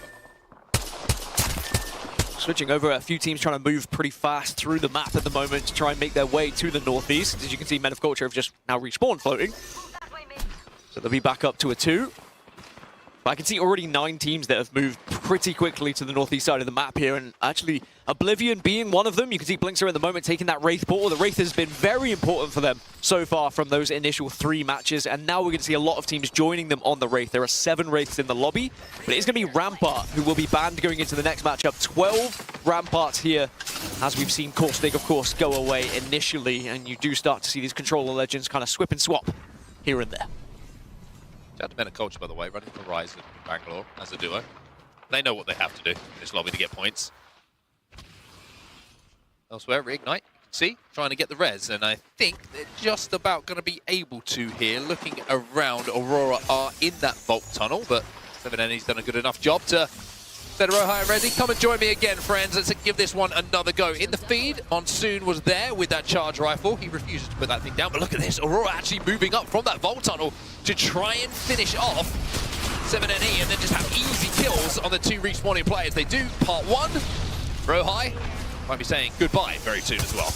And remember, this is a very different Aurora roster to the Aurora you might remember, but they're playing in a pretty similar fashion, being aggressive, looking for kills, looking for KP, and they have been able to get some, but yet one member of Reignite has escaped, and the journey begins once more. Like Frodo with a ring, can he actually find somewhere to toss it? Where's he got away? Where's Zone Bacon and Alternator? I would say probably what you would describe as atypical when it comes to a loadout. It's not really what you want. But being alive in the game still means that Reignite have an opportunity to maybe do something a little bit later on. FYR on your screen right now, and Cersei and crew. They're taking on Shopify Rebellion. They get the... Actually, excuse me, it's going to be them taking the knock, as Shopify Rebellion will find one with a triple take in the distance. But for FYR, they've got a pretty clear path by the looks of things through the choke towards Grandma's house, towards Epicenter. This should be a pretty chill walk-in for them by the looks of things. Yeah, fairly comfortable at the moment, unless Hot Dog Mafia were to make a drastic rotation north, but I imagine Hot Dog Mafia will probably hit the south through Monument, maybe try and hit a ring console on the way through if they would like to, because they're currently being shadowed by Guro Gaming. So, as you said, should be comfortable for FYR. Don't think Gen G are comfortable enough to really go for them. Now, VK Gaming, they didn't have the best of initial sets, but they will be able to take down the last remaining player of Reignite, and that'll be our first team eliminated from the lobby. Yeah, rough one for Reignite, and I'm sure they probably want to exchange some words with Men of Culture about how that game started. What essentially brought about their demise in this 4th game of the series. However, they're not going to be able to do so. 2 more games to go. Maybe they can get a little bit of revenge in these final 2 games. But that will be them eliminated, as we now find ourselves 19 squads in the lobby, and everybody's starting to squeeze together just a little bit here. Albrelelli taking a fair bit of damage, and Hot Dog Mafia moving towards Monument themselves. It's Men of Culture, the duo, who are kind of pinched behind them at the moment. Supernova, the team who are moving from the Harvester side to try and pinch them. You see another team being eliminated now. That's going to be 2 teams now out of the lobby. And everybody either in and around Epicenter or looking to move a little bit closer to it. It's an interesting pace to this game, actually. When you look at the map overhead down, we've got a lot of teams still a fair way outside of where that zone is going to be pulling. You've got Gen G, you've got Grow Gaming, VK Gaming, Hot Dog Mafia, Men of Culture, Aurora, and Supernova, all a long way away from that where that zone's going to be ending up.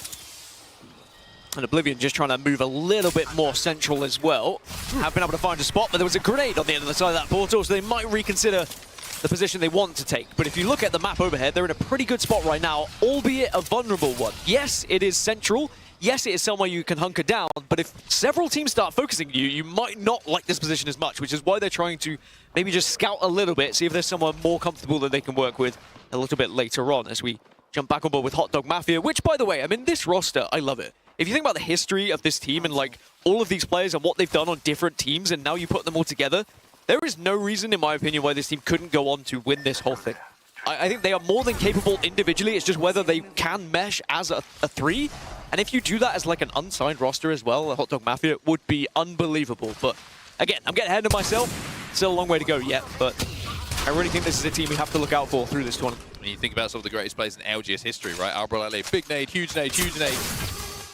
Rambo, twerking on top of Mill back in the day as a solo. And of course, Skittle Cakes on the course, one of the best PK clips that you'll ever see. It was absolutely insane. back in Sweden, I believe, if I'm not mistaken. I'm sure that everyone will be correcting me if I am wrong, because everyone is patient in the internet world. I mean, I remember when we first saw Skittlecakes and we were casting arena games, and I was convinced he was cheating. He was that good. Like that, he was unbelievable at how powerful he has been. Anyway, Grow Gaming, of course, they were able to get a victory at the start of this series. Can they find some success here? Let's go to a listening and see what their rotation's like. I'm moving up. Yeah, I'm moving up. Listen, we just set up the carts and the shit here, and like force Gen G. They don't listen. They don't have catwall or anything. Like they're gonna have to cross with smokes. Yeah. Are we sure all of this back yeah, can you drone ahead of us here, Keon? Yeah, it was all free. It was all free on the UAV. Look towards the tunnel. Don't say anything. I don't see anything on our tracks. Yeah, okay, good.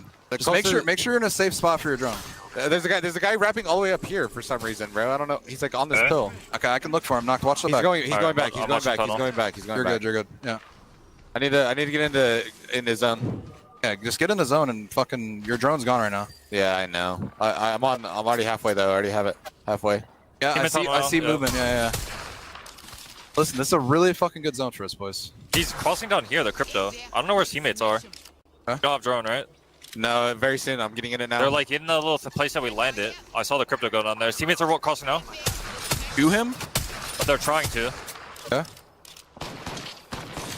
I'm in drone now.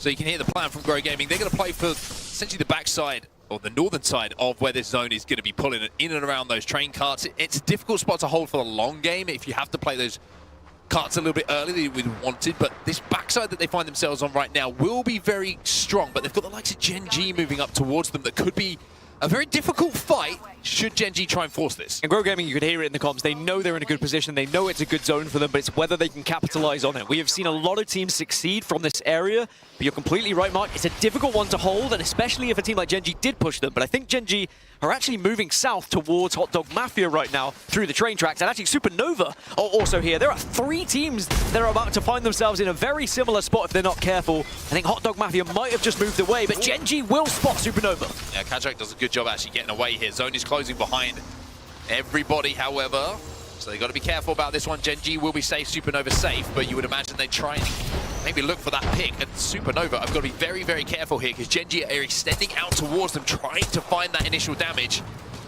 to try and take this fight. Gen G look like they're not going to be able to find it though, and it will be Supernova who slow this one down completely. Sometimes I'm more impressed about the shots of taking the drones out of the sky than I am at the shots at other players. Like, I really struggle with it personally, but these guys make it look easy, but that's why they're paid to do it.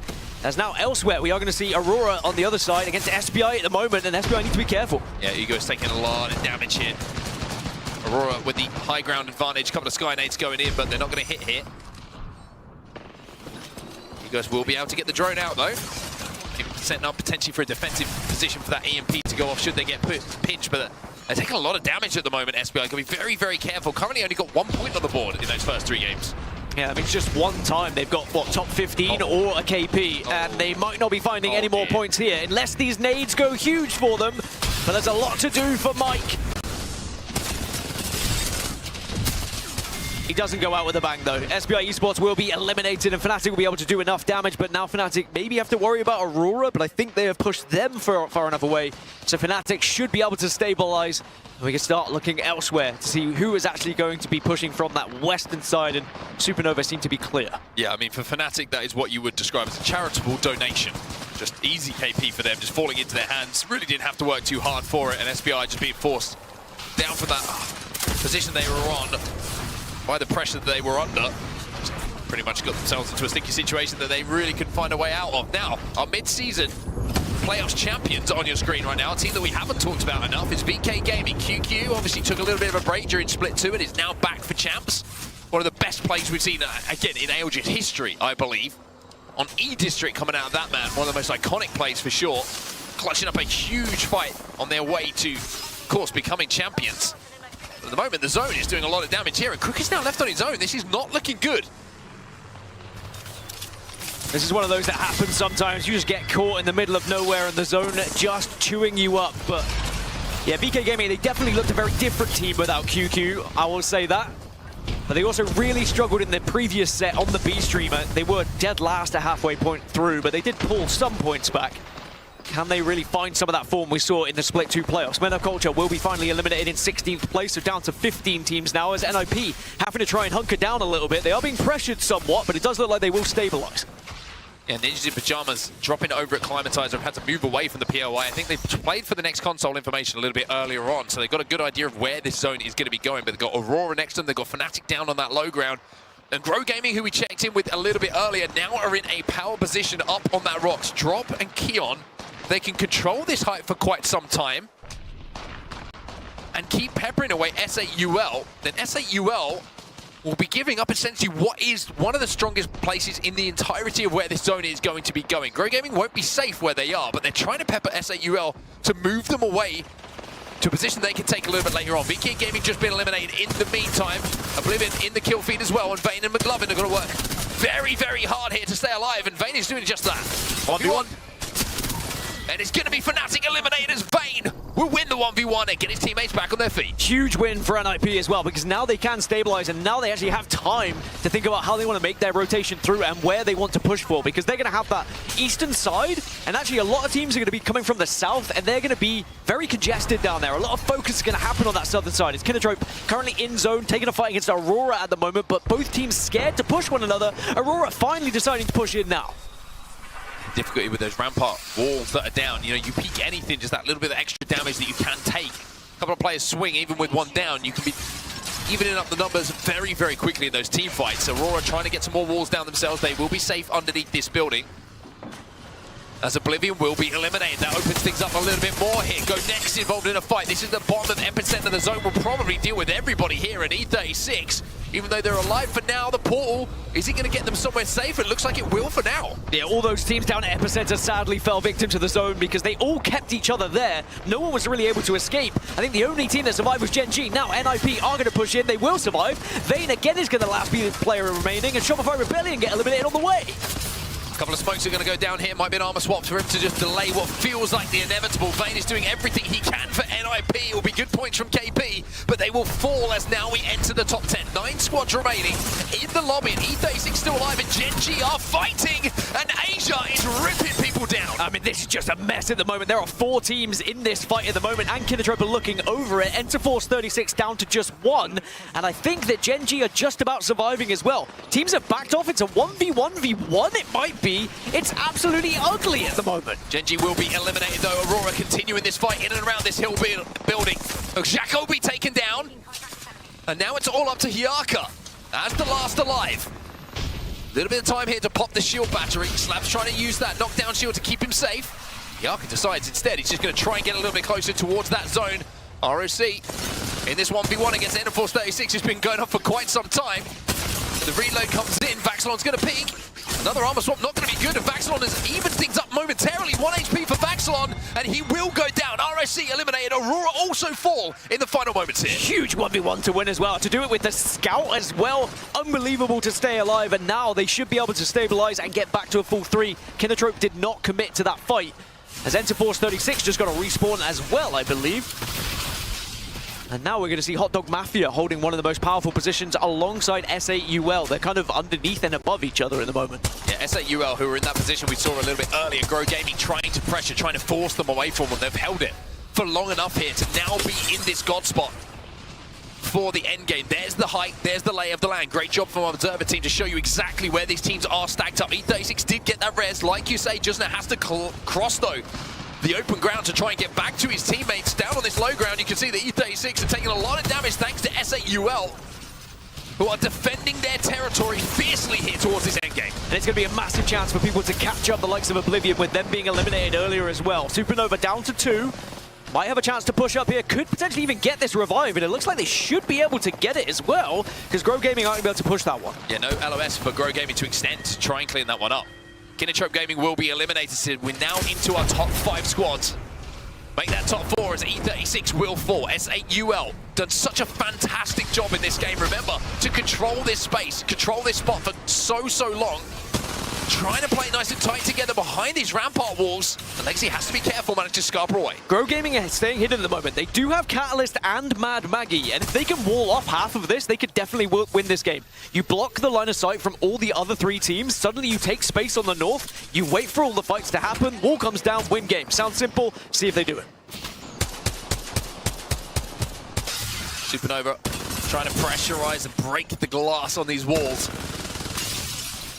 If they can do that, there's an opportunity just to pick someone off. If they can focus their fire and find one of those kills, then things become a lot more simple for them. Grow Gaming do use that cat wall, but you can see that Albrelele and Skill Cakes, they popped the Sheila ultimate on the rampart. They're firing through that wall, trying to get some damage down, and now they're going to swing onto Nox. That swing is big as well for them. Grow Gaming are more than ready. There's the Mad Maggie ball. Wrecking Ball does so much damage. Keon's going to get that first knock as well. The second knock will come in here for drops. Last player alive is going to be Albrelele, and he's only down to 50 HP. Everyone on Grow Gaming safe, but Keon has gone down to the zone. Damage still coming in, trying to finish off this fight, Grow Gaming, but Alb is being a problem. All the meanwhile, SAUL still sitting on top of the world. Supernova, though, the other side of this mountain at the moment, just waiting, biding their time. But Grow Gaming going for the revive, should be able to get back up to a 3. This is going to be a tough final zone for all of these teams. You have to be well planned, well thought out. And while the attention of SAUL is turned away from Supernova, they try and make the move, they try and make the play. The bang ult goes down, which will slow down their progress and force them to retreat here. Skill Cakes still being a problem. Hot Dog Mafia still alive. Sharky's going to go down though, and finally it looks like SAUL and Supernova will engage with each other. Legacy left as last alive. All the meanwhile, Grow Gaming, they take prime position, they take the height, and now they start to rip through these squads. Hot Dog Mafia eliminated in the meantime. SAUL will be next, and Grow Gaming just need to find the final members of Supernova, and they will win this game. Dropped is spraying with that scout. And with that final kill, Grow Gaming will be your champions here on World's Edge. And that is going to shake things up even more here. The perfect display of using the composition to your advantage. They avoided the fight initially for as long as possible, waited for that cat wall, one of the few cats that were still alive, maybe even one of the few cats in this lobby, the only catalyst in this lobby, and boy did it come into account there. Not only that, but then to also utilize the fact they had the Wrecking Ball to force teams away from them. Perfect use of their composition, and now they capitalize, and now they put big points on the board here. Yeah, very impressive stuff. SAUL, I have to say as well, did such a good job of playing that spot early on in that game and controlling it for the majority of it to get into those final fights, to be a part of that end game. Really, really impressive stuff for them, because it's not an easy spot to hold, even with the height that they did have and how early they actually chose to play that rock. There's some of the stats, though, coming in from Grow Gaming for the previous game that we just saw they won. 5 kills for them is going to be some extra points alongside the ones, of course, for that first place finish that they're going to get. So Grow Gaming now find themselves on top of the leaderboards now. That's a very, very good place to be with just 2 games to go here. Yeah, they just overtake Oblivion by 1 single point. You can see there's confirmation of match 4 results. So 17 for Grow Gaming, 18 for Supernova. SAUL put 10 on the board, Hot Dog Mafia 5, Enterforce 36, an impressive 13 considering their finish in the end.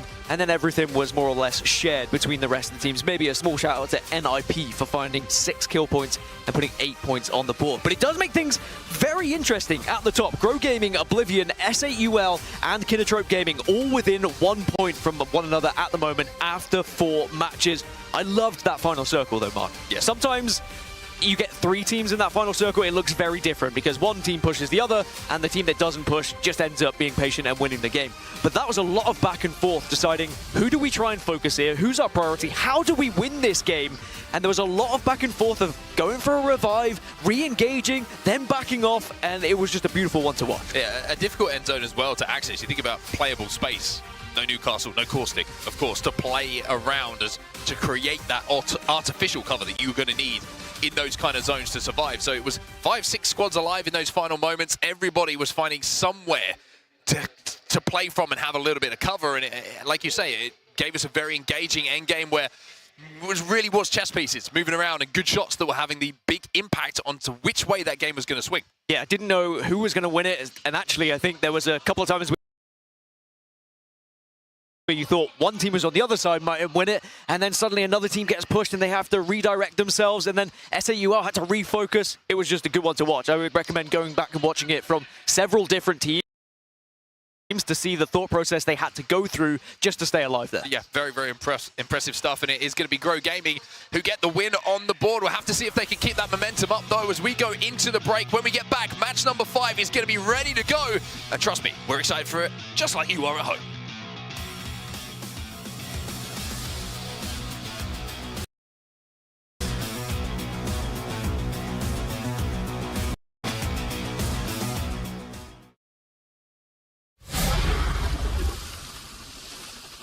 Galleria, the official PC partner of the ALGS Year 5 Championship.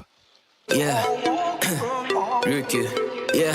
羽羽ばたかせて世界中横断でかいことになってきちまったようだミスタービーンじゃなくてマスターヨーダーえらくよく回ってくれてるトラ絶対遠く切ってよかったね俺がレンなってお待たせ初めから知って止まらんねいけてるやつらごっちゃ混ぜ街なら西型街に去った今日は俺たちなら基地で道の猛作パタヤでも忙しその後父さん俺にとってはオズワルドの父さん今打ち上げる花火と関東南風が襲いかかるぜ関東オズワルド住んでるにルランド俺たちのビーフピース担当Galleria, the official PC partner of the ALGS Year 5 Championship. Yeah. Ryukyu. Yeah. 羽羽ばたかせて世界中横断でかいことになってきちまったようだ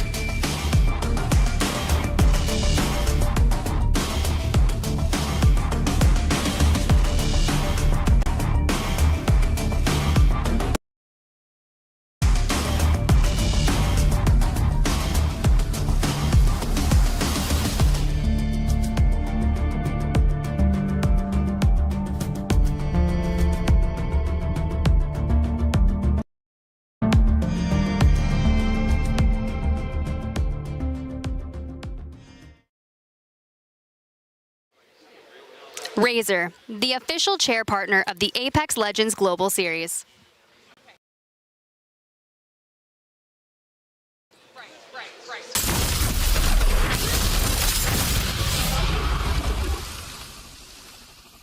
Fighting up top, climb. Okay, I'm climbing. I'm trying to climb. I'm blading. Rainbow one did it. It's Nice, one guy. I'm planning, not planning. I'm alright. 180. Okay, he's one. I'm putting a Q on him. He's gonna die. He's 1 HP. Dead. Nice. I need to grab blade ammo. Under. Shoot. I think it's solo raid. It's a solo bang, I think. It's a solo bang and solo raid. 1-1. Hunter. Not one. It's last guy. Let's go, baby. Nice. I mean, two kill dub, but we'll take it, bro. Welcome back once again, everybody, to Sapporo, and welcome to Grow Gaming fans. It's been a good series so far for you, with a big win on World's Edge in game number 4, setting them at the top of the leaderboards as we head into our final 2 games of this series. Yeah, that's a victory in match 1. That's a victory in match 4 for them now. Finding 2 in the series usually indicates they're going to be pretty successful for the series layout. But of course, you never really know how things are going to go. There is still a big chance they might drop down a little bit if they don't find success in these next 2. Yeah, got to stay consistent. It's pretty close when we look at the leaderboards that we're lucky enough to have in front of us right now. So 2 games is a lot of games, a lot of points still on the line with how tight not just first place and the rest is, but even down at the the bottom end of it at the moment. You know, one big game could completely change the context of how these leaderboards are going to look at the end of this group series. Yeah, I do think there's going to be a lot of teams that are looking at this leaderboard now saying this one might be for the taking. There are potential points that we could grab in these next two. And you might be asking yourself, you know, how do our players stay so cool? Well, our players are staying cool under pressure at the ALGS champs thanks to the Razer Iska V2 New Gen. It's scientifically constructed to allow pros to stay cooler and maintain peak reflexes longer. So we'll have to see whether that can be the difference maker for these players at this tournament, because boy, does it look good on your screens. Well, as you well know, Dan Gaskin, two of my favorite things on this wonderful rock that we're floating on, science and chairs. Combining the two, Shao, Razer, science and chairs together. I am lucky enough that I do own a Razer Iska V2.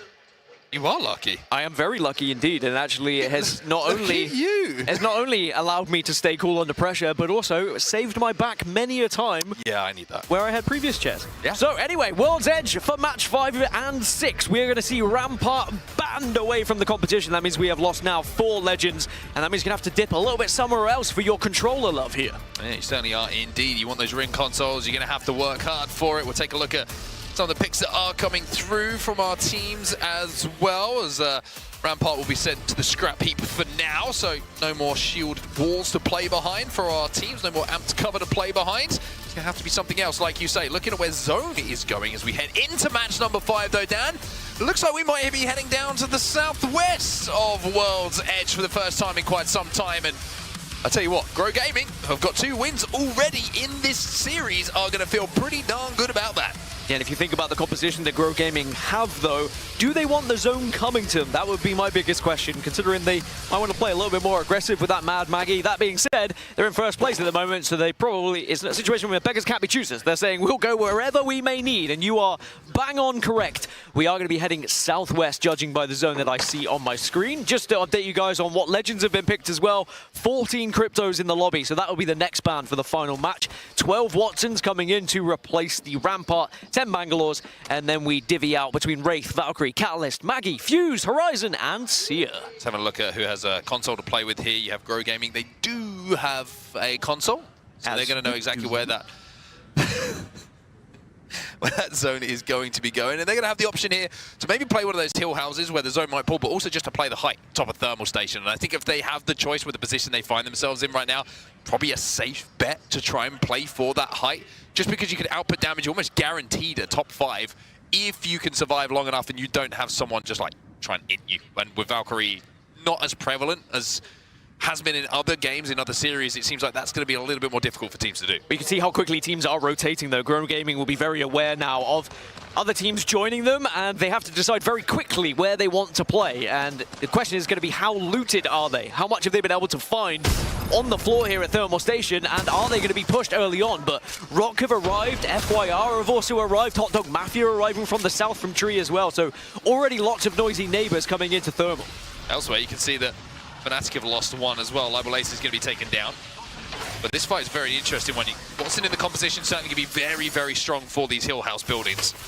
Especially if you can electrify those doors that you can see on the bottom of the building. Supernova, though, very good game in the previous game, and Metaculture had a good start to the previous game, but unfortunately as a duo, there's sometimes only so much you can do. And Supernova will take advantage, a little smile on the face of the Grim Reaper Hardeki. He knows that that was generous to take that fight, to say the least. Yeah, that's going to be unfortunate. They know exactly what they're doing, those Supernova gentlemen. They are a little bit naughty, that's indeed true. Doing what needs to be done. It is interesting as well, having Supernova in the lobby whilst we also have Aurora in the lobby. Very confusing, I'm sure, for fans watching, but, you know, org changes, team changes, it does happen, and we'll get used to it, as will you. But now, Reignite, we saw an early exit from them in the previous game. They were the first team to be eliminated. A little bit to do if they want to try and catch up. Now, a team who is at the top is Oblivion, but they might shortly fall out of this lobby. They have to fight this one as a 2. Gonna be Go Next are going up against. It's gonna be Fun who is down. Monsoon's trying to swing, but the shield's not looking good. Fon's gonna have to do something extremely special here. It's a 1v2 situation he finds himself in, and with Henchman hitting some good shots. And we're kind of moving in to finish things off. It's gonna be Go Next, he'll get the reset. Armor Swap's getting dropped. Oblivion will be eliminated, Dan. Remember, they were first place, or they were second place, sorry, when we started this second half, and now they are going to watch a lot of teams probably catch them up here in match 5, and it's going to be a very interesting match 6 already looking at this leaderboard. No one has really took this B versus D group by the scruff of the neck, right? It's going to be very tight, and there is a massive opportunity for some teams to really find some points in that match 6, because right now it's pretty tight at the top. Well, EMP going off here. This is Aurora on your screen against Supernova. A lot of players who have played under the Aurora banner historically. Some of them present, some of them past. And Reignite having a little look at this as well. So a lot of teams in the vicinity, but nobody really in the position to be aggressive here. Elsewhere you can see that Hot Dog Mafia also getting involved with this from a distance. It's a very interesting fight as Aurora will find will find one and a finish onto Reignite. And Reignite getting pinched at the moment by both Supernova and Aurora, so the EMEA teams kind of teaming up with each other here to help each other out. FYR down to 2. Have been able to find themselves in the building. Rock have been able to get that initial knock, and at the moment this is a big fight that is just being heavily swayed by utility at the moment, but that is a lot of utility that's going to be used in this fight, and then how much you're going to have for the game later. But it's all about surviving right now, as now Sorcerer going to try and join things, or maybe actually it's about escaping with that portal. Wonder if he was trying to get a cheeky kidnap, or like you say, just escape in that situation. Rez is going to come in. One massive advantage, of course, for having Crypto in the composition is you can just grab that banner with a drone, and then you can use that drone to get the res. We mentioned Aurora and Supernova, how they were having a little fight a few moments ago, where they're continuing to do so. They were teaming up a few moments ago, but now friends have turned enemies. As Reignite, once again, like we saw in the previous game, just struggling to survive here. SBI chasing them down. Can SBI get their second point of the game? Yes! They're up to 2, doubled their points. 100% more. Chance to lock in. And, you know, I joke and I jest and I apologize, but at the same time, they are not far behind the rest of the lobby. That's how tight everything is at the moment. If they were to find a win here, they could soar up into the top 10 of B versus D. And it's surprising. When you look at some of the teams that is in this lobby, does it raise an eyebrow a little bit of your Shopify Rebellion, of Rock? Like, should they be dominating a group like this? And I don't want to go back to Falcons too much, but we saw what they did on the B stream earlier. They dominated a lobby, and they looked like a team that can go on and be tournament favorites, right? But should Shopify Rebellion be doing this as well? Should Rock be doing this as well? Begs the question, are they not capitalizing on a group that is struggling at the moment? I think everybody at this point in the tournament is like, just get through. Yeah. You know, just get through to tomorrow, get through to a comfortable position where you're not worried too much. It's about looking forward to the next stage, as opposed to falling down to the loser's bracket, and where you have to fight your way through. So it's a difficult balancing act, but I think on day one, you just want to get comfortable and just make sure you're making it through to the right side of the bracket. And I think a lot of teams want to try and keep that in mind and keep that as their focus. Where the zone is going, though, you can see it's continuing to pull towards Thermal Station. Doesn't look like it's going in deep with those buildings at the back. It does move, by the looks of things, towards the north or more central structure. So for Grow Gaming, like we mentioned earlier, who dropped over at Thermal, still a great opportunity here to put a third win on the board. I mean, 3 wins out of 5 games would be something for sure, as SBI Esports will be eliminated. It's VK Gaming and QQ is last alive. We're going to pick up those kills. I am wondering whether we can see the success again of VK Gaming. It's going to take them a little bit of time, I think, to get back into the swing of things after QQ being out of action and then coming back. It might be a day or 2 before we see them back at their very best. But if they do replicate that success that we saw at Split 2 playoffs, then suddenly they become another team that we have to look out for as contender for this event as well. And other teams should certainly be aware of their presence on this map. And when they are POI drafting, for example, when we get into those bracket stages, well, maybe it's a team that you could avoid, especially if you're in the elimination bracket, because I'm sure they'd be looking out to try and take some teams down with them.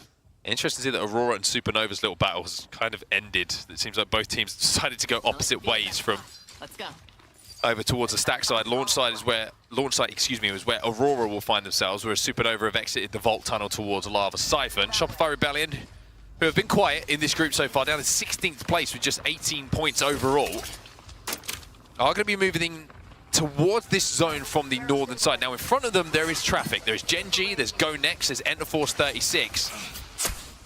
Zap is taking damage here as he crosses that zip line. So teams are going to be aware of Shopify Rebellion's position, but with 3 purple armors to play with, Imagine Shopify Rebellion thinking, whoever's in front of us, we are more than willing to fight. During scrims between these two groups, Shopify Rebellion on average were getting about 47 points, and they were the dominant force between B and D. But they are a little bit behind that average at the moment, but you know, a win would suddenly put them right back up there and in contention of taking this group as well. So it's definitely what they're capable of. We know that, they know that. But as you alluded to, just been a bit quiet at the moment, and sometimes that can happen in international competition. You know, a few teams maybe playing a little bit more aggressive than they had done in scrims, because scrims, whilst they're great, whilst they do tell us little tidbits, they are not always indicative of what's actually going to happen when it gets to LAN and once there is truly the risk on the line. And it's always the question that I ask is like, are you sure you do that on LAN? People go, yeah, we do that on LAN. Are you sure you do that on LAN? You go, yeah. And then you go, would you do that for $200,000? And they go, yeah. It's a very different question, isn't it? Very different. With that kind of thing on the line. So I think a lot of teams kind of, you're not quite sure how you'll play until you are in that position. And I think a lot of teams play a lot more reserved than they would have, even in the situation where they're trying to recreate what they believe they would do on LAN. Just looking at where the zone is going, it is still pulling hard towards Thermal Station. Shopify Rebellion on your screens right now have moved into a position they will be safe.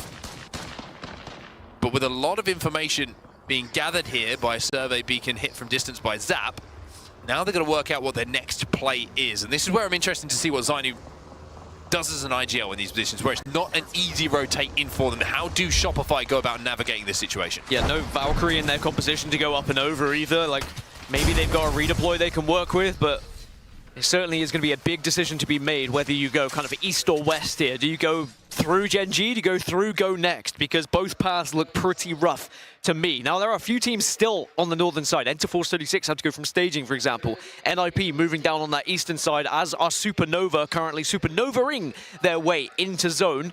There's going to be some big fights that are going to happen as this zone closes. By the way, what a great read from Grow Gaming.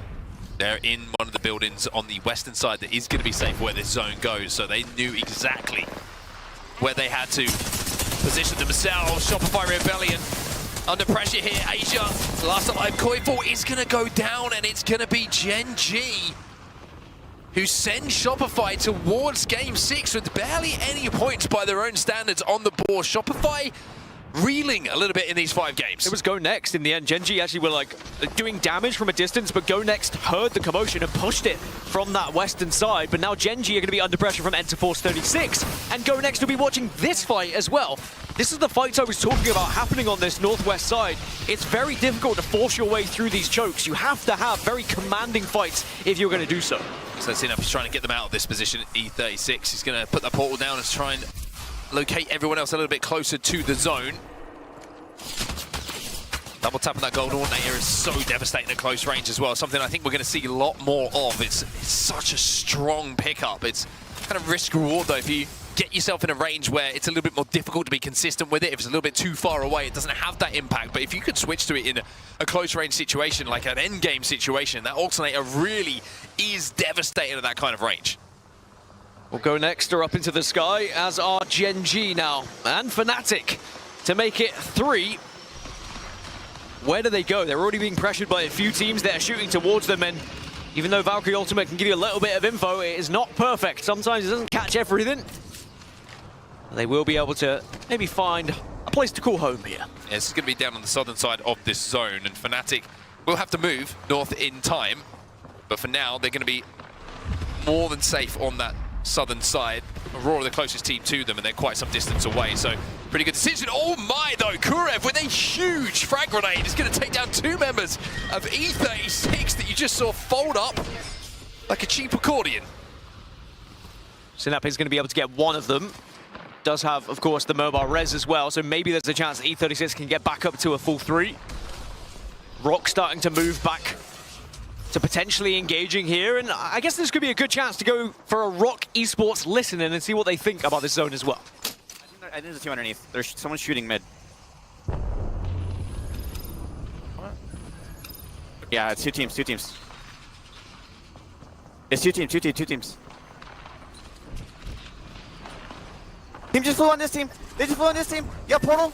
No, 2%, 8%, 7%. We're gonna shove it. Can we go do it while they're fighting? Yeah. Can you maybe port on that? No. They're sliding down. Block up. I saw one of them slide down. It's a duo, guys. It's a duo. I'm dating the spot. I died. I'm gonna res him. Get baggy ball that. It's a 3-man. It's not a duo. The baggy ball's out here. She's aping. The baggy ball. Swing left. Get off.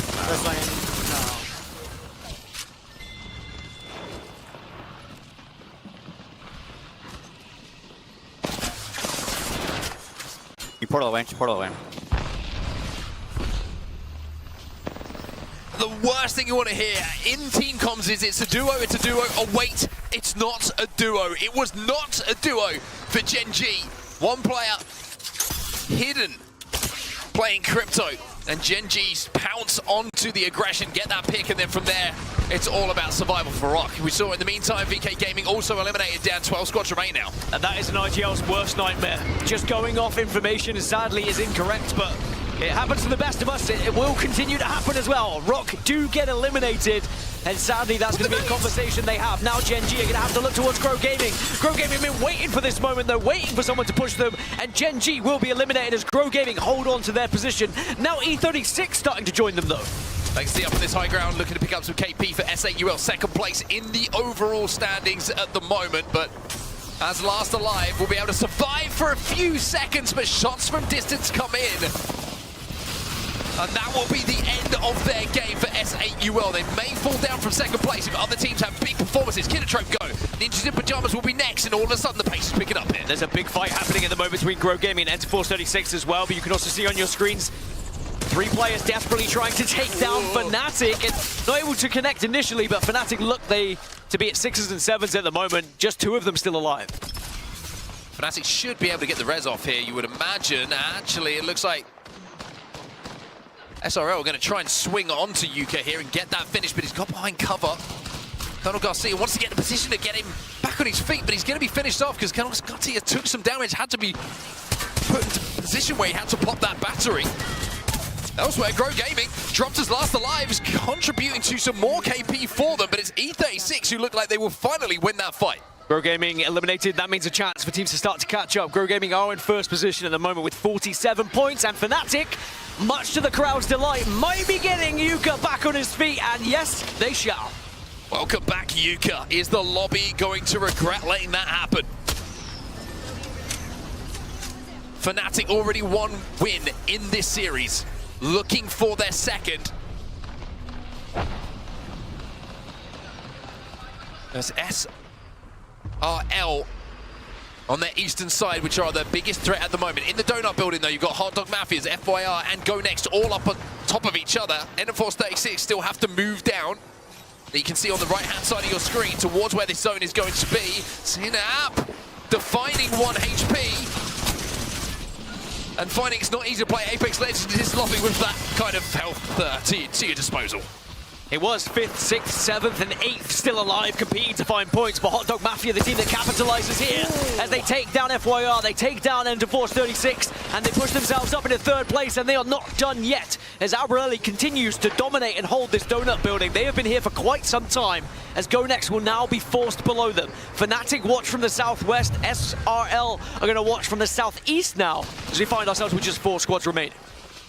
Really strong position here for Fnatic as well, just having such good vision. You can see that Yuka's also pushed up to see if he can capitalize on any KP that falls their way, as Hot Dog Mafia and Go Next will have to play away from this building at some point and will be forced to engage with each other, you would imagine, or certainly take some damage. And Fnatic want to try and move up on this. They're trying to get a little bit more center zone here. I mean, every team has a Watson at this point of these last 4 teams. There are going to be 2 wraiths, though, that could make a big difference. Hot Dog Mafia and Go Next having those wraiths, and they are both the teams that were in the Donut Building, could maybe make a portal out to try and find somewhere a little bit more safe. But with this push from Fnatic, it becomes very different. If Fnatic were on the southwest, they could have watched those portals happen, done a lot of damage, but now maybe there is an exit route for one of these 2 teams. And that's why, in the meantime, just watching all of this happen. They might have a free walk-in with everybody stacked up on top of each other. This could be a free win for them. Should they not be focused, but the rest of the lobby kind of determines their fate. If they turn their attention towards them, then they could be deleted in the blink of an eye with 9 potential guns looking their way. This is going to be a very tense next 20 seconds or so where teams decide how they want to play this one. And a lot of it is going to come down to what Fnatic actually do here, whether they decide to just be patient and force these teams out of the donut building, and actually what SRL do, because SRL are getting very aggressive and they will take some height here, trying to take a commanding position above everyone else. Taking the height, but being focused. They've lost one. Light's going to pick up that first knock with the P20s in his hand. And now with that gen being destroyed, it forces them down to that low ground. Sky Grenades become a problem. They're looking to get a Moby down themselves to get a respawn in, but I'm not sure if they're going to have the opportunity to do so. It looks like Fnatic want to swing onto this and try and deny it. Yuka on the Bangalore causing problems. Yuka had to be careful though. He exposed himself a little bit too much to the two teams still in the hot dog building. Albreleli has been able to get a knock though. Sadly, I think the SRL push made them a little bit vulnerable. It made them a focus point because everyone said, no, we can't allow them to have this high ground and just give them a free win. And now everyone is creeping in because there's enough coverage for teams, but it's about to run out soon. Fnatic just want to hold this side of the wall. If they can control this side of the wall, they will have the space to look upon everyone else in just a few moments' time. But they've got to deal with this height. This could be a juicy-looking nade coming in from Yuka on height. If it lands, the thermite will burn, and burn it is. Albreleli is down. Fnatic getting the kills as Hot Dog Mafia will be eliminated here. And there's anticipation in the crowd. Oh my goodness, and now Fnatic with a huge chance, but Go Next now push out. Well, they're going to swing them. Fnatic need to get those guns up, and they're not going to be able to by the looks of things. Live Ace is last alive. Go Next jump into the void. Light alongside Henchman. Trying to close this one out, and Go Next will close it out. Go Next will be the champions of game number 5 here, and Emiya again today find a way to perform on the main stage. A really tough final circle for a lot of these teams to try and plan for, especially when utility comes into it as well. I was looking across the compositions, what can actually make the difference, but it's when you look at those screens and see what grenades were available, and actually that thermite was huge for Fnatic against Hot Dog Mafia, and actually I think Hot Dog Mafia maybe a little bit frustrated that one came through. But in the end, no one really wanted to take a risk in that final circle, and I think that the point we were making about scrims, I think that would have looked very different in scrims just with what's on the line here today.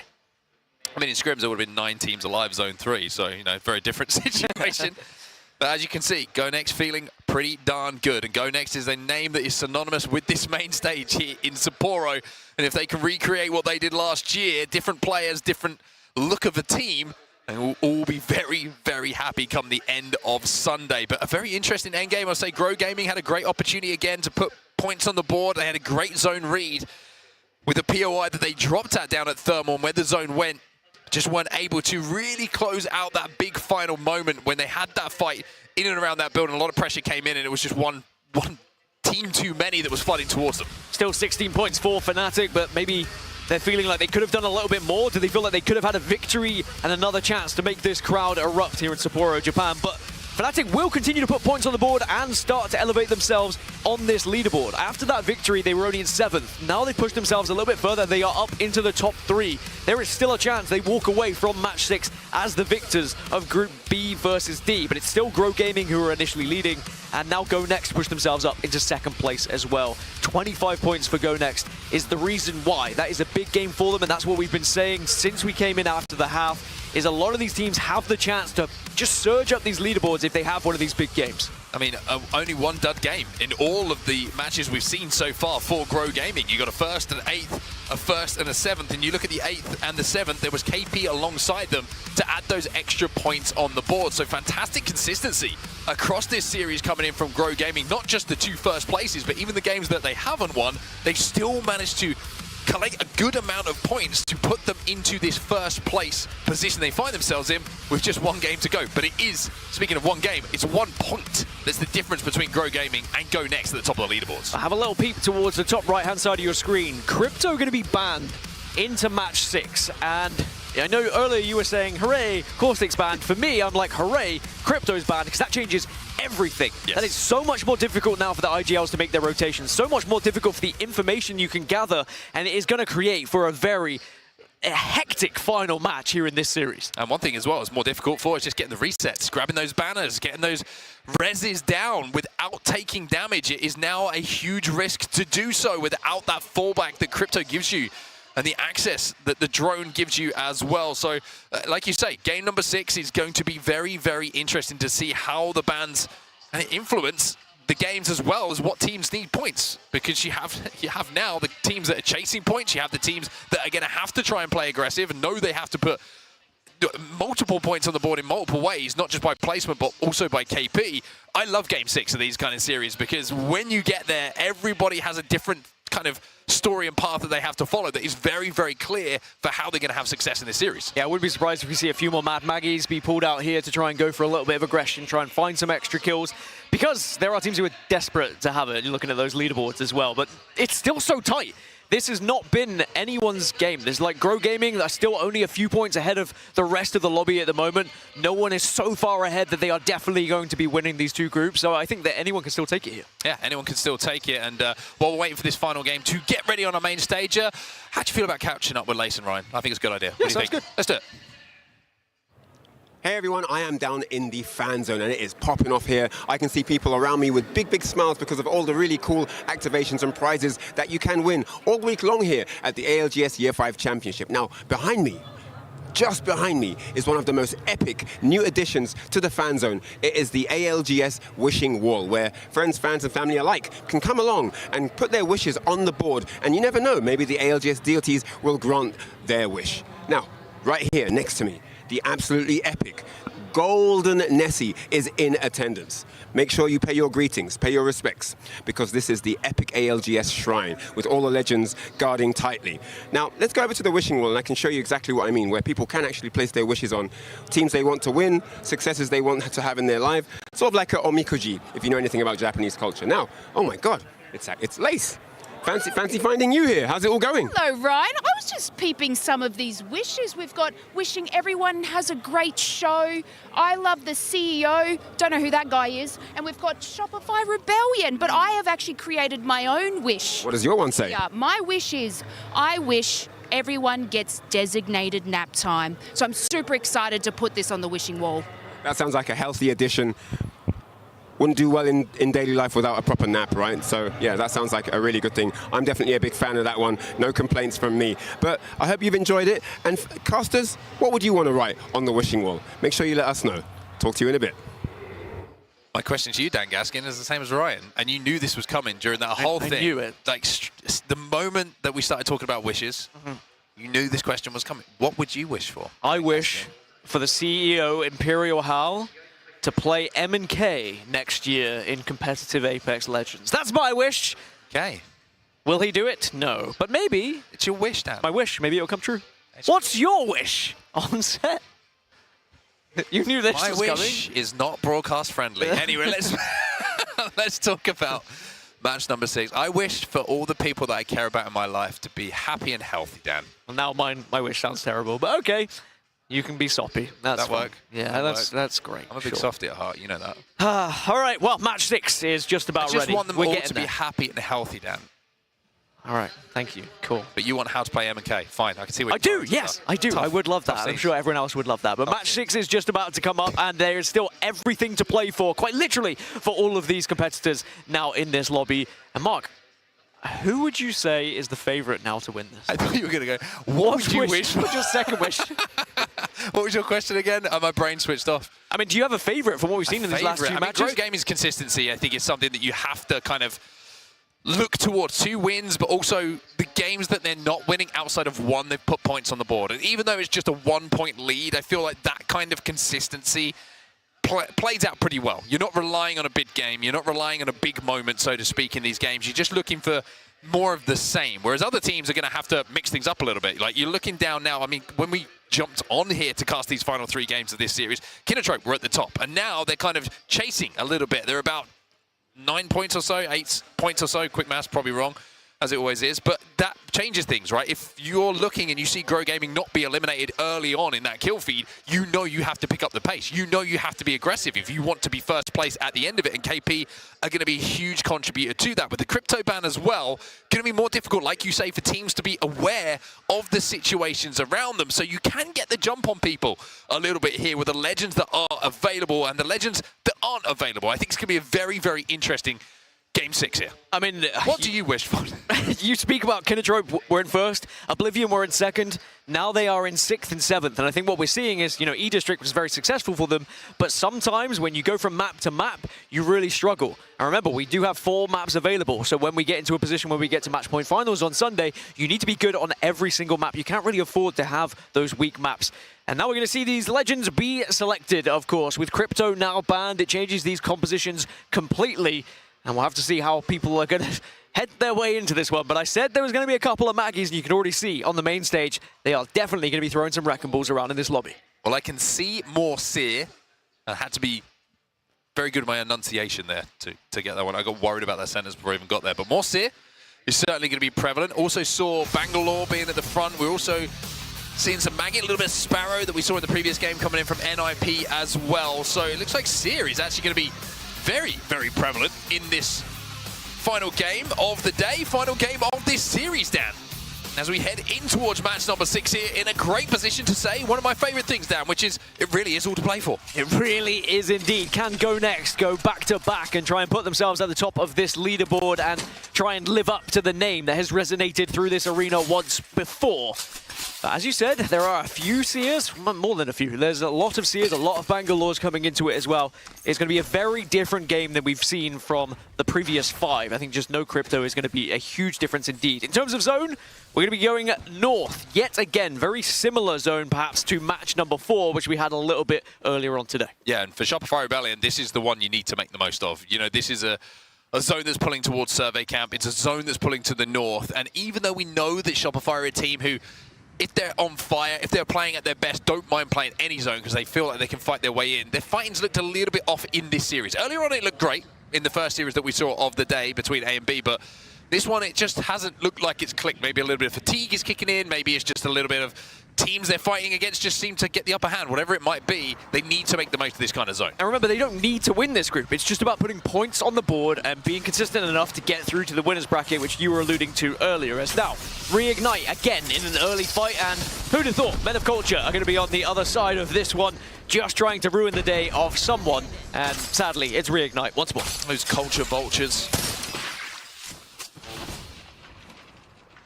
Reignite taking damage. Oh my goodness. Oh my goodness, Rohai just got absolutely pieced up. Oh my God. Oh no, oh, Floating took him down as well. Reignite. They cannot win against Men of Culture, the 2v3. Reignite, I mean, you have to hang your head. That's not good. You can't be getting 2v3 in these lobbies. But then Aurora have caught wind of this, and they've recognized there's a couple of free kills they could potentially have. But Men of Culture will not make it easy, that's for sure. And one thing I'll say, if Men of Culture don't make it through to the winners bracket, which is going to be probably likely very difficult to do it as a duo, I would be very concerned about drafting close to them in that losers bracket. But they are still making it work. This is an insane run from Men of Culture. One player alive. Do you know how this pronounce this name, by the way? It's Tamani Chitez. I think that one works. Tamani Chitez. Well, he's going to find himself in a 1 versus 3 with a Vault and a Sentinel. Not going to happen. Okay, Men of Cultures will be eliminated in 19th position, and Reignite probably a bit annoyed at the fact that they had to take that fight. But at the same time, they lost 2v3, so that's on them. That's very much on you. You know, if you can't win a 3v2, I don't know what to tell you. Unacceptable, I believe, is the word, Dan, that I would look to use. I would agree with that. Bit of a rough one for them. But Aurora, they might have a little bit of a battle against Supernova again. This is not the first time that we've seen this battle. And by all regards, Dan, it might not be the last time we see this battle. Correct. And as I said, there's a lot of history in this battle as well from names, but we'll check in with SBI and see what's happening over here. NIP are going to be also fighting Kinatrope Gaming in the kill feed as well. And I think maybe this fight might dissipate. But elsewhere, Kinatrope just trying to survive.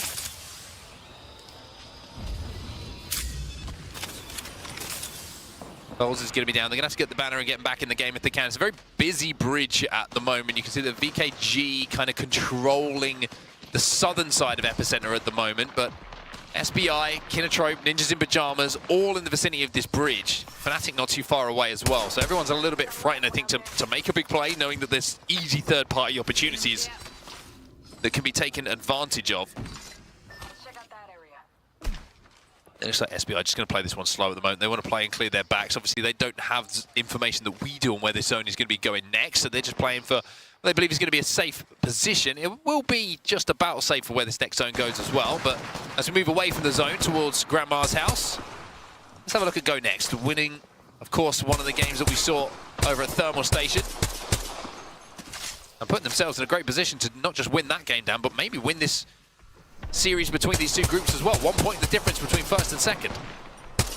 I mean, when you look at these three players, you know they are definitely more than capable of finding back-to-back victories. As Hot Dog Mafia have been targeted a little bit in the air, but they should arrive to the ground safely. Blinks has just been taken down on the side of Oblivion. It really has not been a successful World's Edge for Oblivion thus far, but maybe they can get back up to a 3 and try and rescue a few points to stay near the top of this group.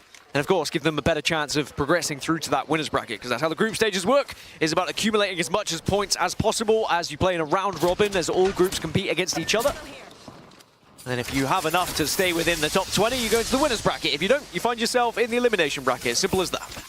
I have a question for you. Sometimes when people say something, do you immediately think of an image? You said round robin. Yes. And I just thought of really round, like, bird. Like a spherical one. Maybe that's where it came from. A spherical bird. Someone give me the lore. DM me the lore of round robin without using ChatGPT. Do it old school. We want to see everything old school nowadays. Actually, let's throw this broadcast old school. Let's get rid of all of the overlay. Search. I want encyclopedias to come back. Wow, do you remember them? Shout out to anyone, by the way, who knows what Encarta means. Anyway, on the northern side of this zone, S8UL, who, of course, were involved heavily in an endgame that we saw almost in this exact same zone in and around Survey Camp. They're in a great spot for this zone once more. And there they are, right in the northern tip of this zone. Enforce 36 going to have to move their way in. BK Gaming down on that southern side. Grow Gaming and Supernova a long way away from the zone at the moment. And Grow Gaming, remember, they're the team that are in first place at the moment. They have 1 point as what a very thin cushion over the chasing pack at the moment. So this is a setup for a very interesting potential game-changing game, and certainly leaderboard-changing game for a lot of teams here. Well, Fnatic have been able to take 2 members of SBI down, and it looks like it is going to be a clean wipe if they can find the third, but they're probably a little bit concerned about potential third party, and it's certainly a possibility. You've got Kinotrope, you've got Enforce 36, both in the area, but they are hunting to try and find this final member. And of course, it's never made easy from other teams, because why would you make it easy? Make them work for it here. This is one of my favorite things. It's like you can run, but you can't hide, and then you realize that that actually isn't true. A lot of the time when people start to run, and you can hide. They can hide. And Egoist is doing exactly that at the moment for as long as he can, finally. Truth be told, he could run, but he couldn't hide. And it's going to be Fnatic who get the KP and get the clean wipe onto SBI Esports, who, unfortunately, their lobby has been a little bit disappointing. And that will be the end of their series here as they will fall out. So Fnatic with some more KP, and they're in a pretty good spot in the overall leaderboards at the moment. They might have a chance of taking this one away. And I will say, like, up to third now. If Fnatic do find themselves getting into the winner's bracket, we might look back at this series and potentially this match in particular as really the focus point of how they were able to achieve that. To really take control of this group where no one else was able to pick up big points, and some of the big heavy hitters really struggled thus far, but of course they can still change that narrative as well. Both Rock and Shopify Rebellion, 2 of the biggest teams in this one, have not been able to find points yet, but all it takes is one big victory here, and then we don't say that narrative whatsoever. Now, Aurora struggling a little bit to get through. Yaka's going to go down as well, but if they can get down behind the rock, maybe some revives, but no. It's going to be all down to Yushako now. Oh, don't move when you got the knockdown. Oh, that's a rough one. That's a rough one, especially when you're trying to pop a battery, maybe trying to block some nades that were coming in, maybe trying to help with the Sparrow ulti that came in as well, but essentially just the cover that was there disappeared very quickly as that player with the knockdown shield just crawled away and cost them their lives. So that will be them out of the lobby now. Grow Gaming, first place still. And every single team that dies in front of them and before them is good news for Grow Gaming here. They've just got to hold on. And of course, it's still about putting points on the board. It's all well and good just staying ahead of everyone else, but you want to take advantage of this situation. Take advantage of being first. Get as much points on the board as possible. really make an impact statement here for Group B versus D. Now, see it, Q will come out. It's a Q on Q, but not QQ involved. No, it's a Q off. Like you say, no QQ, but lots of Qs being queued at each other. There's a Q for the Qs. It's getting late, we get weird. We've established this with production before. It's always the risk you take. They agreed it's a risk to put us on when we start to get a little bit tired. Big fight, though, if it does happen, because it is going to invite a lot of potential third-party action. Now we're going to see Catwall go down, and actually this is going to be a chance maybe for Grow to escape rather to engage here. Grow are thinking about rotation rather than engagement. It's very sensible for them. Yeah, might be able to actually run in towards Survey Camp or out towards Grandma's. The problem is if they leave towards Grandma's, Gen G are there, Go Next to there, they're not going to be having a comfortable position. They're going to have to rely on Keon getting that information on the heartbeat sensor here on Seer to know there's going to be teams, otherwise they are going to be ambushed. Speaking of which, Supernova trying not to get ambushed themselves. Another team trying to push from a very similar situation from outside of that tunnel that Grow Gaming find themselves in. Gen G having to hold 2 teams at the moment. It's been such a strange rotation from Supernova as well, from like the southeast all the way now over to the western side. They could Valcol. It's one thing they can do. They do have that available, so maybe they're just waiting for the opportunity to do so, to overtake a lot of this carnage that's happening in and around this tunnel. FYR trying to extend out themselves to see if they can find a little bit of KP. Rocky Sports also doing something very similar. They're going to go back using the Wraith port in towards Survey Camp, and everyone kind of survives. And I think it's just everyone playing smart and everyone playing a little bit safe. Grow Gaming was the biggest indicator of that. Dark Veil go down, avoid the fight, and now they're in a position where they can kind of wait. I think everyone wants to third party, everyone wants to take advantage of other damage that's been done, but no one has actually taken the risk to engage. Now here is that Valkyrie you're talking about from Supernova.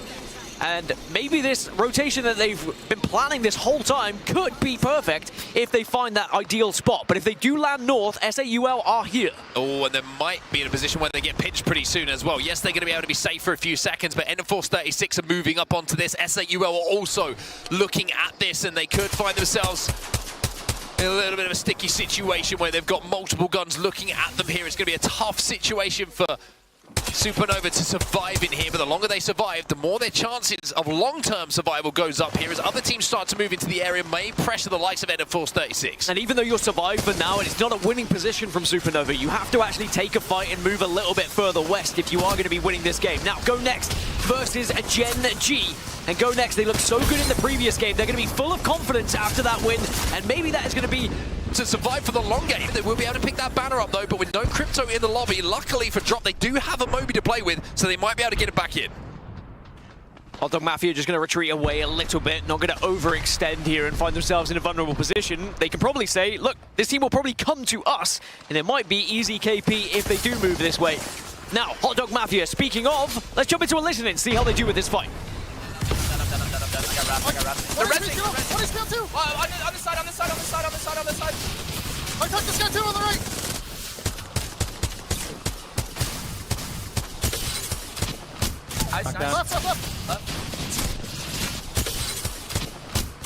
Left. Bro, we're doing way too much. Not good for Hot Dog Mafia. Some shots not connecting for Skill Cakes.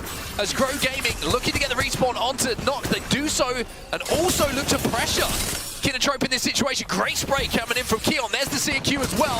Should be able to find one Knock. Does indeed do that. Switches to the Scout to try and find the second. But now it's going to be knocked off the respawn. He has to move in and finish off this damage. Difficult to do it. Does get the first. Now needs to get this one. It's a 1v1, but does not win it. Kinotrope Gaming will survive. Fnatic are hovering, though. Go Next also hovering as well. There's going to be 2 teams looking to try and capitalize on the damage that has already been done. Someone else now can pick up points here instead. Yeah, this really does open things up, and Fnatic are in 3rd place overall. Now take to the skies. Kinotrope Gaming have been eliminated as Light from Go Next will move in to get that final KP. And look at the loot that's available to them. Now, big moment for Fnatic. The scans come in from the sky from Valkyrie, but can they find a safe spot to land? They also, importantly, had popped an auto accelerant on the Watson just before they landed. That means when they land, they can get that gen down immediately, and they've done exactly that. Can Fnatic walk away as the heroes of this group? They are 6 points short of 1st place at the moment, but Go Next are still alive. That being said, Go Next are down to just a single player. So Light, what he did there was actually able to get more KP for his team whilst he was a solo. The real question is, can you get your teammates back up? Does he even have the banners would be a bigger question. Now, NIP still alive, Edge Force 36, also down to just one. Oh. But Justin's doing a pretty good job as a solo. He's alive. Popping the OXL as well. That's going to give him the gen back immediately. And if he can hold off the push coming in from Cersei here, there might be an opportunity to at least get one player back to their feet. He's going to try and stick this one. Holds that revive button down and does manage to get Cena back into the game. So a duo much stronger than a solo, and a trio much stronger than a duo. They're trying to stick the res here. Also elsewhere, Go Next just got the respawn as well. Kinder and Hedgewind back on the map. Go Next, remember, leaders of the lobby at the moment. Huge for them, and they've got the space to actually stay alive. But Ender Force 36 might be back on the map, but maybe not for long. Just one player remaining. See that popping some shield cells. Trying to get those healthy as he possibly can to maybe thinking about sticking that res once more. E36 just surviving at the moment. It's not pretty, but it's effective enough for them to be a part of this endgame potentially here. Elsewhere, Go Next, you mentioned the respawns that came in. Well, there's some loot for them to pick up on their way towards this zone, but they have such a long way to go. One team, Shopify Rebellion. We mentioned how at the start of this game, it's a great zone for them. They're still alive here. They're in the northern building of Survey Camp. They won't be safe for the long game, but they are safe for now. Can Shopify Rebellion finish this series with a bang to put themselves up with a chance of just being in a better position for those overall standings after day one and get closer to that winner's bracket? Now, Darkveil goes down at maybe the worst time for S8UL because they've lost Sharky. Legacy's going to have to do a lot here, but sadly, he can't do it either. Just going to be last alive, maybe just biding a bit of time here to try and survive. Rock Esports have been eliminated in the meantime. 10 squads still remain, by the way. Over half the lobby still alive as the zone starts to close in. Fnatic, though, they'll lose one. Yuka very, very weak as well. Colonel Garcia trying to be the hero. The knockdown keeps him alive, but it's just delaying the inevitable. Fnatic will be eliminated. And Go Next now move into first place. And it is Oblivion who are able to get a couple of those kills as well. Shopify Rebellion, very disappointing series for a tournament favorite. Not able to get going here in this one. NIP also eliminated. 7 squads now remain, but Go Next still alive. First place, 56 points. Oblivion will go out. They weren't able to find their footing here on World's Edge. The next closest are S8UL, who are still alive in this lobby. They're around 10 points behind Go Next's current score. So a lot of work for them to do. They'll have to pick up the majority of KP in this lobby if they want to oust Go Next from that first place that they currently hold down. Enderforce 36 somehow still alive, by the way. Don't know how that's happened, but they are. And again, that comes down to people not taking risks and not wanting to overstep their boundaries, not wanting to find themselves in a vulnerable position, allowing E36 to survive. And then they're going to punish the team that could have killed them earlier. I mean, this is somehow, you know, cockroach-like play, survival from them. And E36, they'll move in and pick up 2 of those kills. They've also taken control of that door. They fenced that player in, and now they can swing and try and finish things off. Fence him in, fence him out, as E36 will pick up the kills, but there's going to be a cockroach on the other side. But finally, SLR will go down. 5 squads now remain. But who is the healthiest? S8UL still sitting in a pretty good spot, but as a duo, VK Gaming still alive as well. Everyone is struggling at the moment. Oh, Light's got a queue back here. He's got to be careful. Get back to the safety of his 2 teammates. And manages to just about do so. E36, I want to see some red stats, by the way. I was going to say Light got away with it. He did not, because Juzza, from distance with that triple take for E36, just clipped him as he tried to pop that battery and get back to his feet. S8UL still alive, by the way. But for how long is the question? Finally, they will go down. VK are also a duo that are still alive at the moment. Go Next down to a duo as well. So E36 and FYR, the only 2 that are down as 3s, as Go Next find themselves to just 1. But have Go Next already done enough at this point? 59 points they find themselves on. Surely they still close out this group. Well, if Amir was to hit Earth, I think the things that would survive based on this game would be Keith Richards from the Rolling Stones, Cockroaches, and E36. That's pretty much what is going to be the case, because they cannot be killed. Izzy, the amount of reses that we've seen in situations where it felt like they just did not have the right to reset. Well, now they're in position to win this one. Go Next have been eliminated, but they took first place in the meantime. So many points available, so many players knocked at this point, so many teams vulnerable. And now we're down to just 3. And E36, if they're able to pull this one off, it would be a ridiculous victory. Well, the high ground's just been vacated, and it might just be there. VK Gaming are down.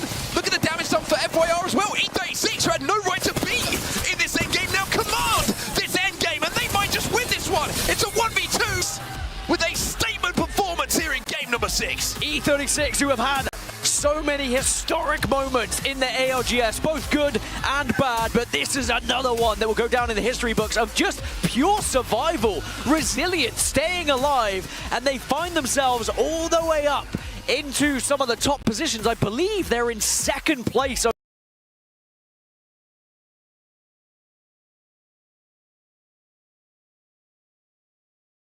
Overall, just short of go next, but it is about the points they put on the board on set. 58 points from this lobby is going to do wonders for their chances in the overall standings. I mean, 13 kills in a game 6. It's a phenomenal performance, and it shows when a lobby is tight, when the points are so close between every single team that a game 6 could completely change the narrative of how you feel at the end of a series. It's E36 who changed that narrative by surviving, by resetting, by respawning from solo to duo to trio. It just kept happening for them. They were not being punished for being down numbers. They were able to consistently reset into position that gave them the opportunity to put those stats on the board. 25 points for them with 13 KP is a phenomenal Game 6 performance. And that's what happens sometimes in Match 6, right? Because people are so reluctant to push out from their spot because they want to put as much points on, they want to survive, they want to get to that end game. No one shut down E36 when they were at their most vulnerable, allowed them to stay alive again and again, and they showed what a resilient team they are. But also, when they're put in that final circle, they know how to play it as well. Yes. I remember, I think it was last year, potentially the year before, when E36 had one of the most explosive games we've ever seen in ALGS history, one of the most explosive series we've ever seen, and we understand why. This team can just do it when you least expect it. Well, once again, though, when we look at our series results after the games are done and all of the points are settled, it's Amiya again, Dan, who are having a great day in the group stages. Go next, 59 points, come in first place. Enderforce 36 with that great performance, of course. In behind them in that game 6 to 58 points. Grow Gaming just behind them as well, 50 points on the board. I think they'll be a little bit disappointed, Grow Gaming, considering they won 2 games in that series, that they end up in third place. A little bit of a tough final game for them. Yeah, it was a tough one, but at the same time, to the winners bracket, there's a nice, healthy amount of points. Sure, you'll see the likes of Team Falcons who might put up like 90 odd in one series. It's whatever. It's about you focusing on your team and just getting through to that winners bracket as high as you can for a better POI draft as well, but just making sure you don't find yourself in that losers bracket. Yeah, I think it's a really interesting day. You know, we kind of highlighted what a lot of the teams coming in today would have wanted to achieve, and I think one team to just keep an eye on that's had a bit of an up and down day is Shopify Rebellion. Shopify Rebellion looked very good a little bit earlier on when we saw them on the main stage, but that series was a worry for me. There were some real red flags that I'm seeing about Shopify Rebellion, because with how tight the group is and just needing, it felt like one really impactful game in that lobby, to not be able to find that in 6 games for a team who coming into this tournament is kind of touted as a tournament-winning favorite, I think it's a little bit of a concern for them. It's not something that's going to lose sleep over tonight, but I think coming into tomorrow, they certainly will be refocused and kind of humbled a little bit about what happened just there. And not to go back to Falcons again, but we saw what Falcons did against this group earlier and how many points they put on the board as another tournament favorite. It does feel strange that Shopify aren't able to at least replicate that in some way. So I think there's definitely things they can look at when they go home and maybe come back a little bit better tomorrow, because there is definitely a Shopify Rebellion that would look very different when they're playing at their very best. Yeah, I think maybe it's a case of overlooking the lobby. Maybe it's one of those things. Maybe it was just people playing very, very well in those 3v3 fights that they find themselves in. Maybe the zones weren't in their favor. Anyway, Shopify Rebellion certainly a team to keep their eyes on, as are these wonderful people on our analyst desk. So we're going to send it over to you. The 6th game is done, the series is done, and we're done. So take it away. Fantastic job, guys. Some important points that I think they were making there in that discussion as well, as it relates to how that series played out at the end of everything. Let's start talking about it, okay? We wrap that up, And one of the biggest things that we just heard Mark and Dan talking about was the fact that there was a favorite in that group, Shopify specifically, who did not show up here right now in this moment, Jay. Yeah, absolutely. There was kind of a group of 4 that was very consistently ranked as the top teams: Alliance, Falcon, Shopify, Thieves. Everybody was universally agreeing that those 4 were the favorites. And Thieves on the other side at the B stage, they didn't have a great set. Shopify doing the same here. These are teams that have to have bounce back performances, especially once we move into that bracket stage, because the expectations for them are sky high, and the standards for them are even higher. Yeah. I'm only laughing because I just wanted to know, who is everybody? Have you not seen the craziest? General consensus. Okay, I was going to say. The people. Not this person. From the chronically online person? Not from the chronically online person, let's be real. Because how many times have we seen the most chaotic picks coming out of not only Dan, but also myself? And then Dia loves to give love to the teams that have been working so hard behind the scenes. Hey, our predictions are looking pretty good, just gotta say. I'm also the shill that picked Team Falcons twice, so don't let me fool you. I mean, not exactly a bad pick. We also heard them mentioning just how strong Falcons looked after today, Dia, and that, I think a lot of people will agree, is kind of par for the course for them right now. Yeah, I mean, I certainly didn't come into this series or this tournament deluding myself into thinking that Falcons didn't have a shot. I will say I didn't expect them to have this strong of a group stage. I know that Falcons are typically a team that people look at as tournament favorites, but I also see them as teams that a team that needs to ramp up quite a bit. But for whatever reason, this new iteration of the roster doesn't seem to be having what Falcons has historically had, as sort of a slow-going tournament, middle of the pack, figuring things out, and then once we get to match point, we dominate. These look like group stage demons, and I'm really excited that we get to see them tomorrow play on the main stage. Absolutely, yeah, that is something to note, chat. We will be seeing them tomorrow on the main stage. I know you all will be looking forward to that. But let's start talking about the people who did well in this series, Jayhawk. Let's give a little bit of love to Go Next as we get these highlights running in the background as well. Yeah, Go Next had a really good series. One thing to point out, though, this was the lowest point total for a winner across any of the series we've had so far. They only finished with 59 points. Every other series has eclipsed at least 60. And so that just shows how competitive this lobby was. It wasn't like Go Next was just absolutely running over everybody. And at the beginning of this set, they hadn't really even done anything. It was those last 2 games where they made their mark. And like the casters were talking about, EMEA has been showing up because Go Next is one of those teams that people thought was good in Pro League, but can they do it on LAN? The duo of Kinda and Henchman, they've never really been able to do so. You add the IGL Light, who has had extensive experience in match point lobbies, and they're showing up. Yeah, I think that this is definitely a good look for Go Next heading into tomorrow's day of competition, and you can see how started off a little bit slower, able to bring it back, and even with some yo-yo in there, able to pull out some decent KP along the way as well. And just these numbers really illustrating how competitive the lobby was. That our number 1 team didn't even make it to 10th half the time. That's crazy. Yeah. I mean, we say it every year. The competition gets stronger and stronger, and I know we're only in group stage, but we're seeing that reflected here. And then on the flip side, we have some numbers here as well, Tiff, for Shopify.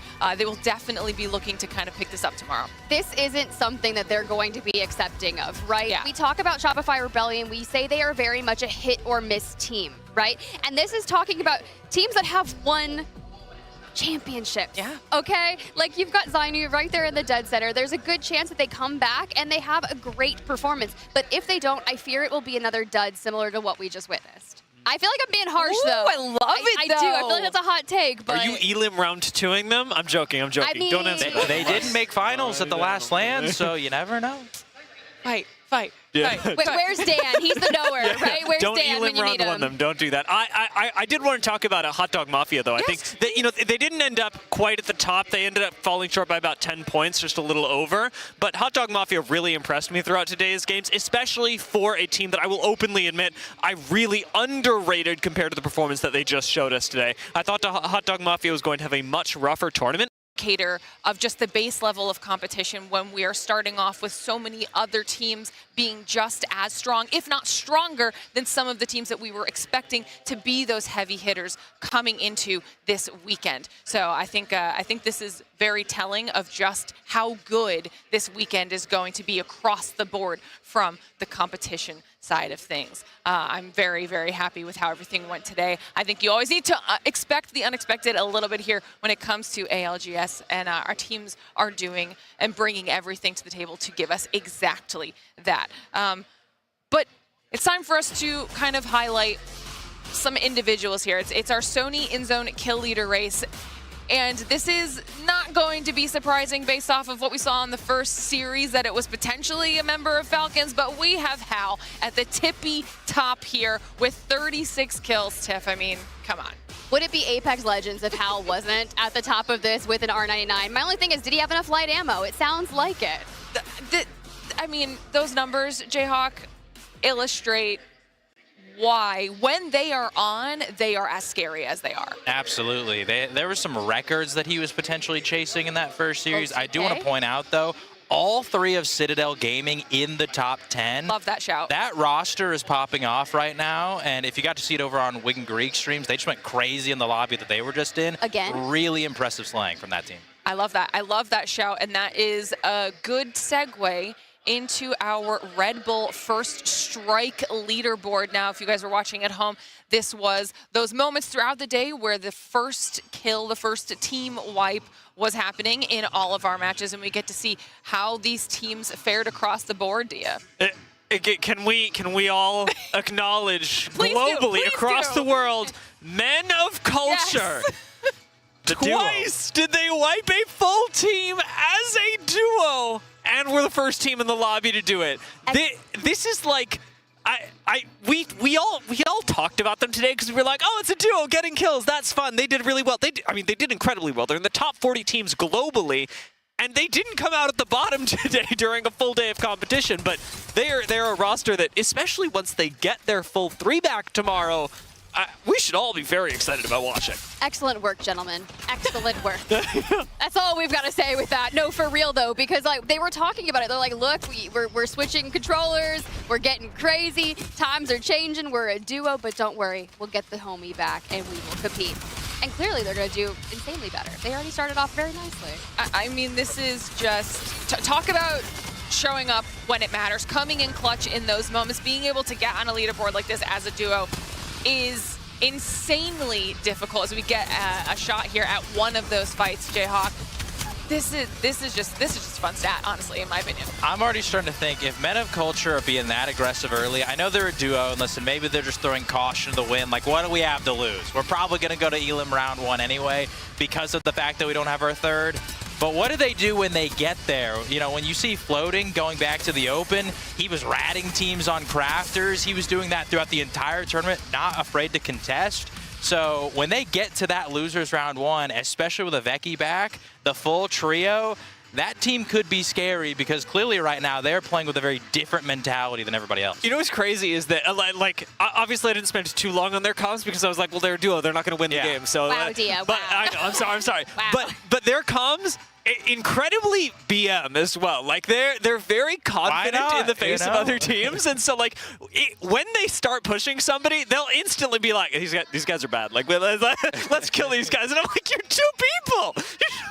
You got to believe in yourself. They do. You know? They You're believe in themselves. Yeah. I mean, it clearly works. They ended up being able to survive as best as one could really hope for in this type of a situation here, day 1 of Champs. So huge shout out to them as we now get an opportunity to see what that means for everybody. Okay, today, let's take a look at our overall standings where everyone has shaken out, and now that all of our series have come to a close. And this leaderboard, Tiff, at the tippy top is actually really, really fun. Talk to me about it. You know, I can't lie. I'm enjoying what I'm seeing. Right? Because that is something to note. Yes, Enterforce 36 did not take the win point. I don't want to start touting group stage team because look at Alliance. Sure, they're in the top 5. Falcons are in there. But, you know, like Jayhawk was saying, Citadel Gaming, they were winning a lot of games. And we talked about this when we were casting, Dia. That's so important when it comes to the match point finals because you have that conversion. You've shown that you can do it. And you've done it in tough lobbies already. Yeah, one of the teams I'm really excited about there as well, Unlimit. Thank you, A lot of people were really excited about Unlimit. For those of you who might not have watched a lot of APAC North, they were incredibly kill heavy during the regular season and performed at the top of the Pro League. And so I'm very excited to see Unlimit on stage. And I'm more excited knowing that even though we didn't get to talk about them on the main stage in the course of today's games, that they are showing up off screen in such a big way. Ooh, if you're going to go APAC North, we do have to mention Fnatic. We really didn't give them enough love at the end of this. And to bounce back after a very less than stellar performance on their first grouping, you have to salvage some of that. So to come in and get 47 group points for that stage there on your second series is going to be so powerful when it comes to tomorrow. And not only that, but you can just see their faces as soon as they kind of cleared out, got a ton of those points. It seemed like their fighting got better. And that's the things that they needed to work on, especially after the multitude of roster changes that we've seen with Yuka F at the helm of Fnatic. And if he can do it with Colonel Garcia and Libelace, I know he had kind of his invigoration like redid at that point. So let's go, baby. Let's go Fnatic. I agree. I love it. And final thoughts from you, Jay, here, and what we've got now at the end of the day. Guys, E36 is #1 right now. Yes. They've won 4 games, and when I'm thinking ahead to a match point lobby, I mean, think what they could do tomorrow if they win more games. They go to the bracket stage, they win even more. The confidence that that could build in them. I think back to last year, they were one of those standout teams that I think not a lot of people expected to have the performance they did, but they looked really impressive in the bracket stage and had a decent finals. Aimbot retires, they pick up Juicena, and now they're looking even better this year in front of the home crowd. I feel like E36 is a team that we need to give a little more respect because the way they're playing right now with 4 dubs, that is incredible. The reset in Game 6, though, that reset, you cannot let E36 get away with that. He is literally tanking the respawn beacon. The timer is going. You see the frag indicators coming through, and he just gets sent into Narnia. And next thing you know, we're looking at them again. They're tucked into a little corner at Survey Camp, which they start Monument, by the way. So not a short rotation, but they still pick up a ton of kills. And I guess what was Onset calling them cockroach gameplay at that point? Because they're just surviving it all. I'll take it. But given how Split 2 went for them, I think I'm surprised to see this version of E36 showing up at Champs because they went from a team that did not qualify through any of the like regular being at the top of Pro League, winning the LCQ, any sort of thing. They just qualified via Champs points, which in its own right is impressive, speaks to a year-long performance, but Split 2 wasn't really their time. And so to now see them show up and go from being a team that, yeah, we're expecting them to be good, probably make the finals, we'll see about that, and then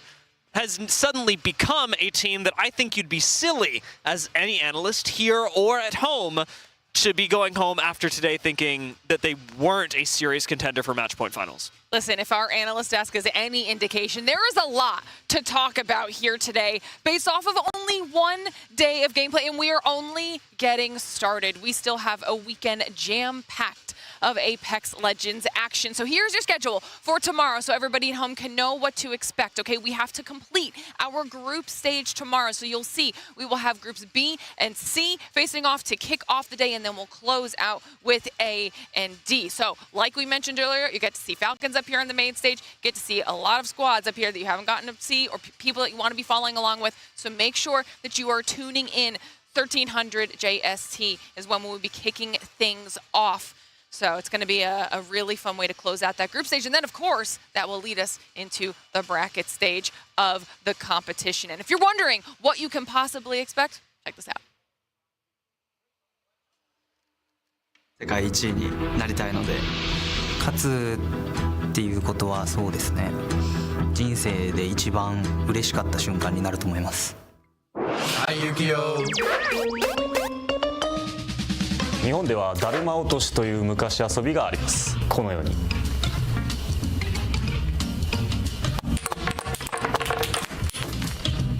それではグッドラック。 I genuinely have no idea. Was that edited? I mean, like the yes the and thing, no. This thing. I don't think so. I think Yu-Gi-Oh's just that cool. I think he just raw did that. Yeah. I need that game on the desk. I need to see if anyone else. You think can you do it like that? No, not me. I was thinking you. No, I'm not doing it like Yu-Gi-Oh just did. Okay. Now I'm excited for some of the content that we've got coming out tomorrow. That was amazing. It's going to be really, really fun. And as always, for everybody at home, if you haven't done so already, make sure you're following us on social media at Play Apex Esports on X, Insta, YouTube, TikTok, and at Play Apex on Twitch. And as long as you're following along, you won't miss a single second of what we've got going on with our championship action. Because for now, that does it for us here at the desk. Day one has come to a close, which means we are also one day closer to crowning our Year 5 champion. So make sure you are tuning in all weekend long to find out exactly who that will be. For now, get some rest, and we'll see you back here at the same time tomorrow, Legends.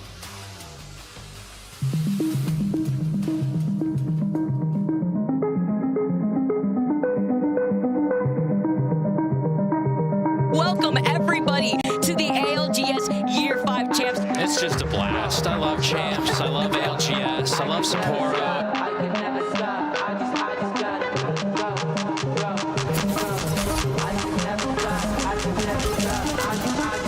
Three-time champion, 4-5 figures.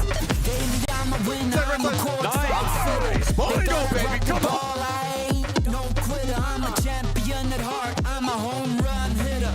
All eyes on me. Gotta win. All eyes on me. Make it big, no lies. You'll see. We had a green. All eyes on me. Now you see me in the crown. I'm a king. Now they bow for my dreams. Came from nothing but a struggle. Now got diamonds and things. Don't reply when they win. I'm too busy working on this. When I'm grinding, I could never ever stop. I gotta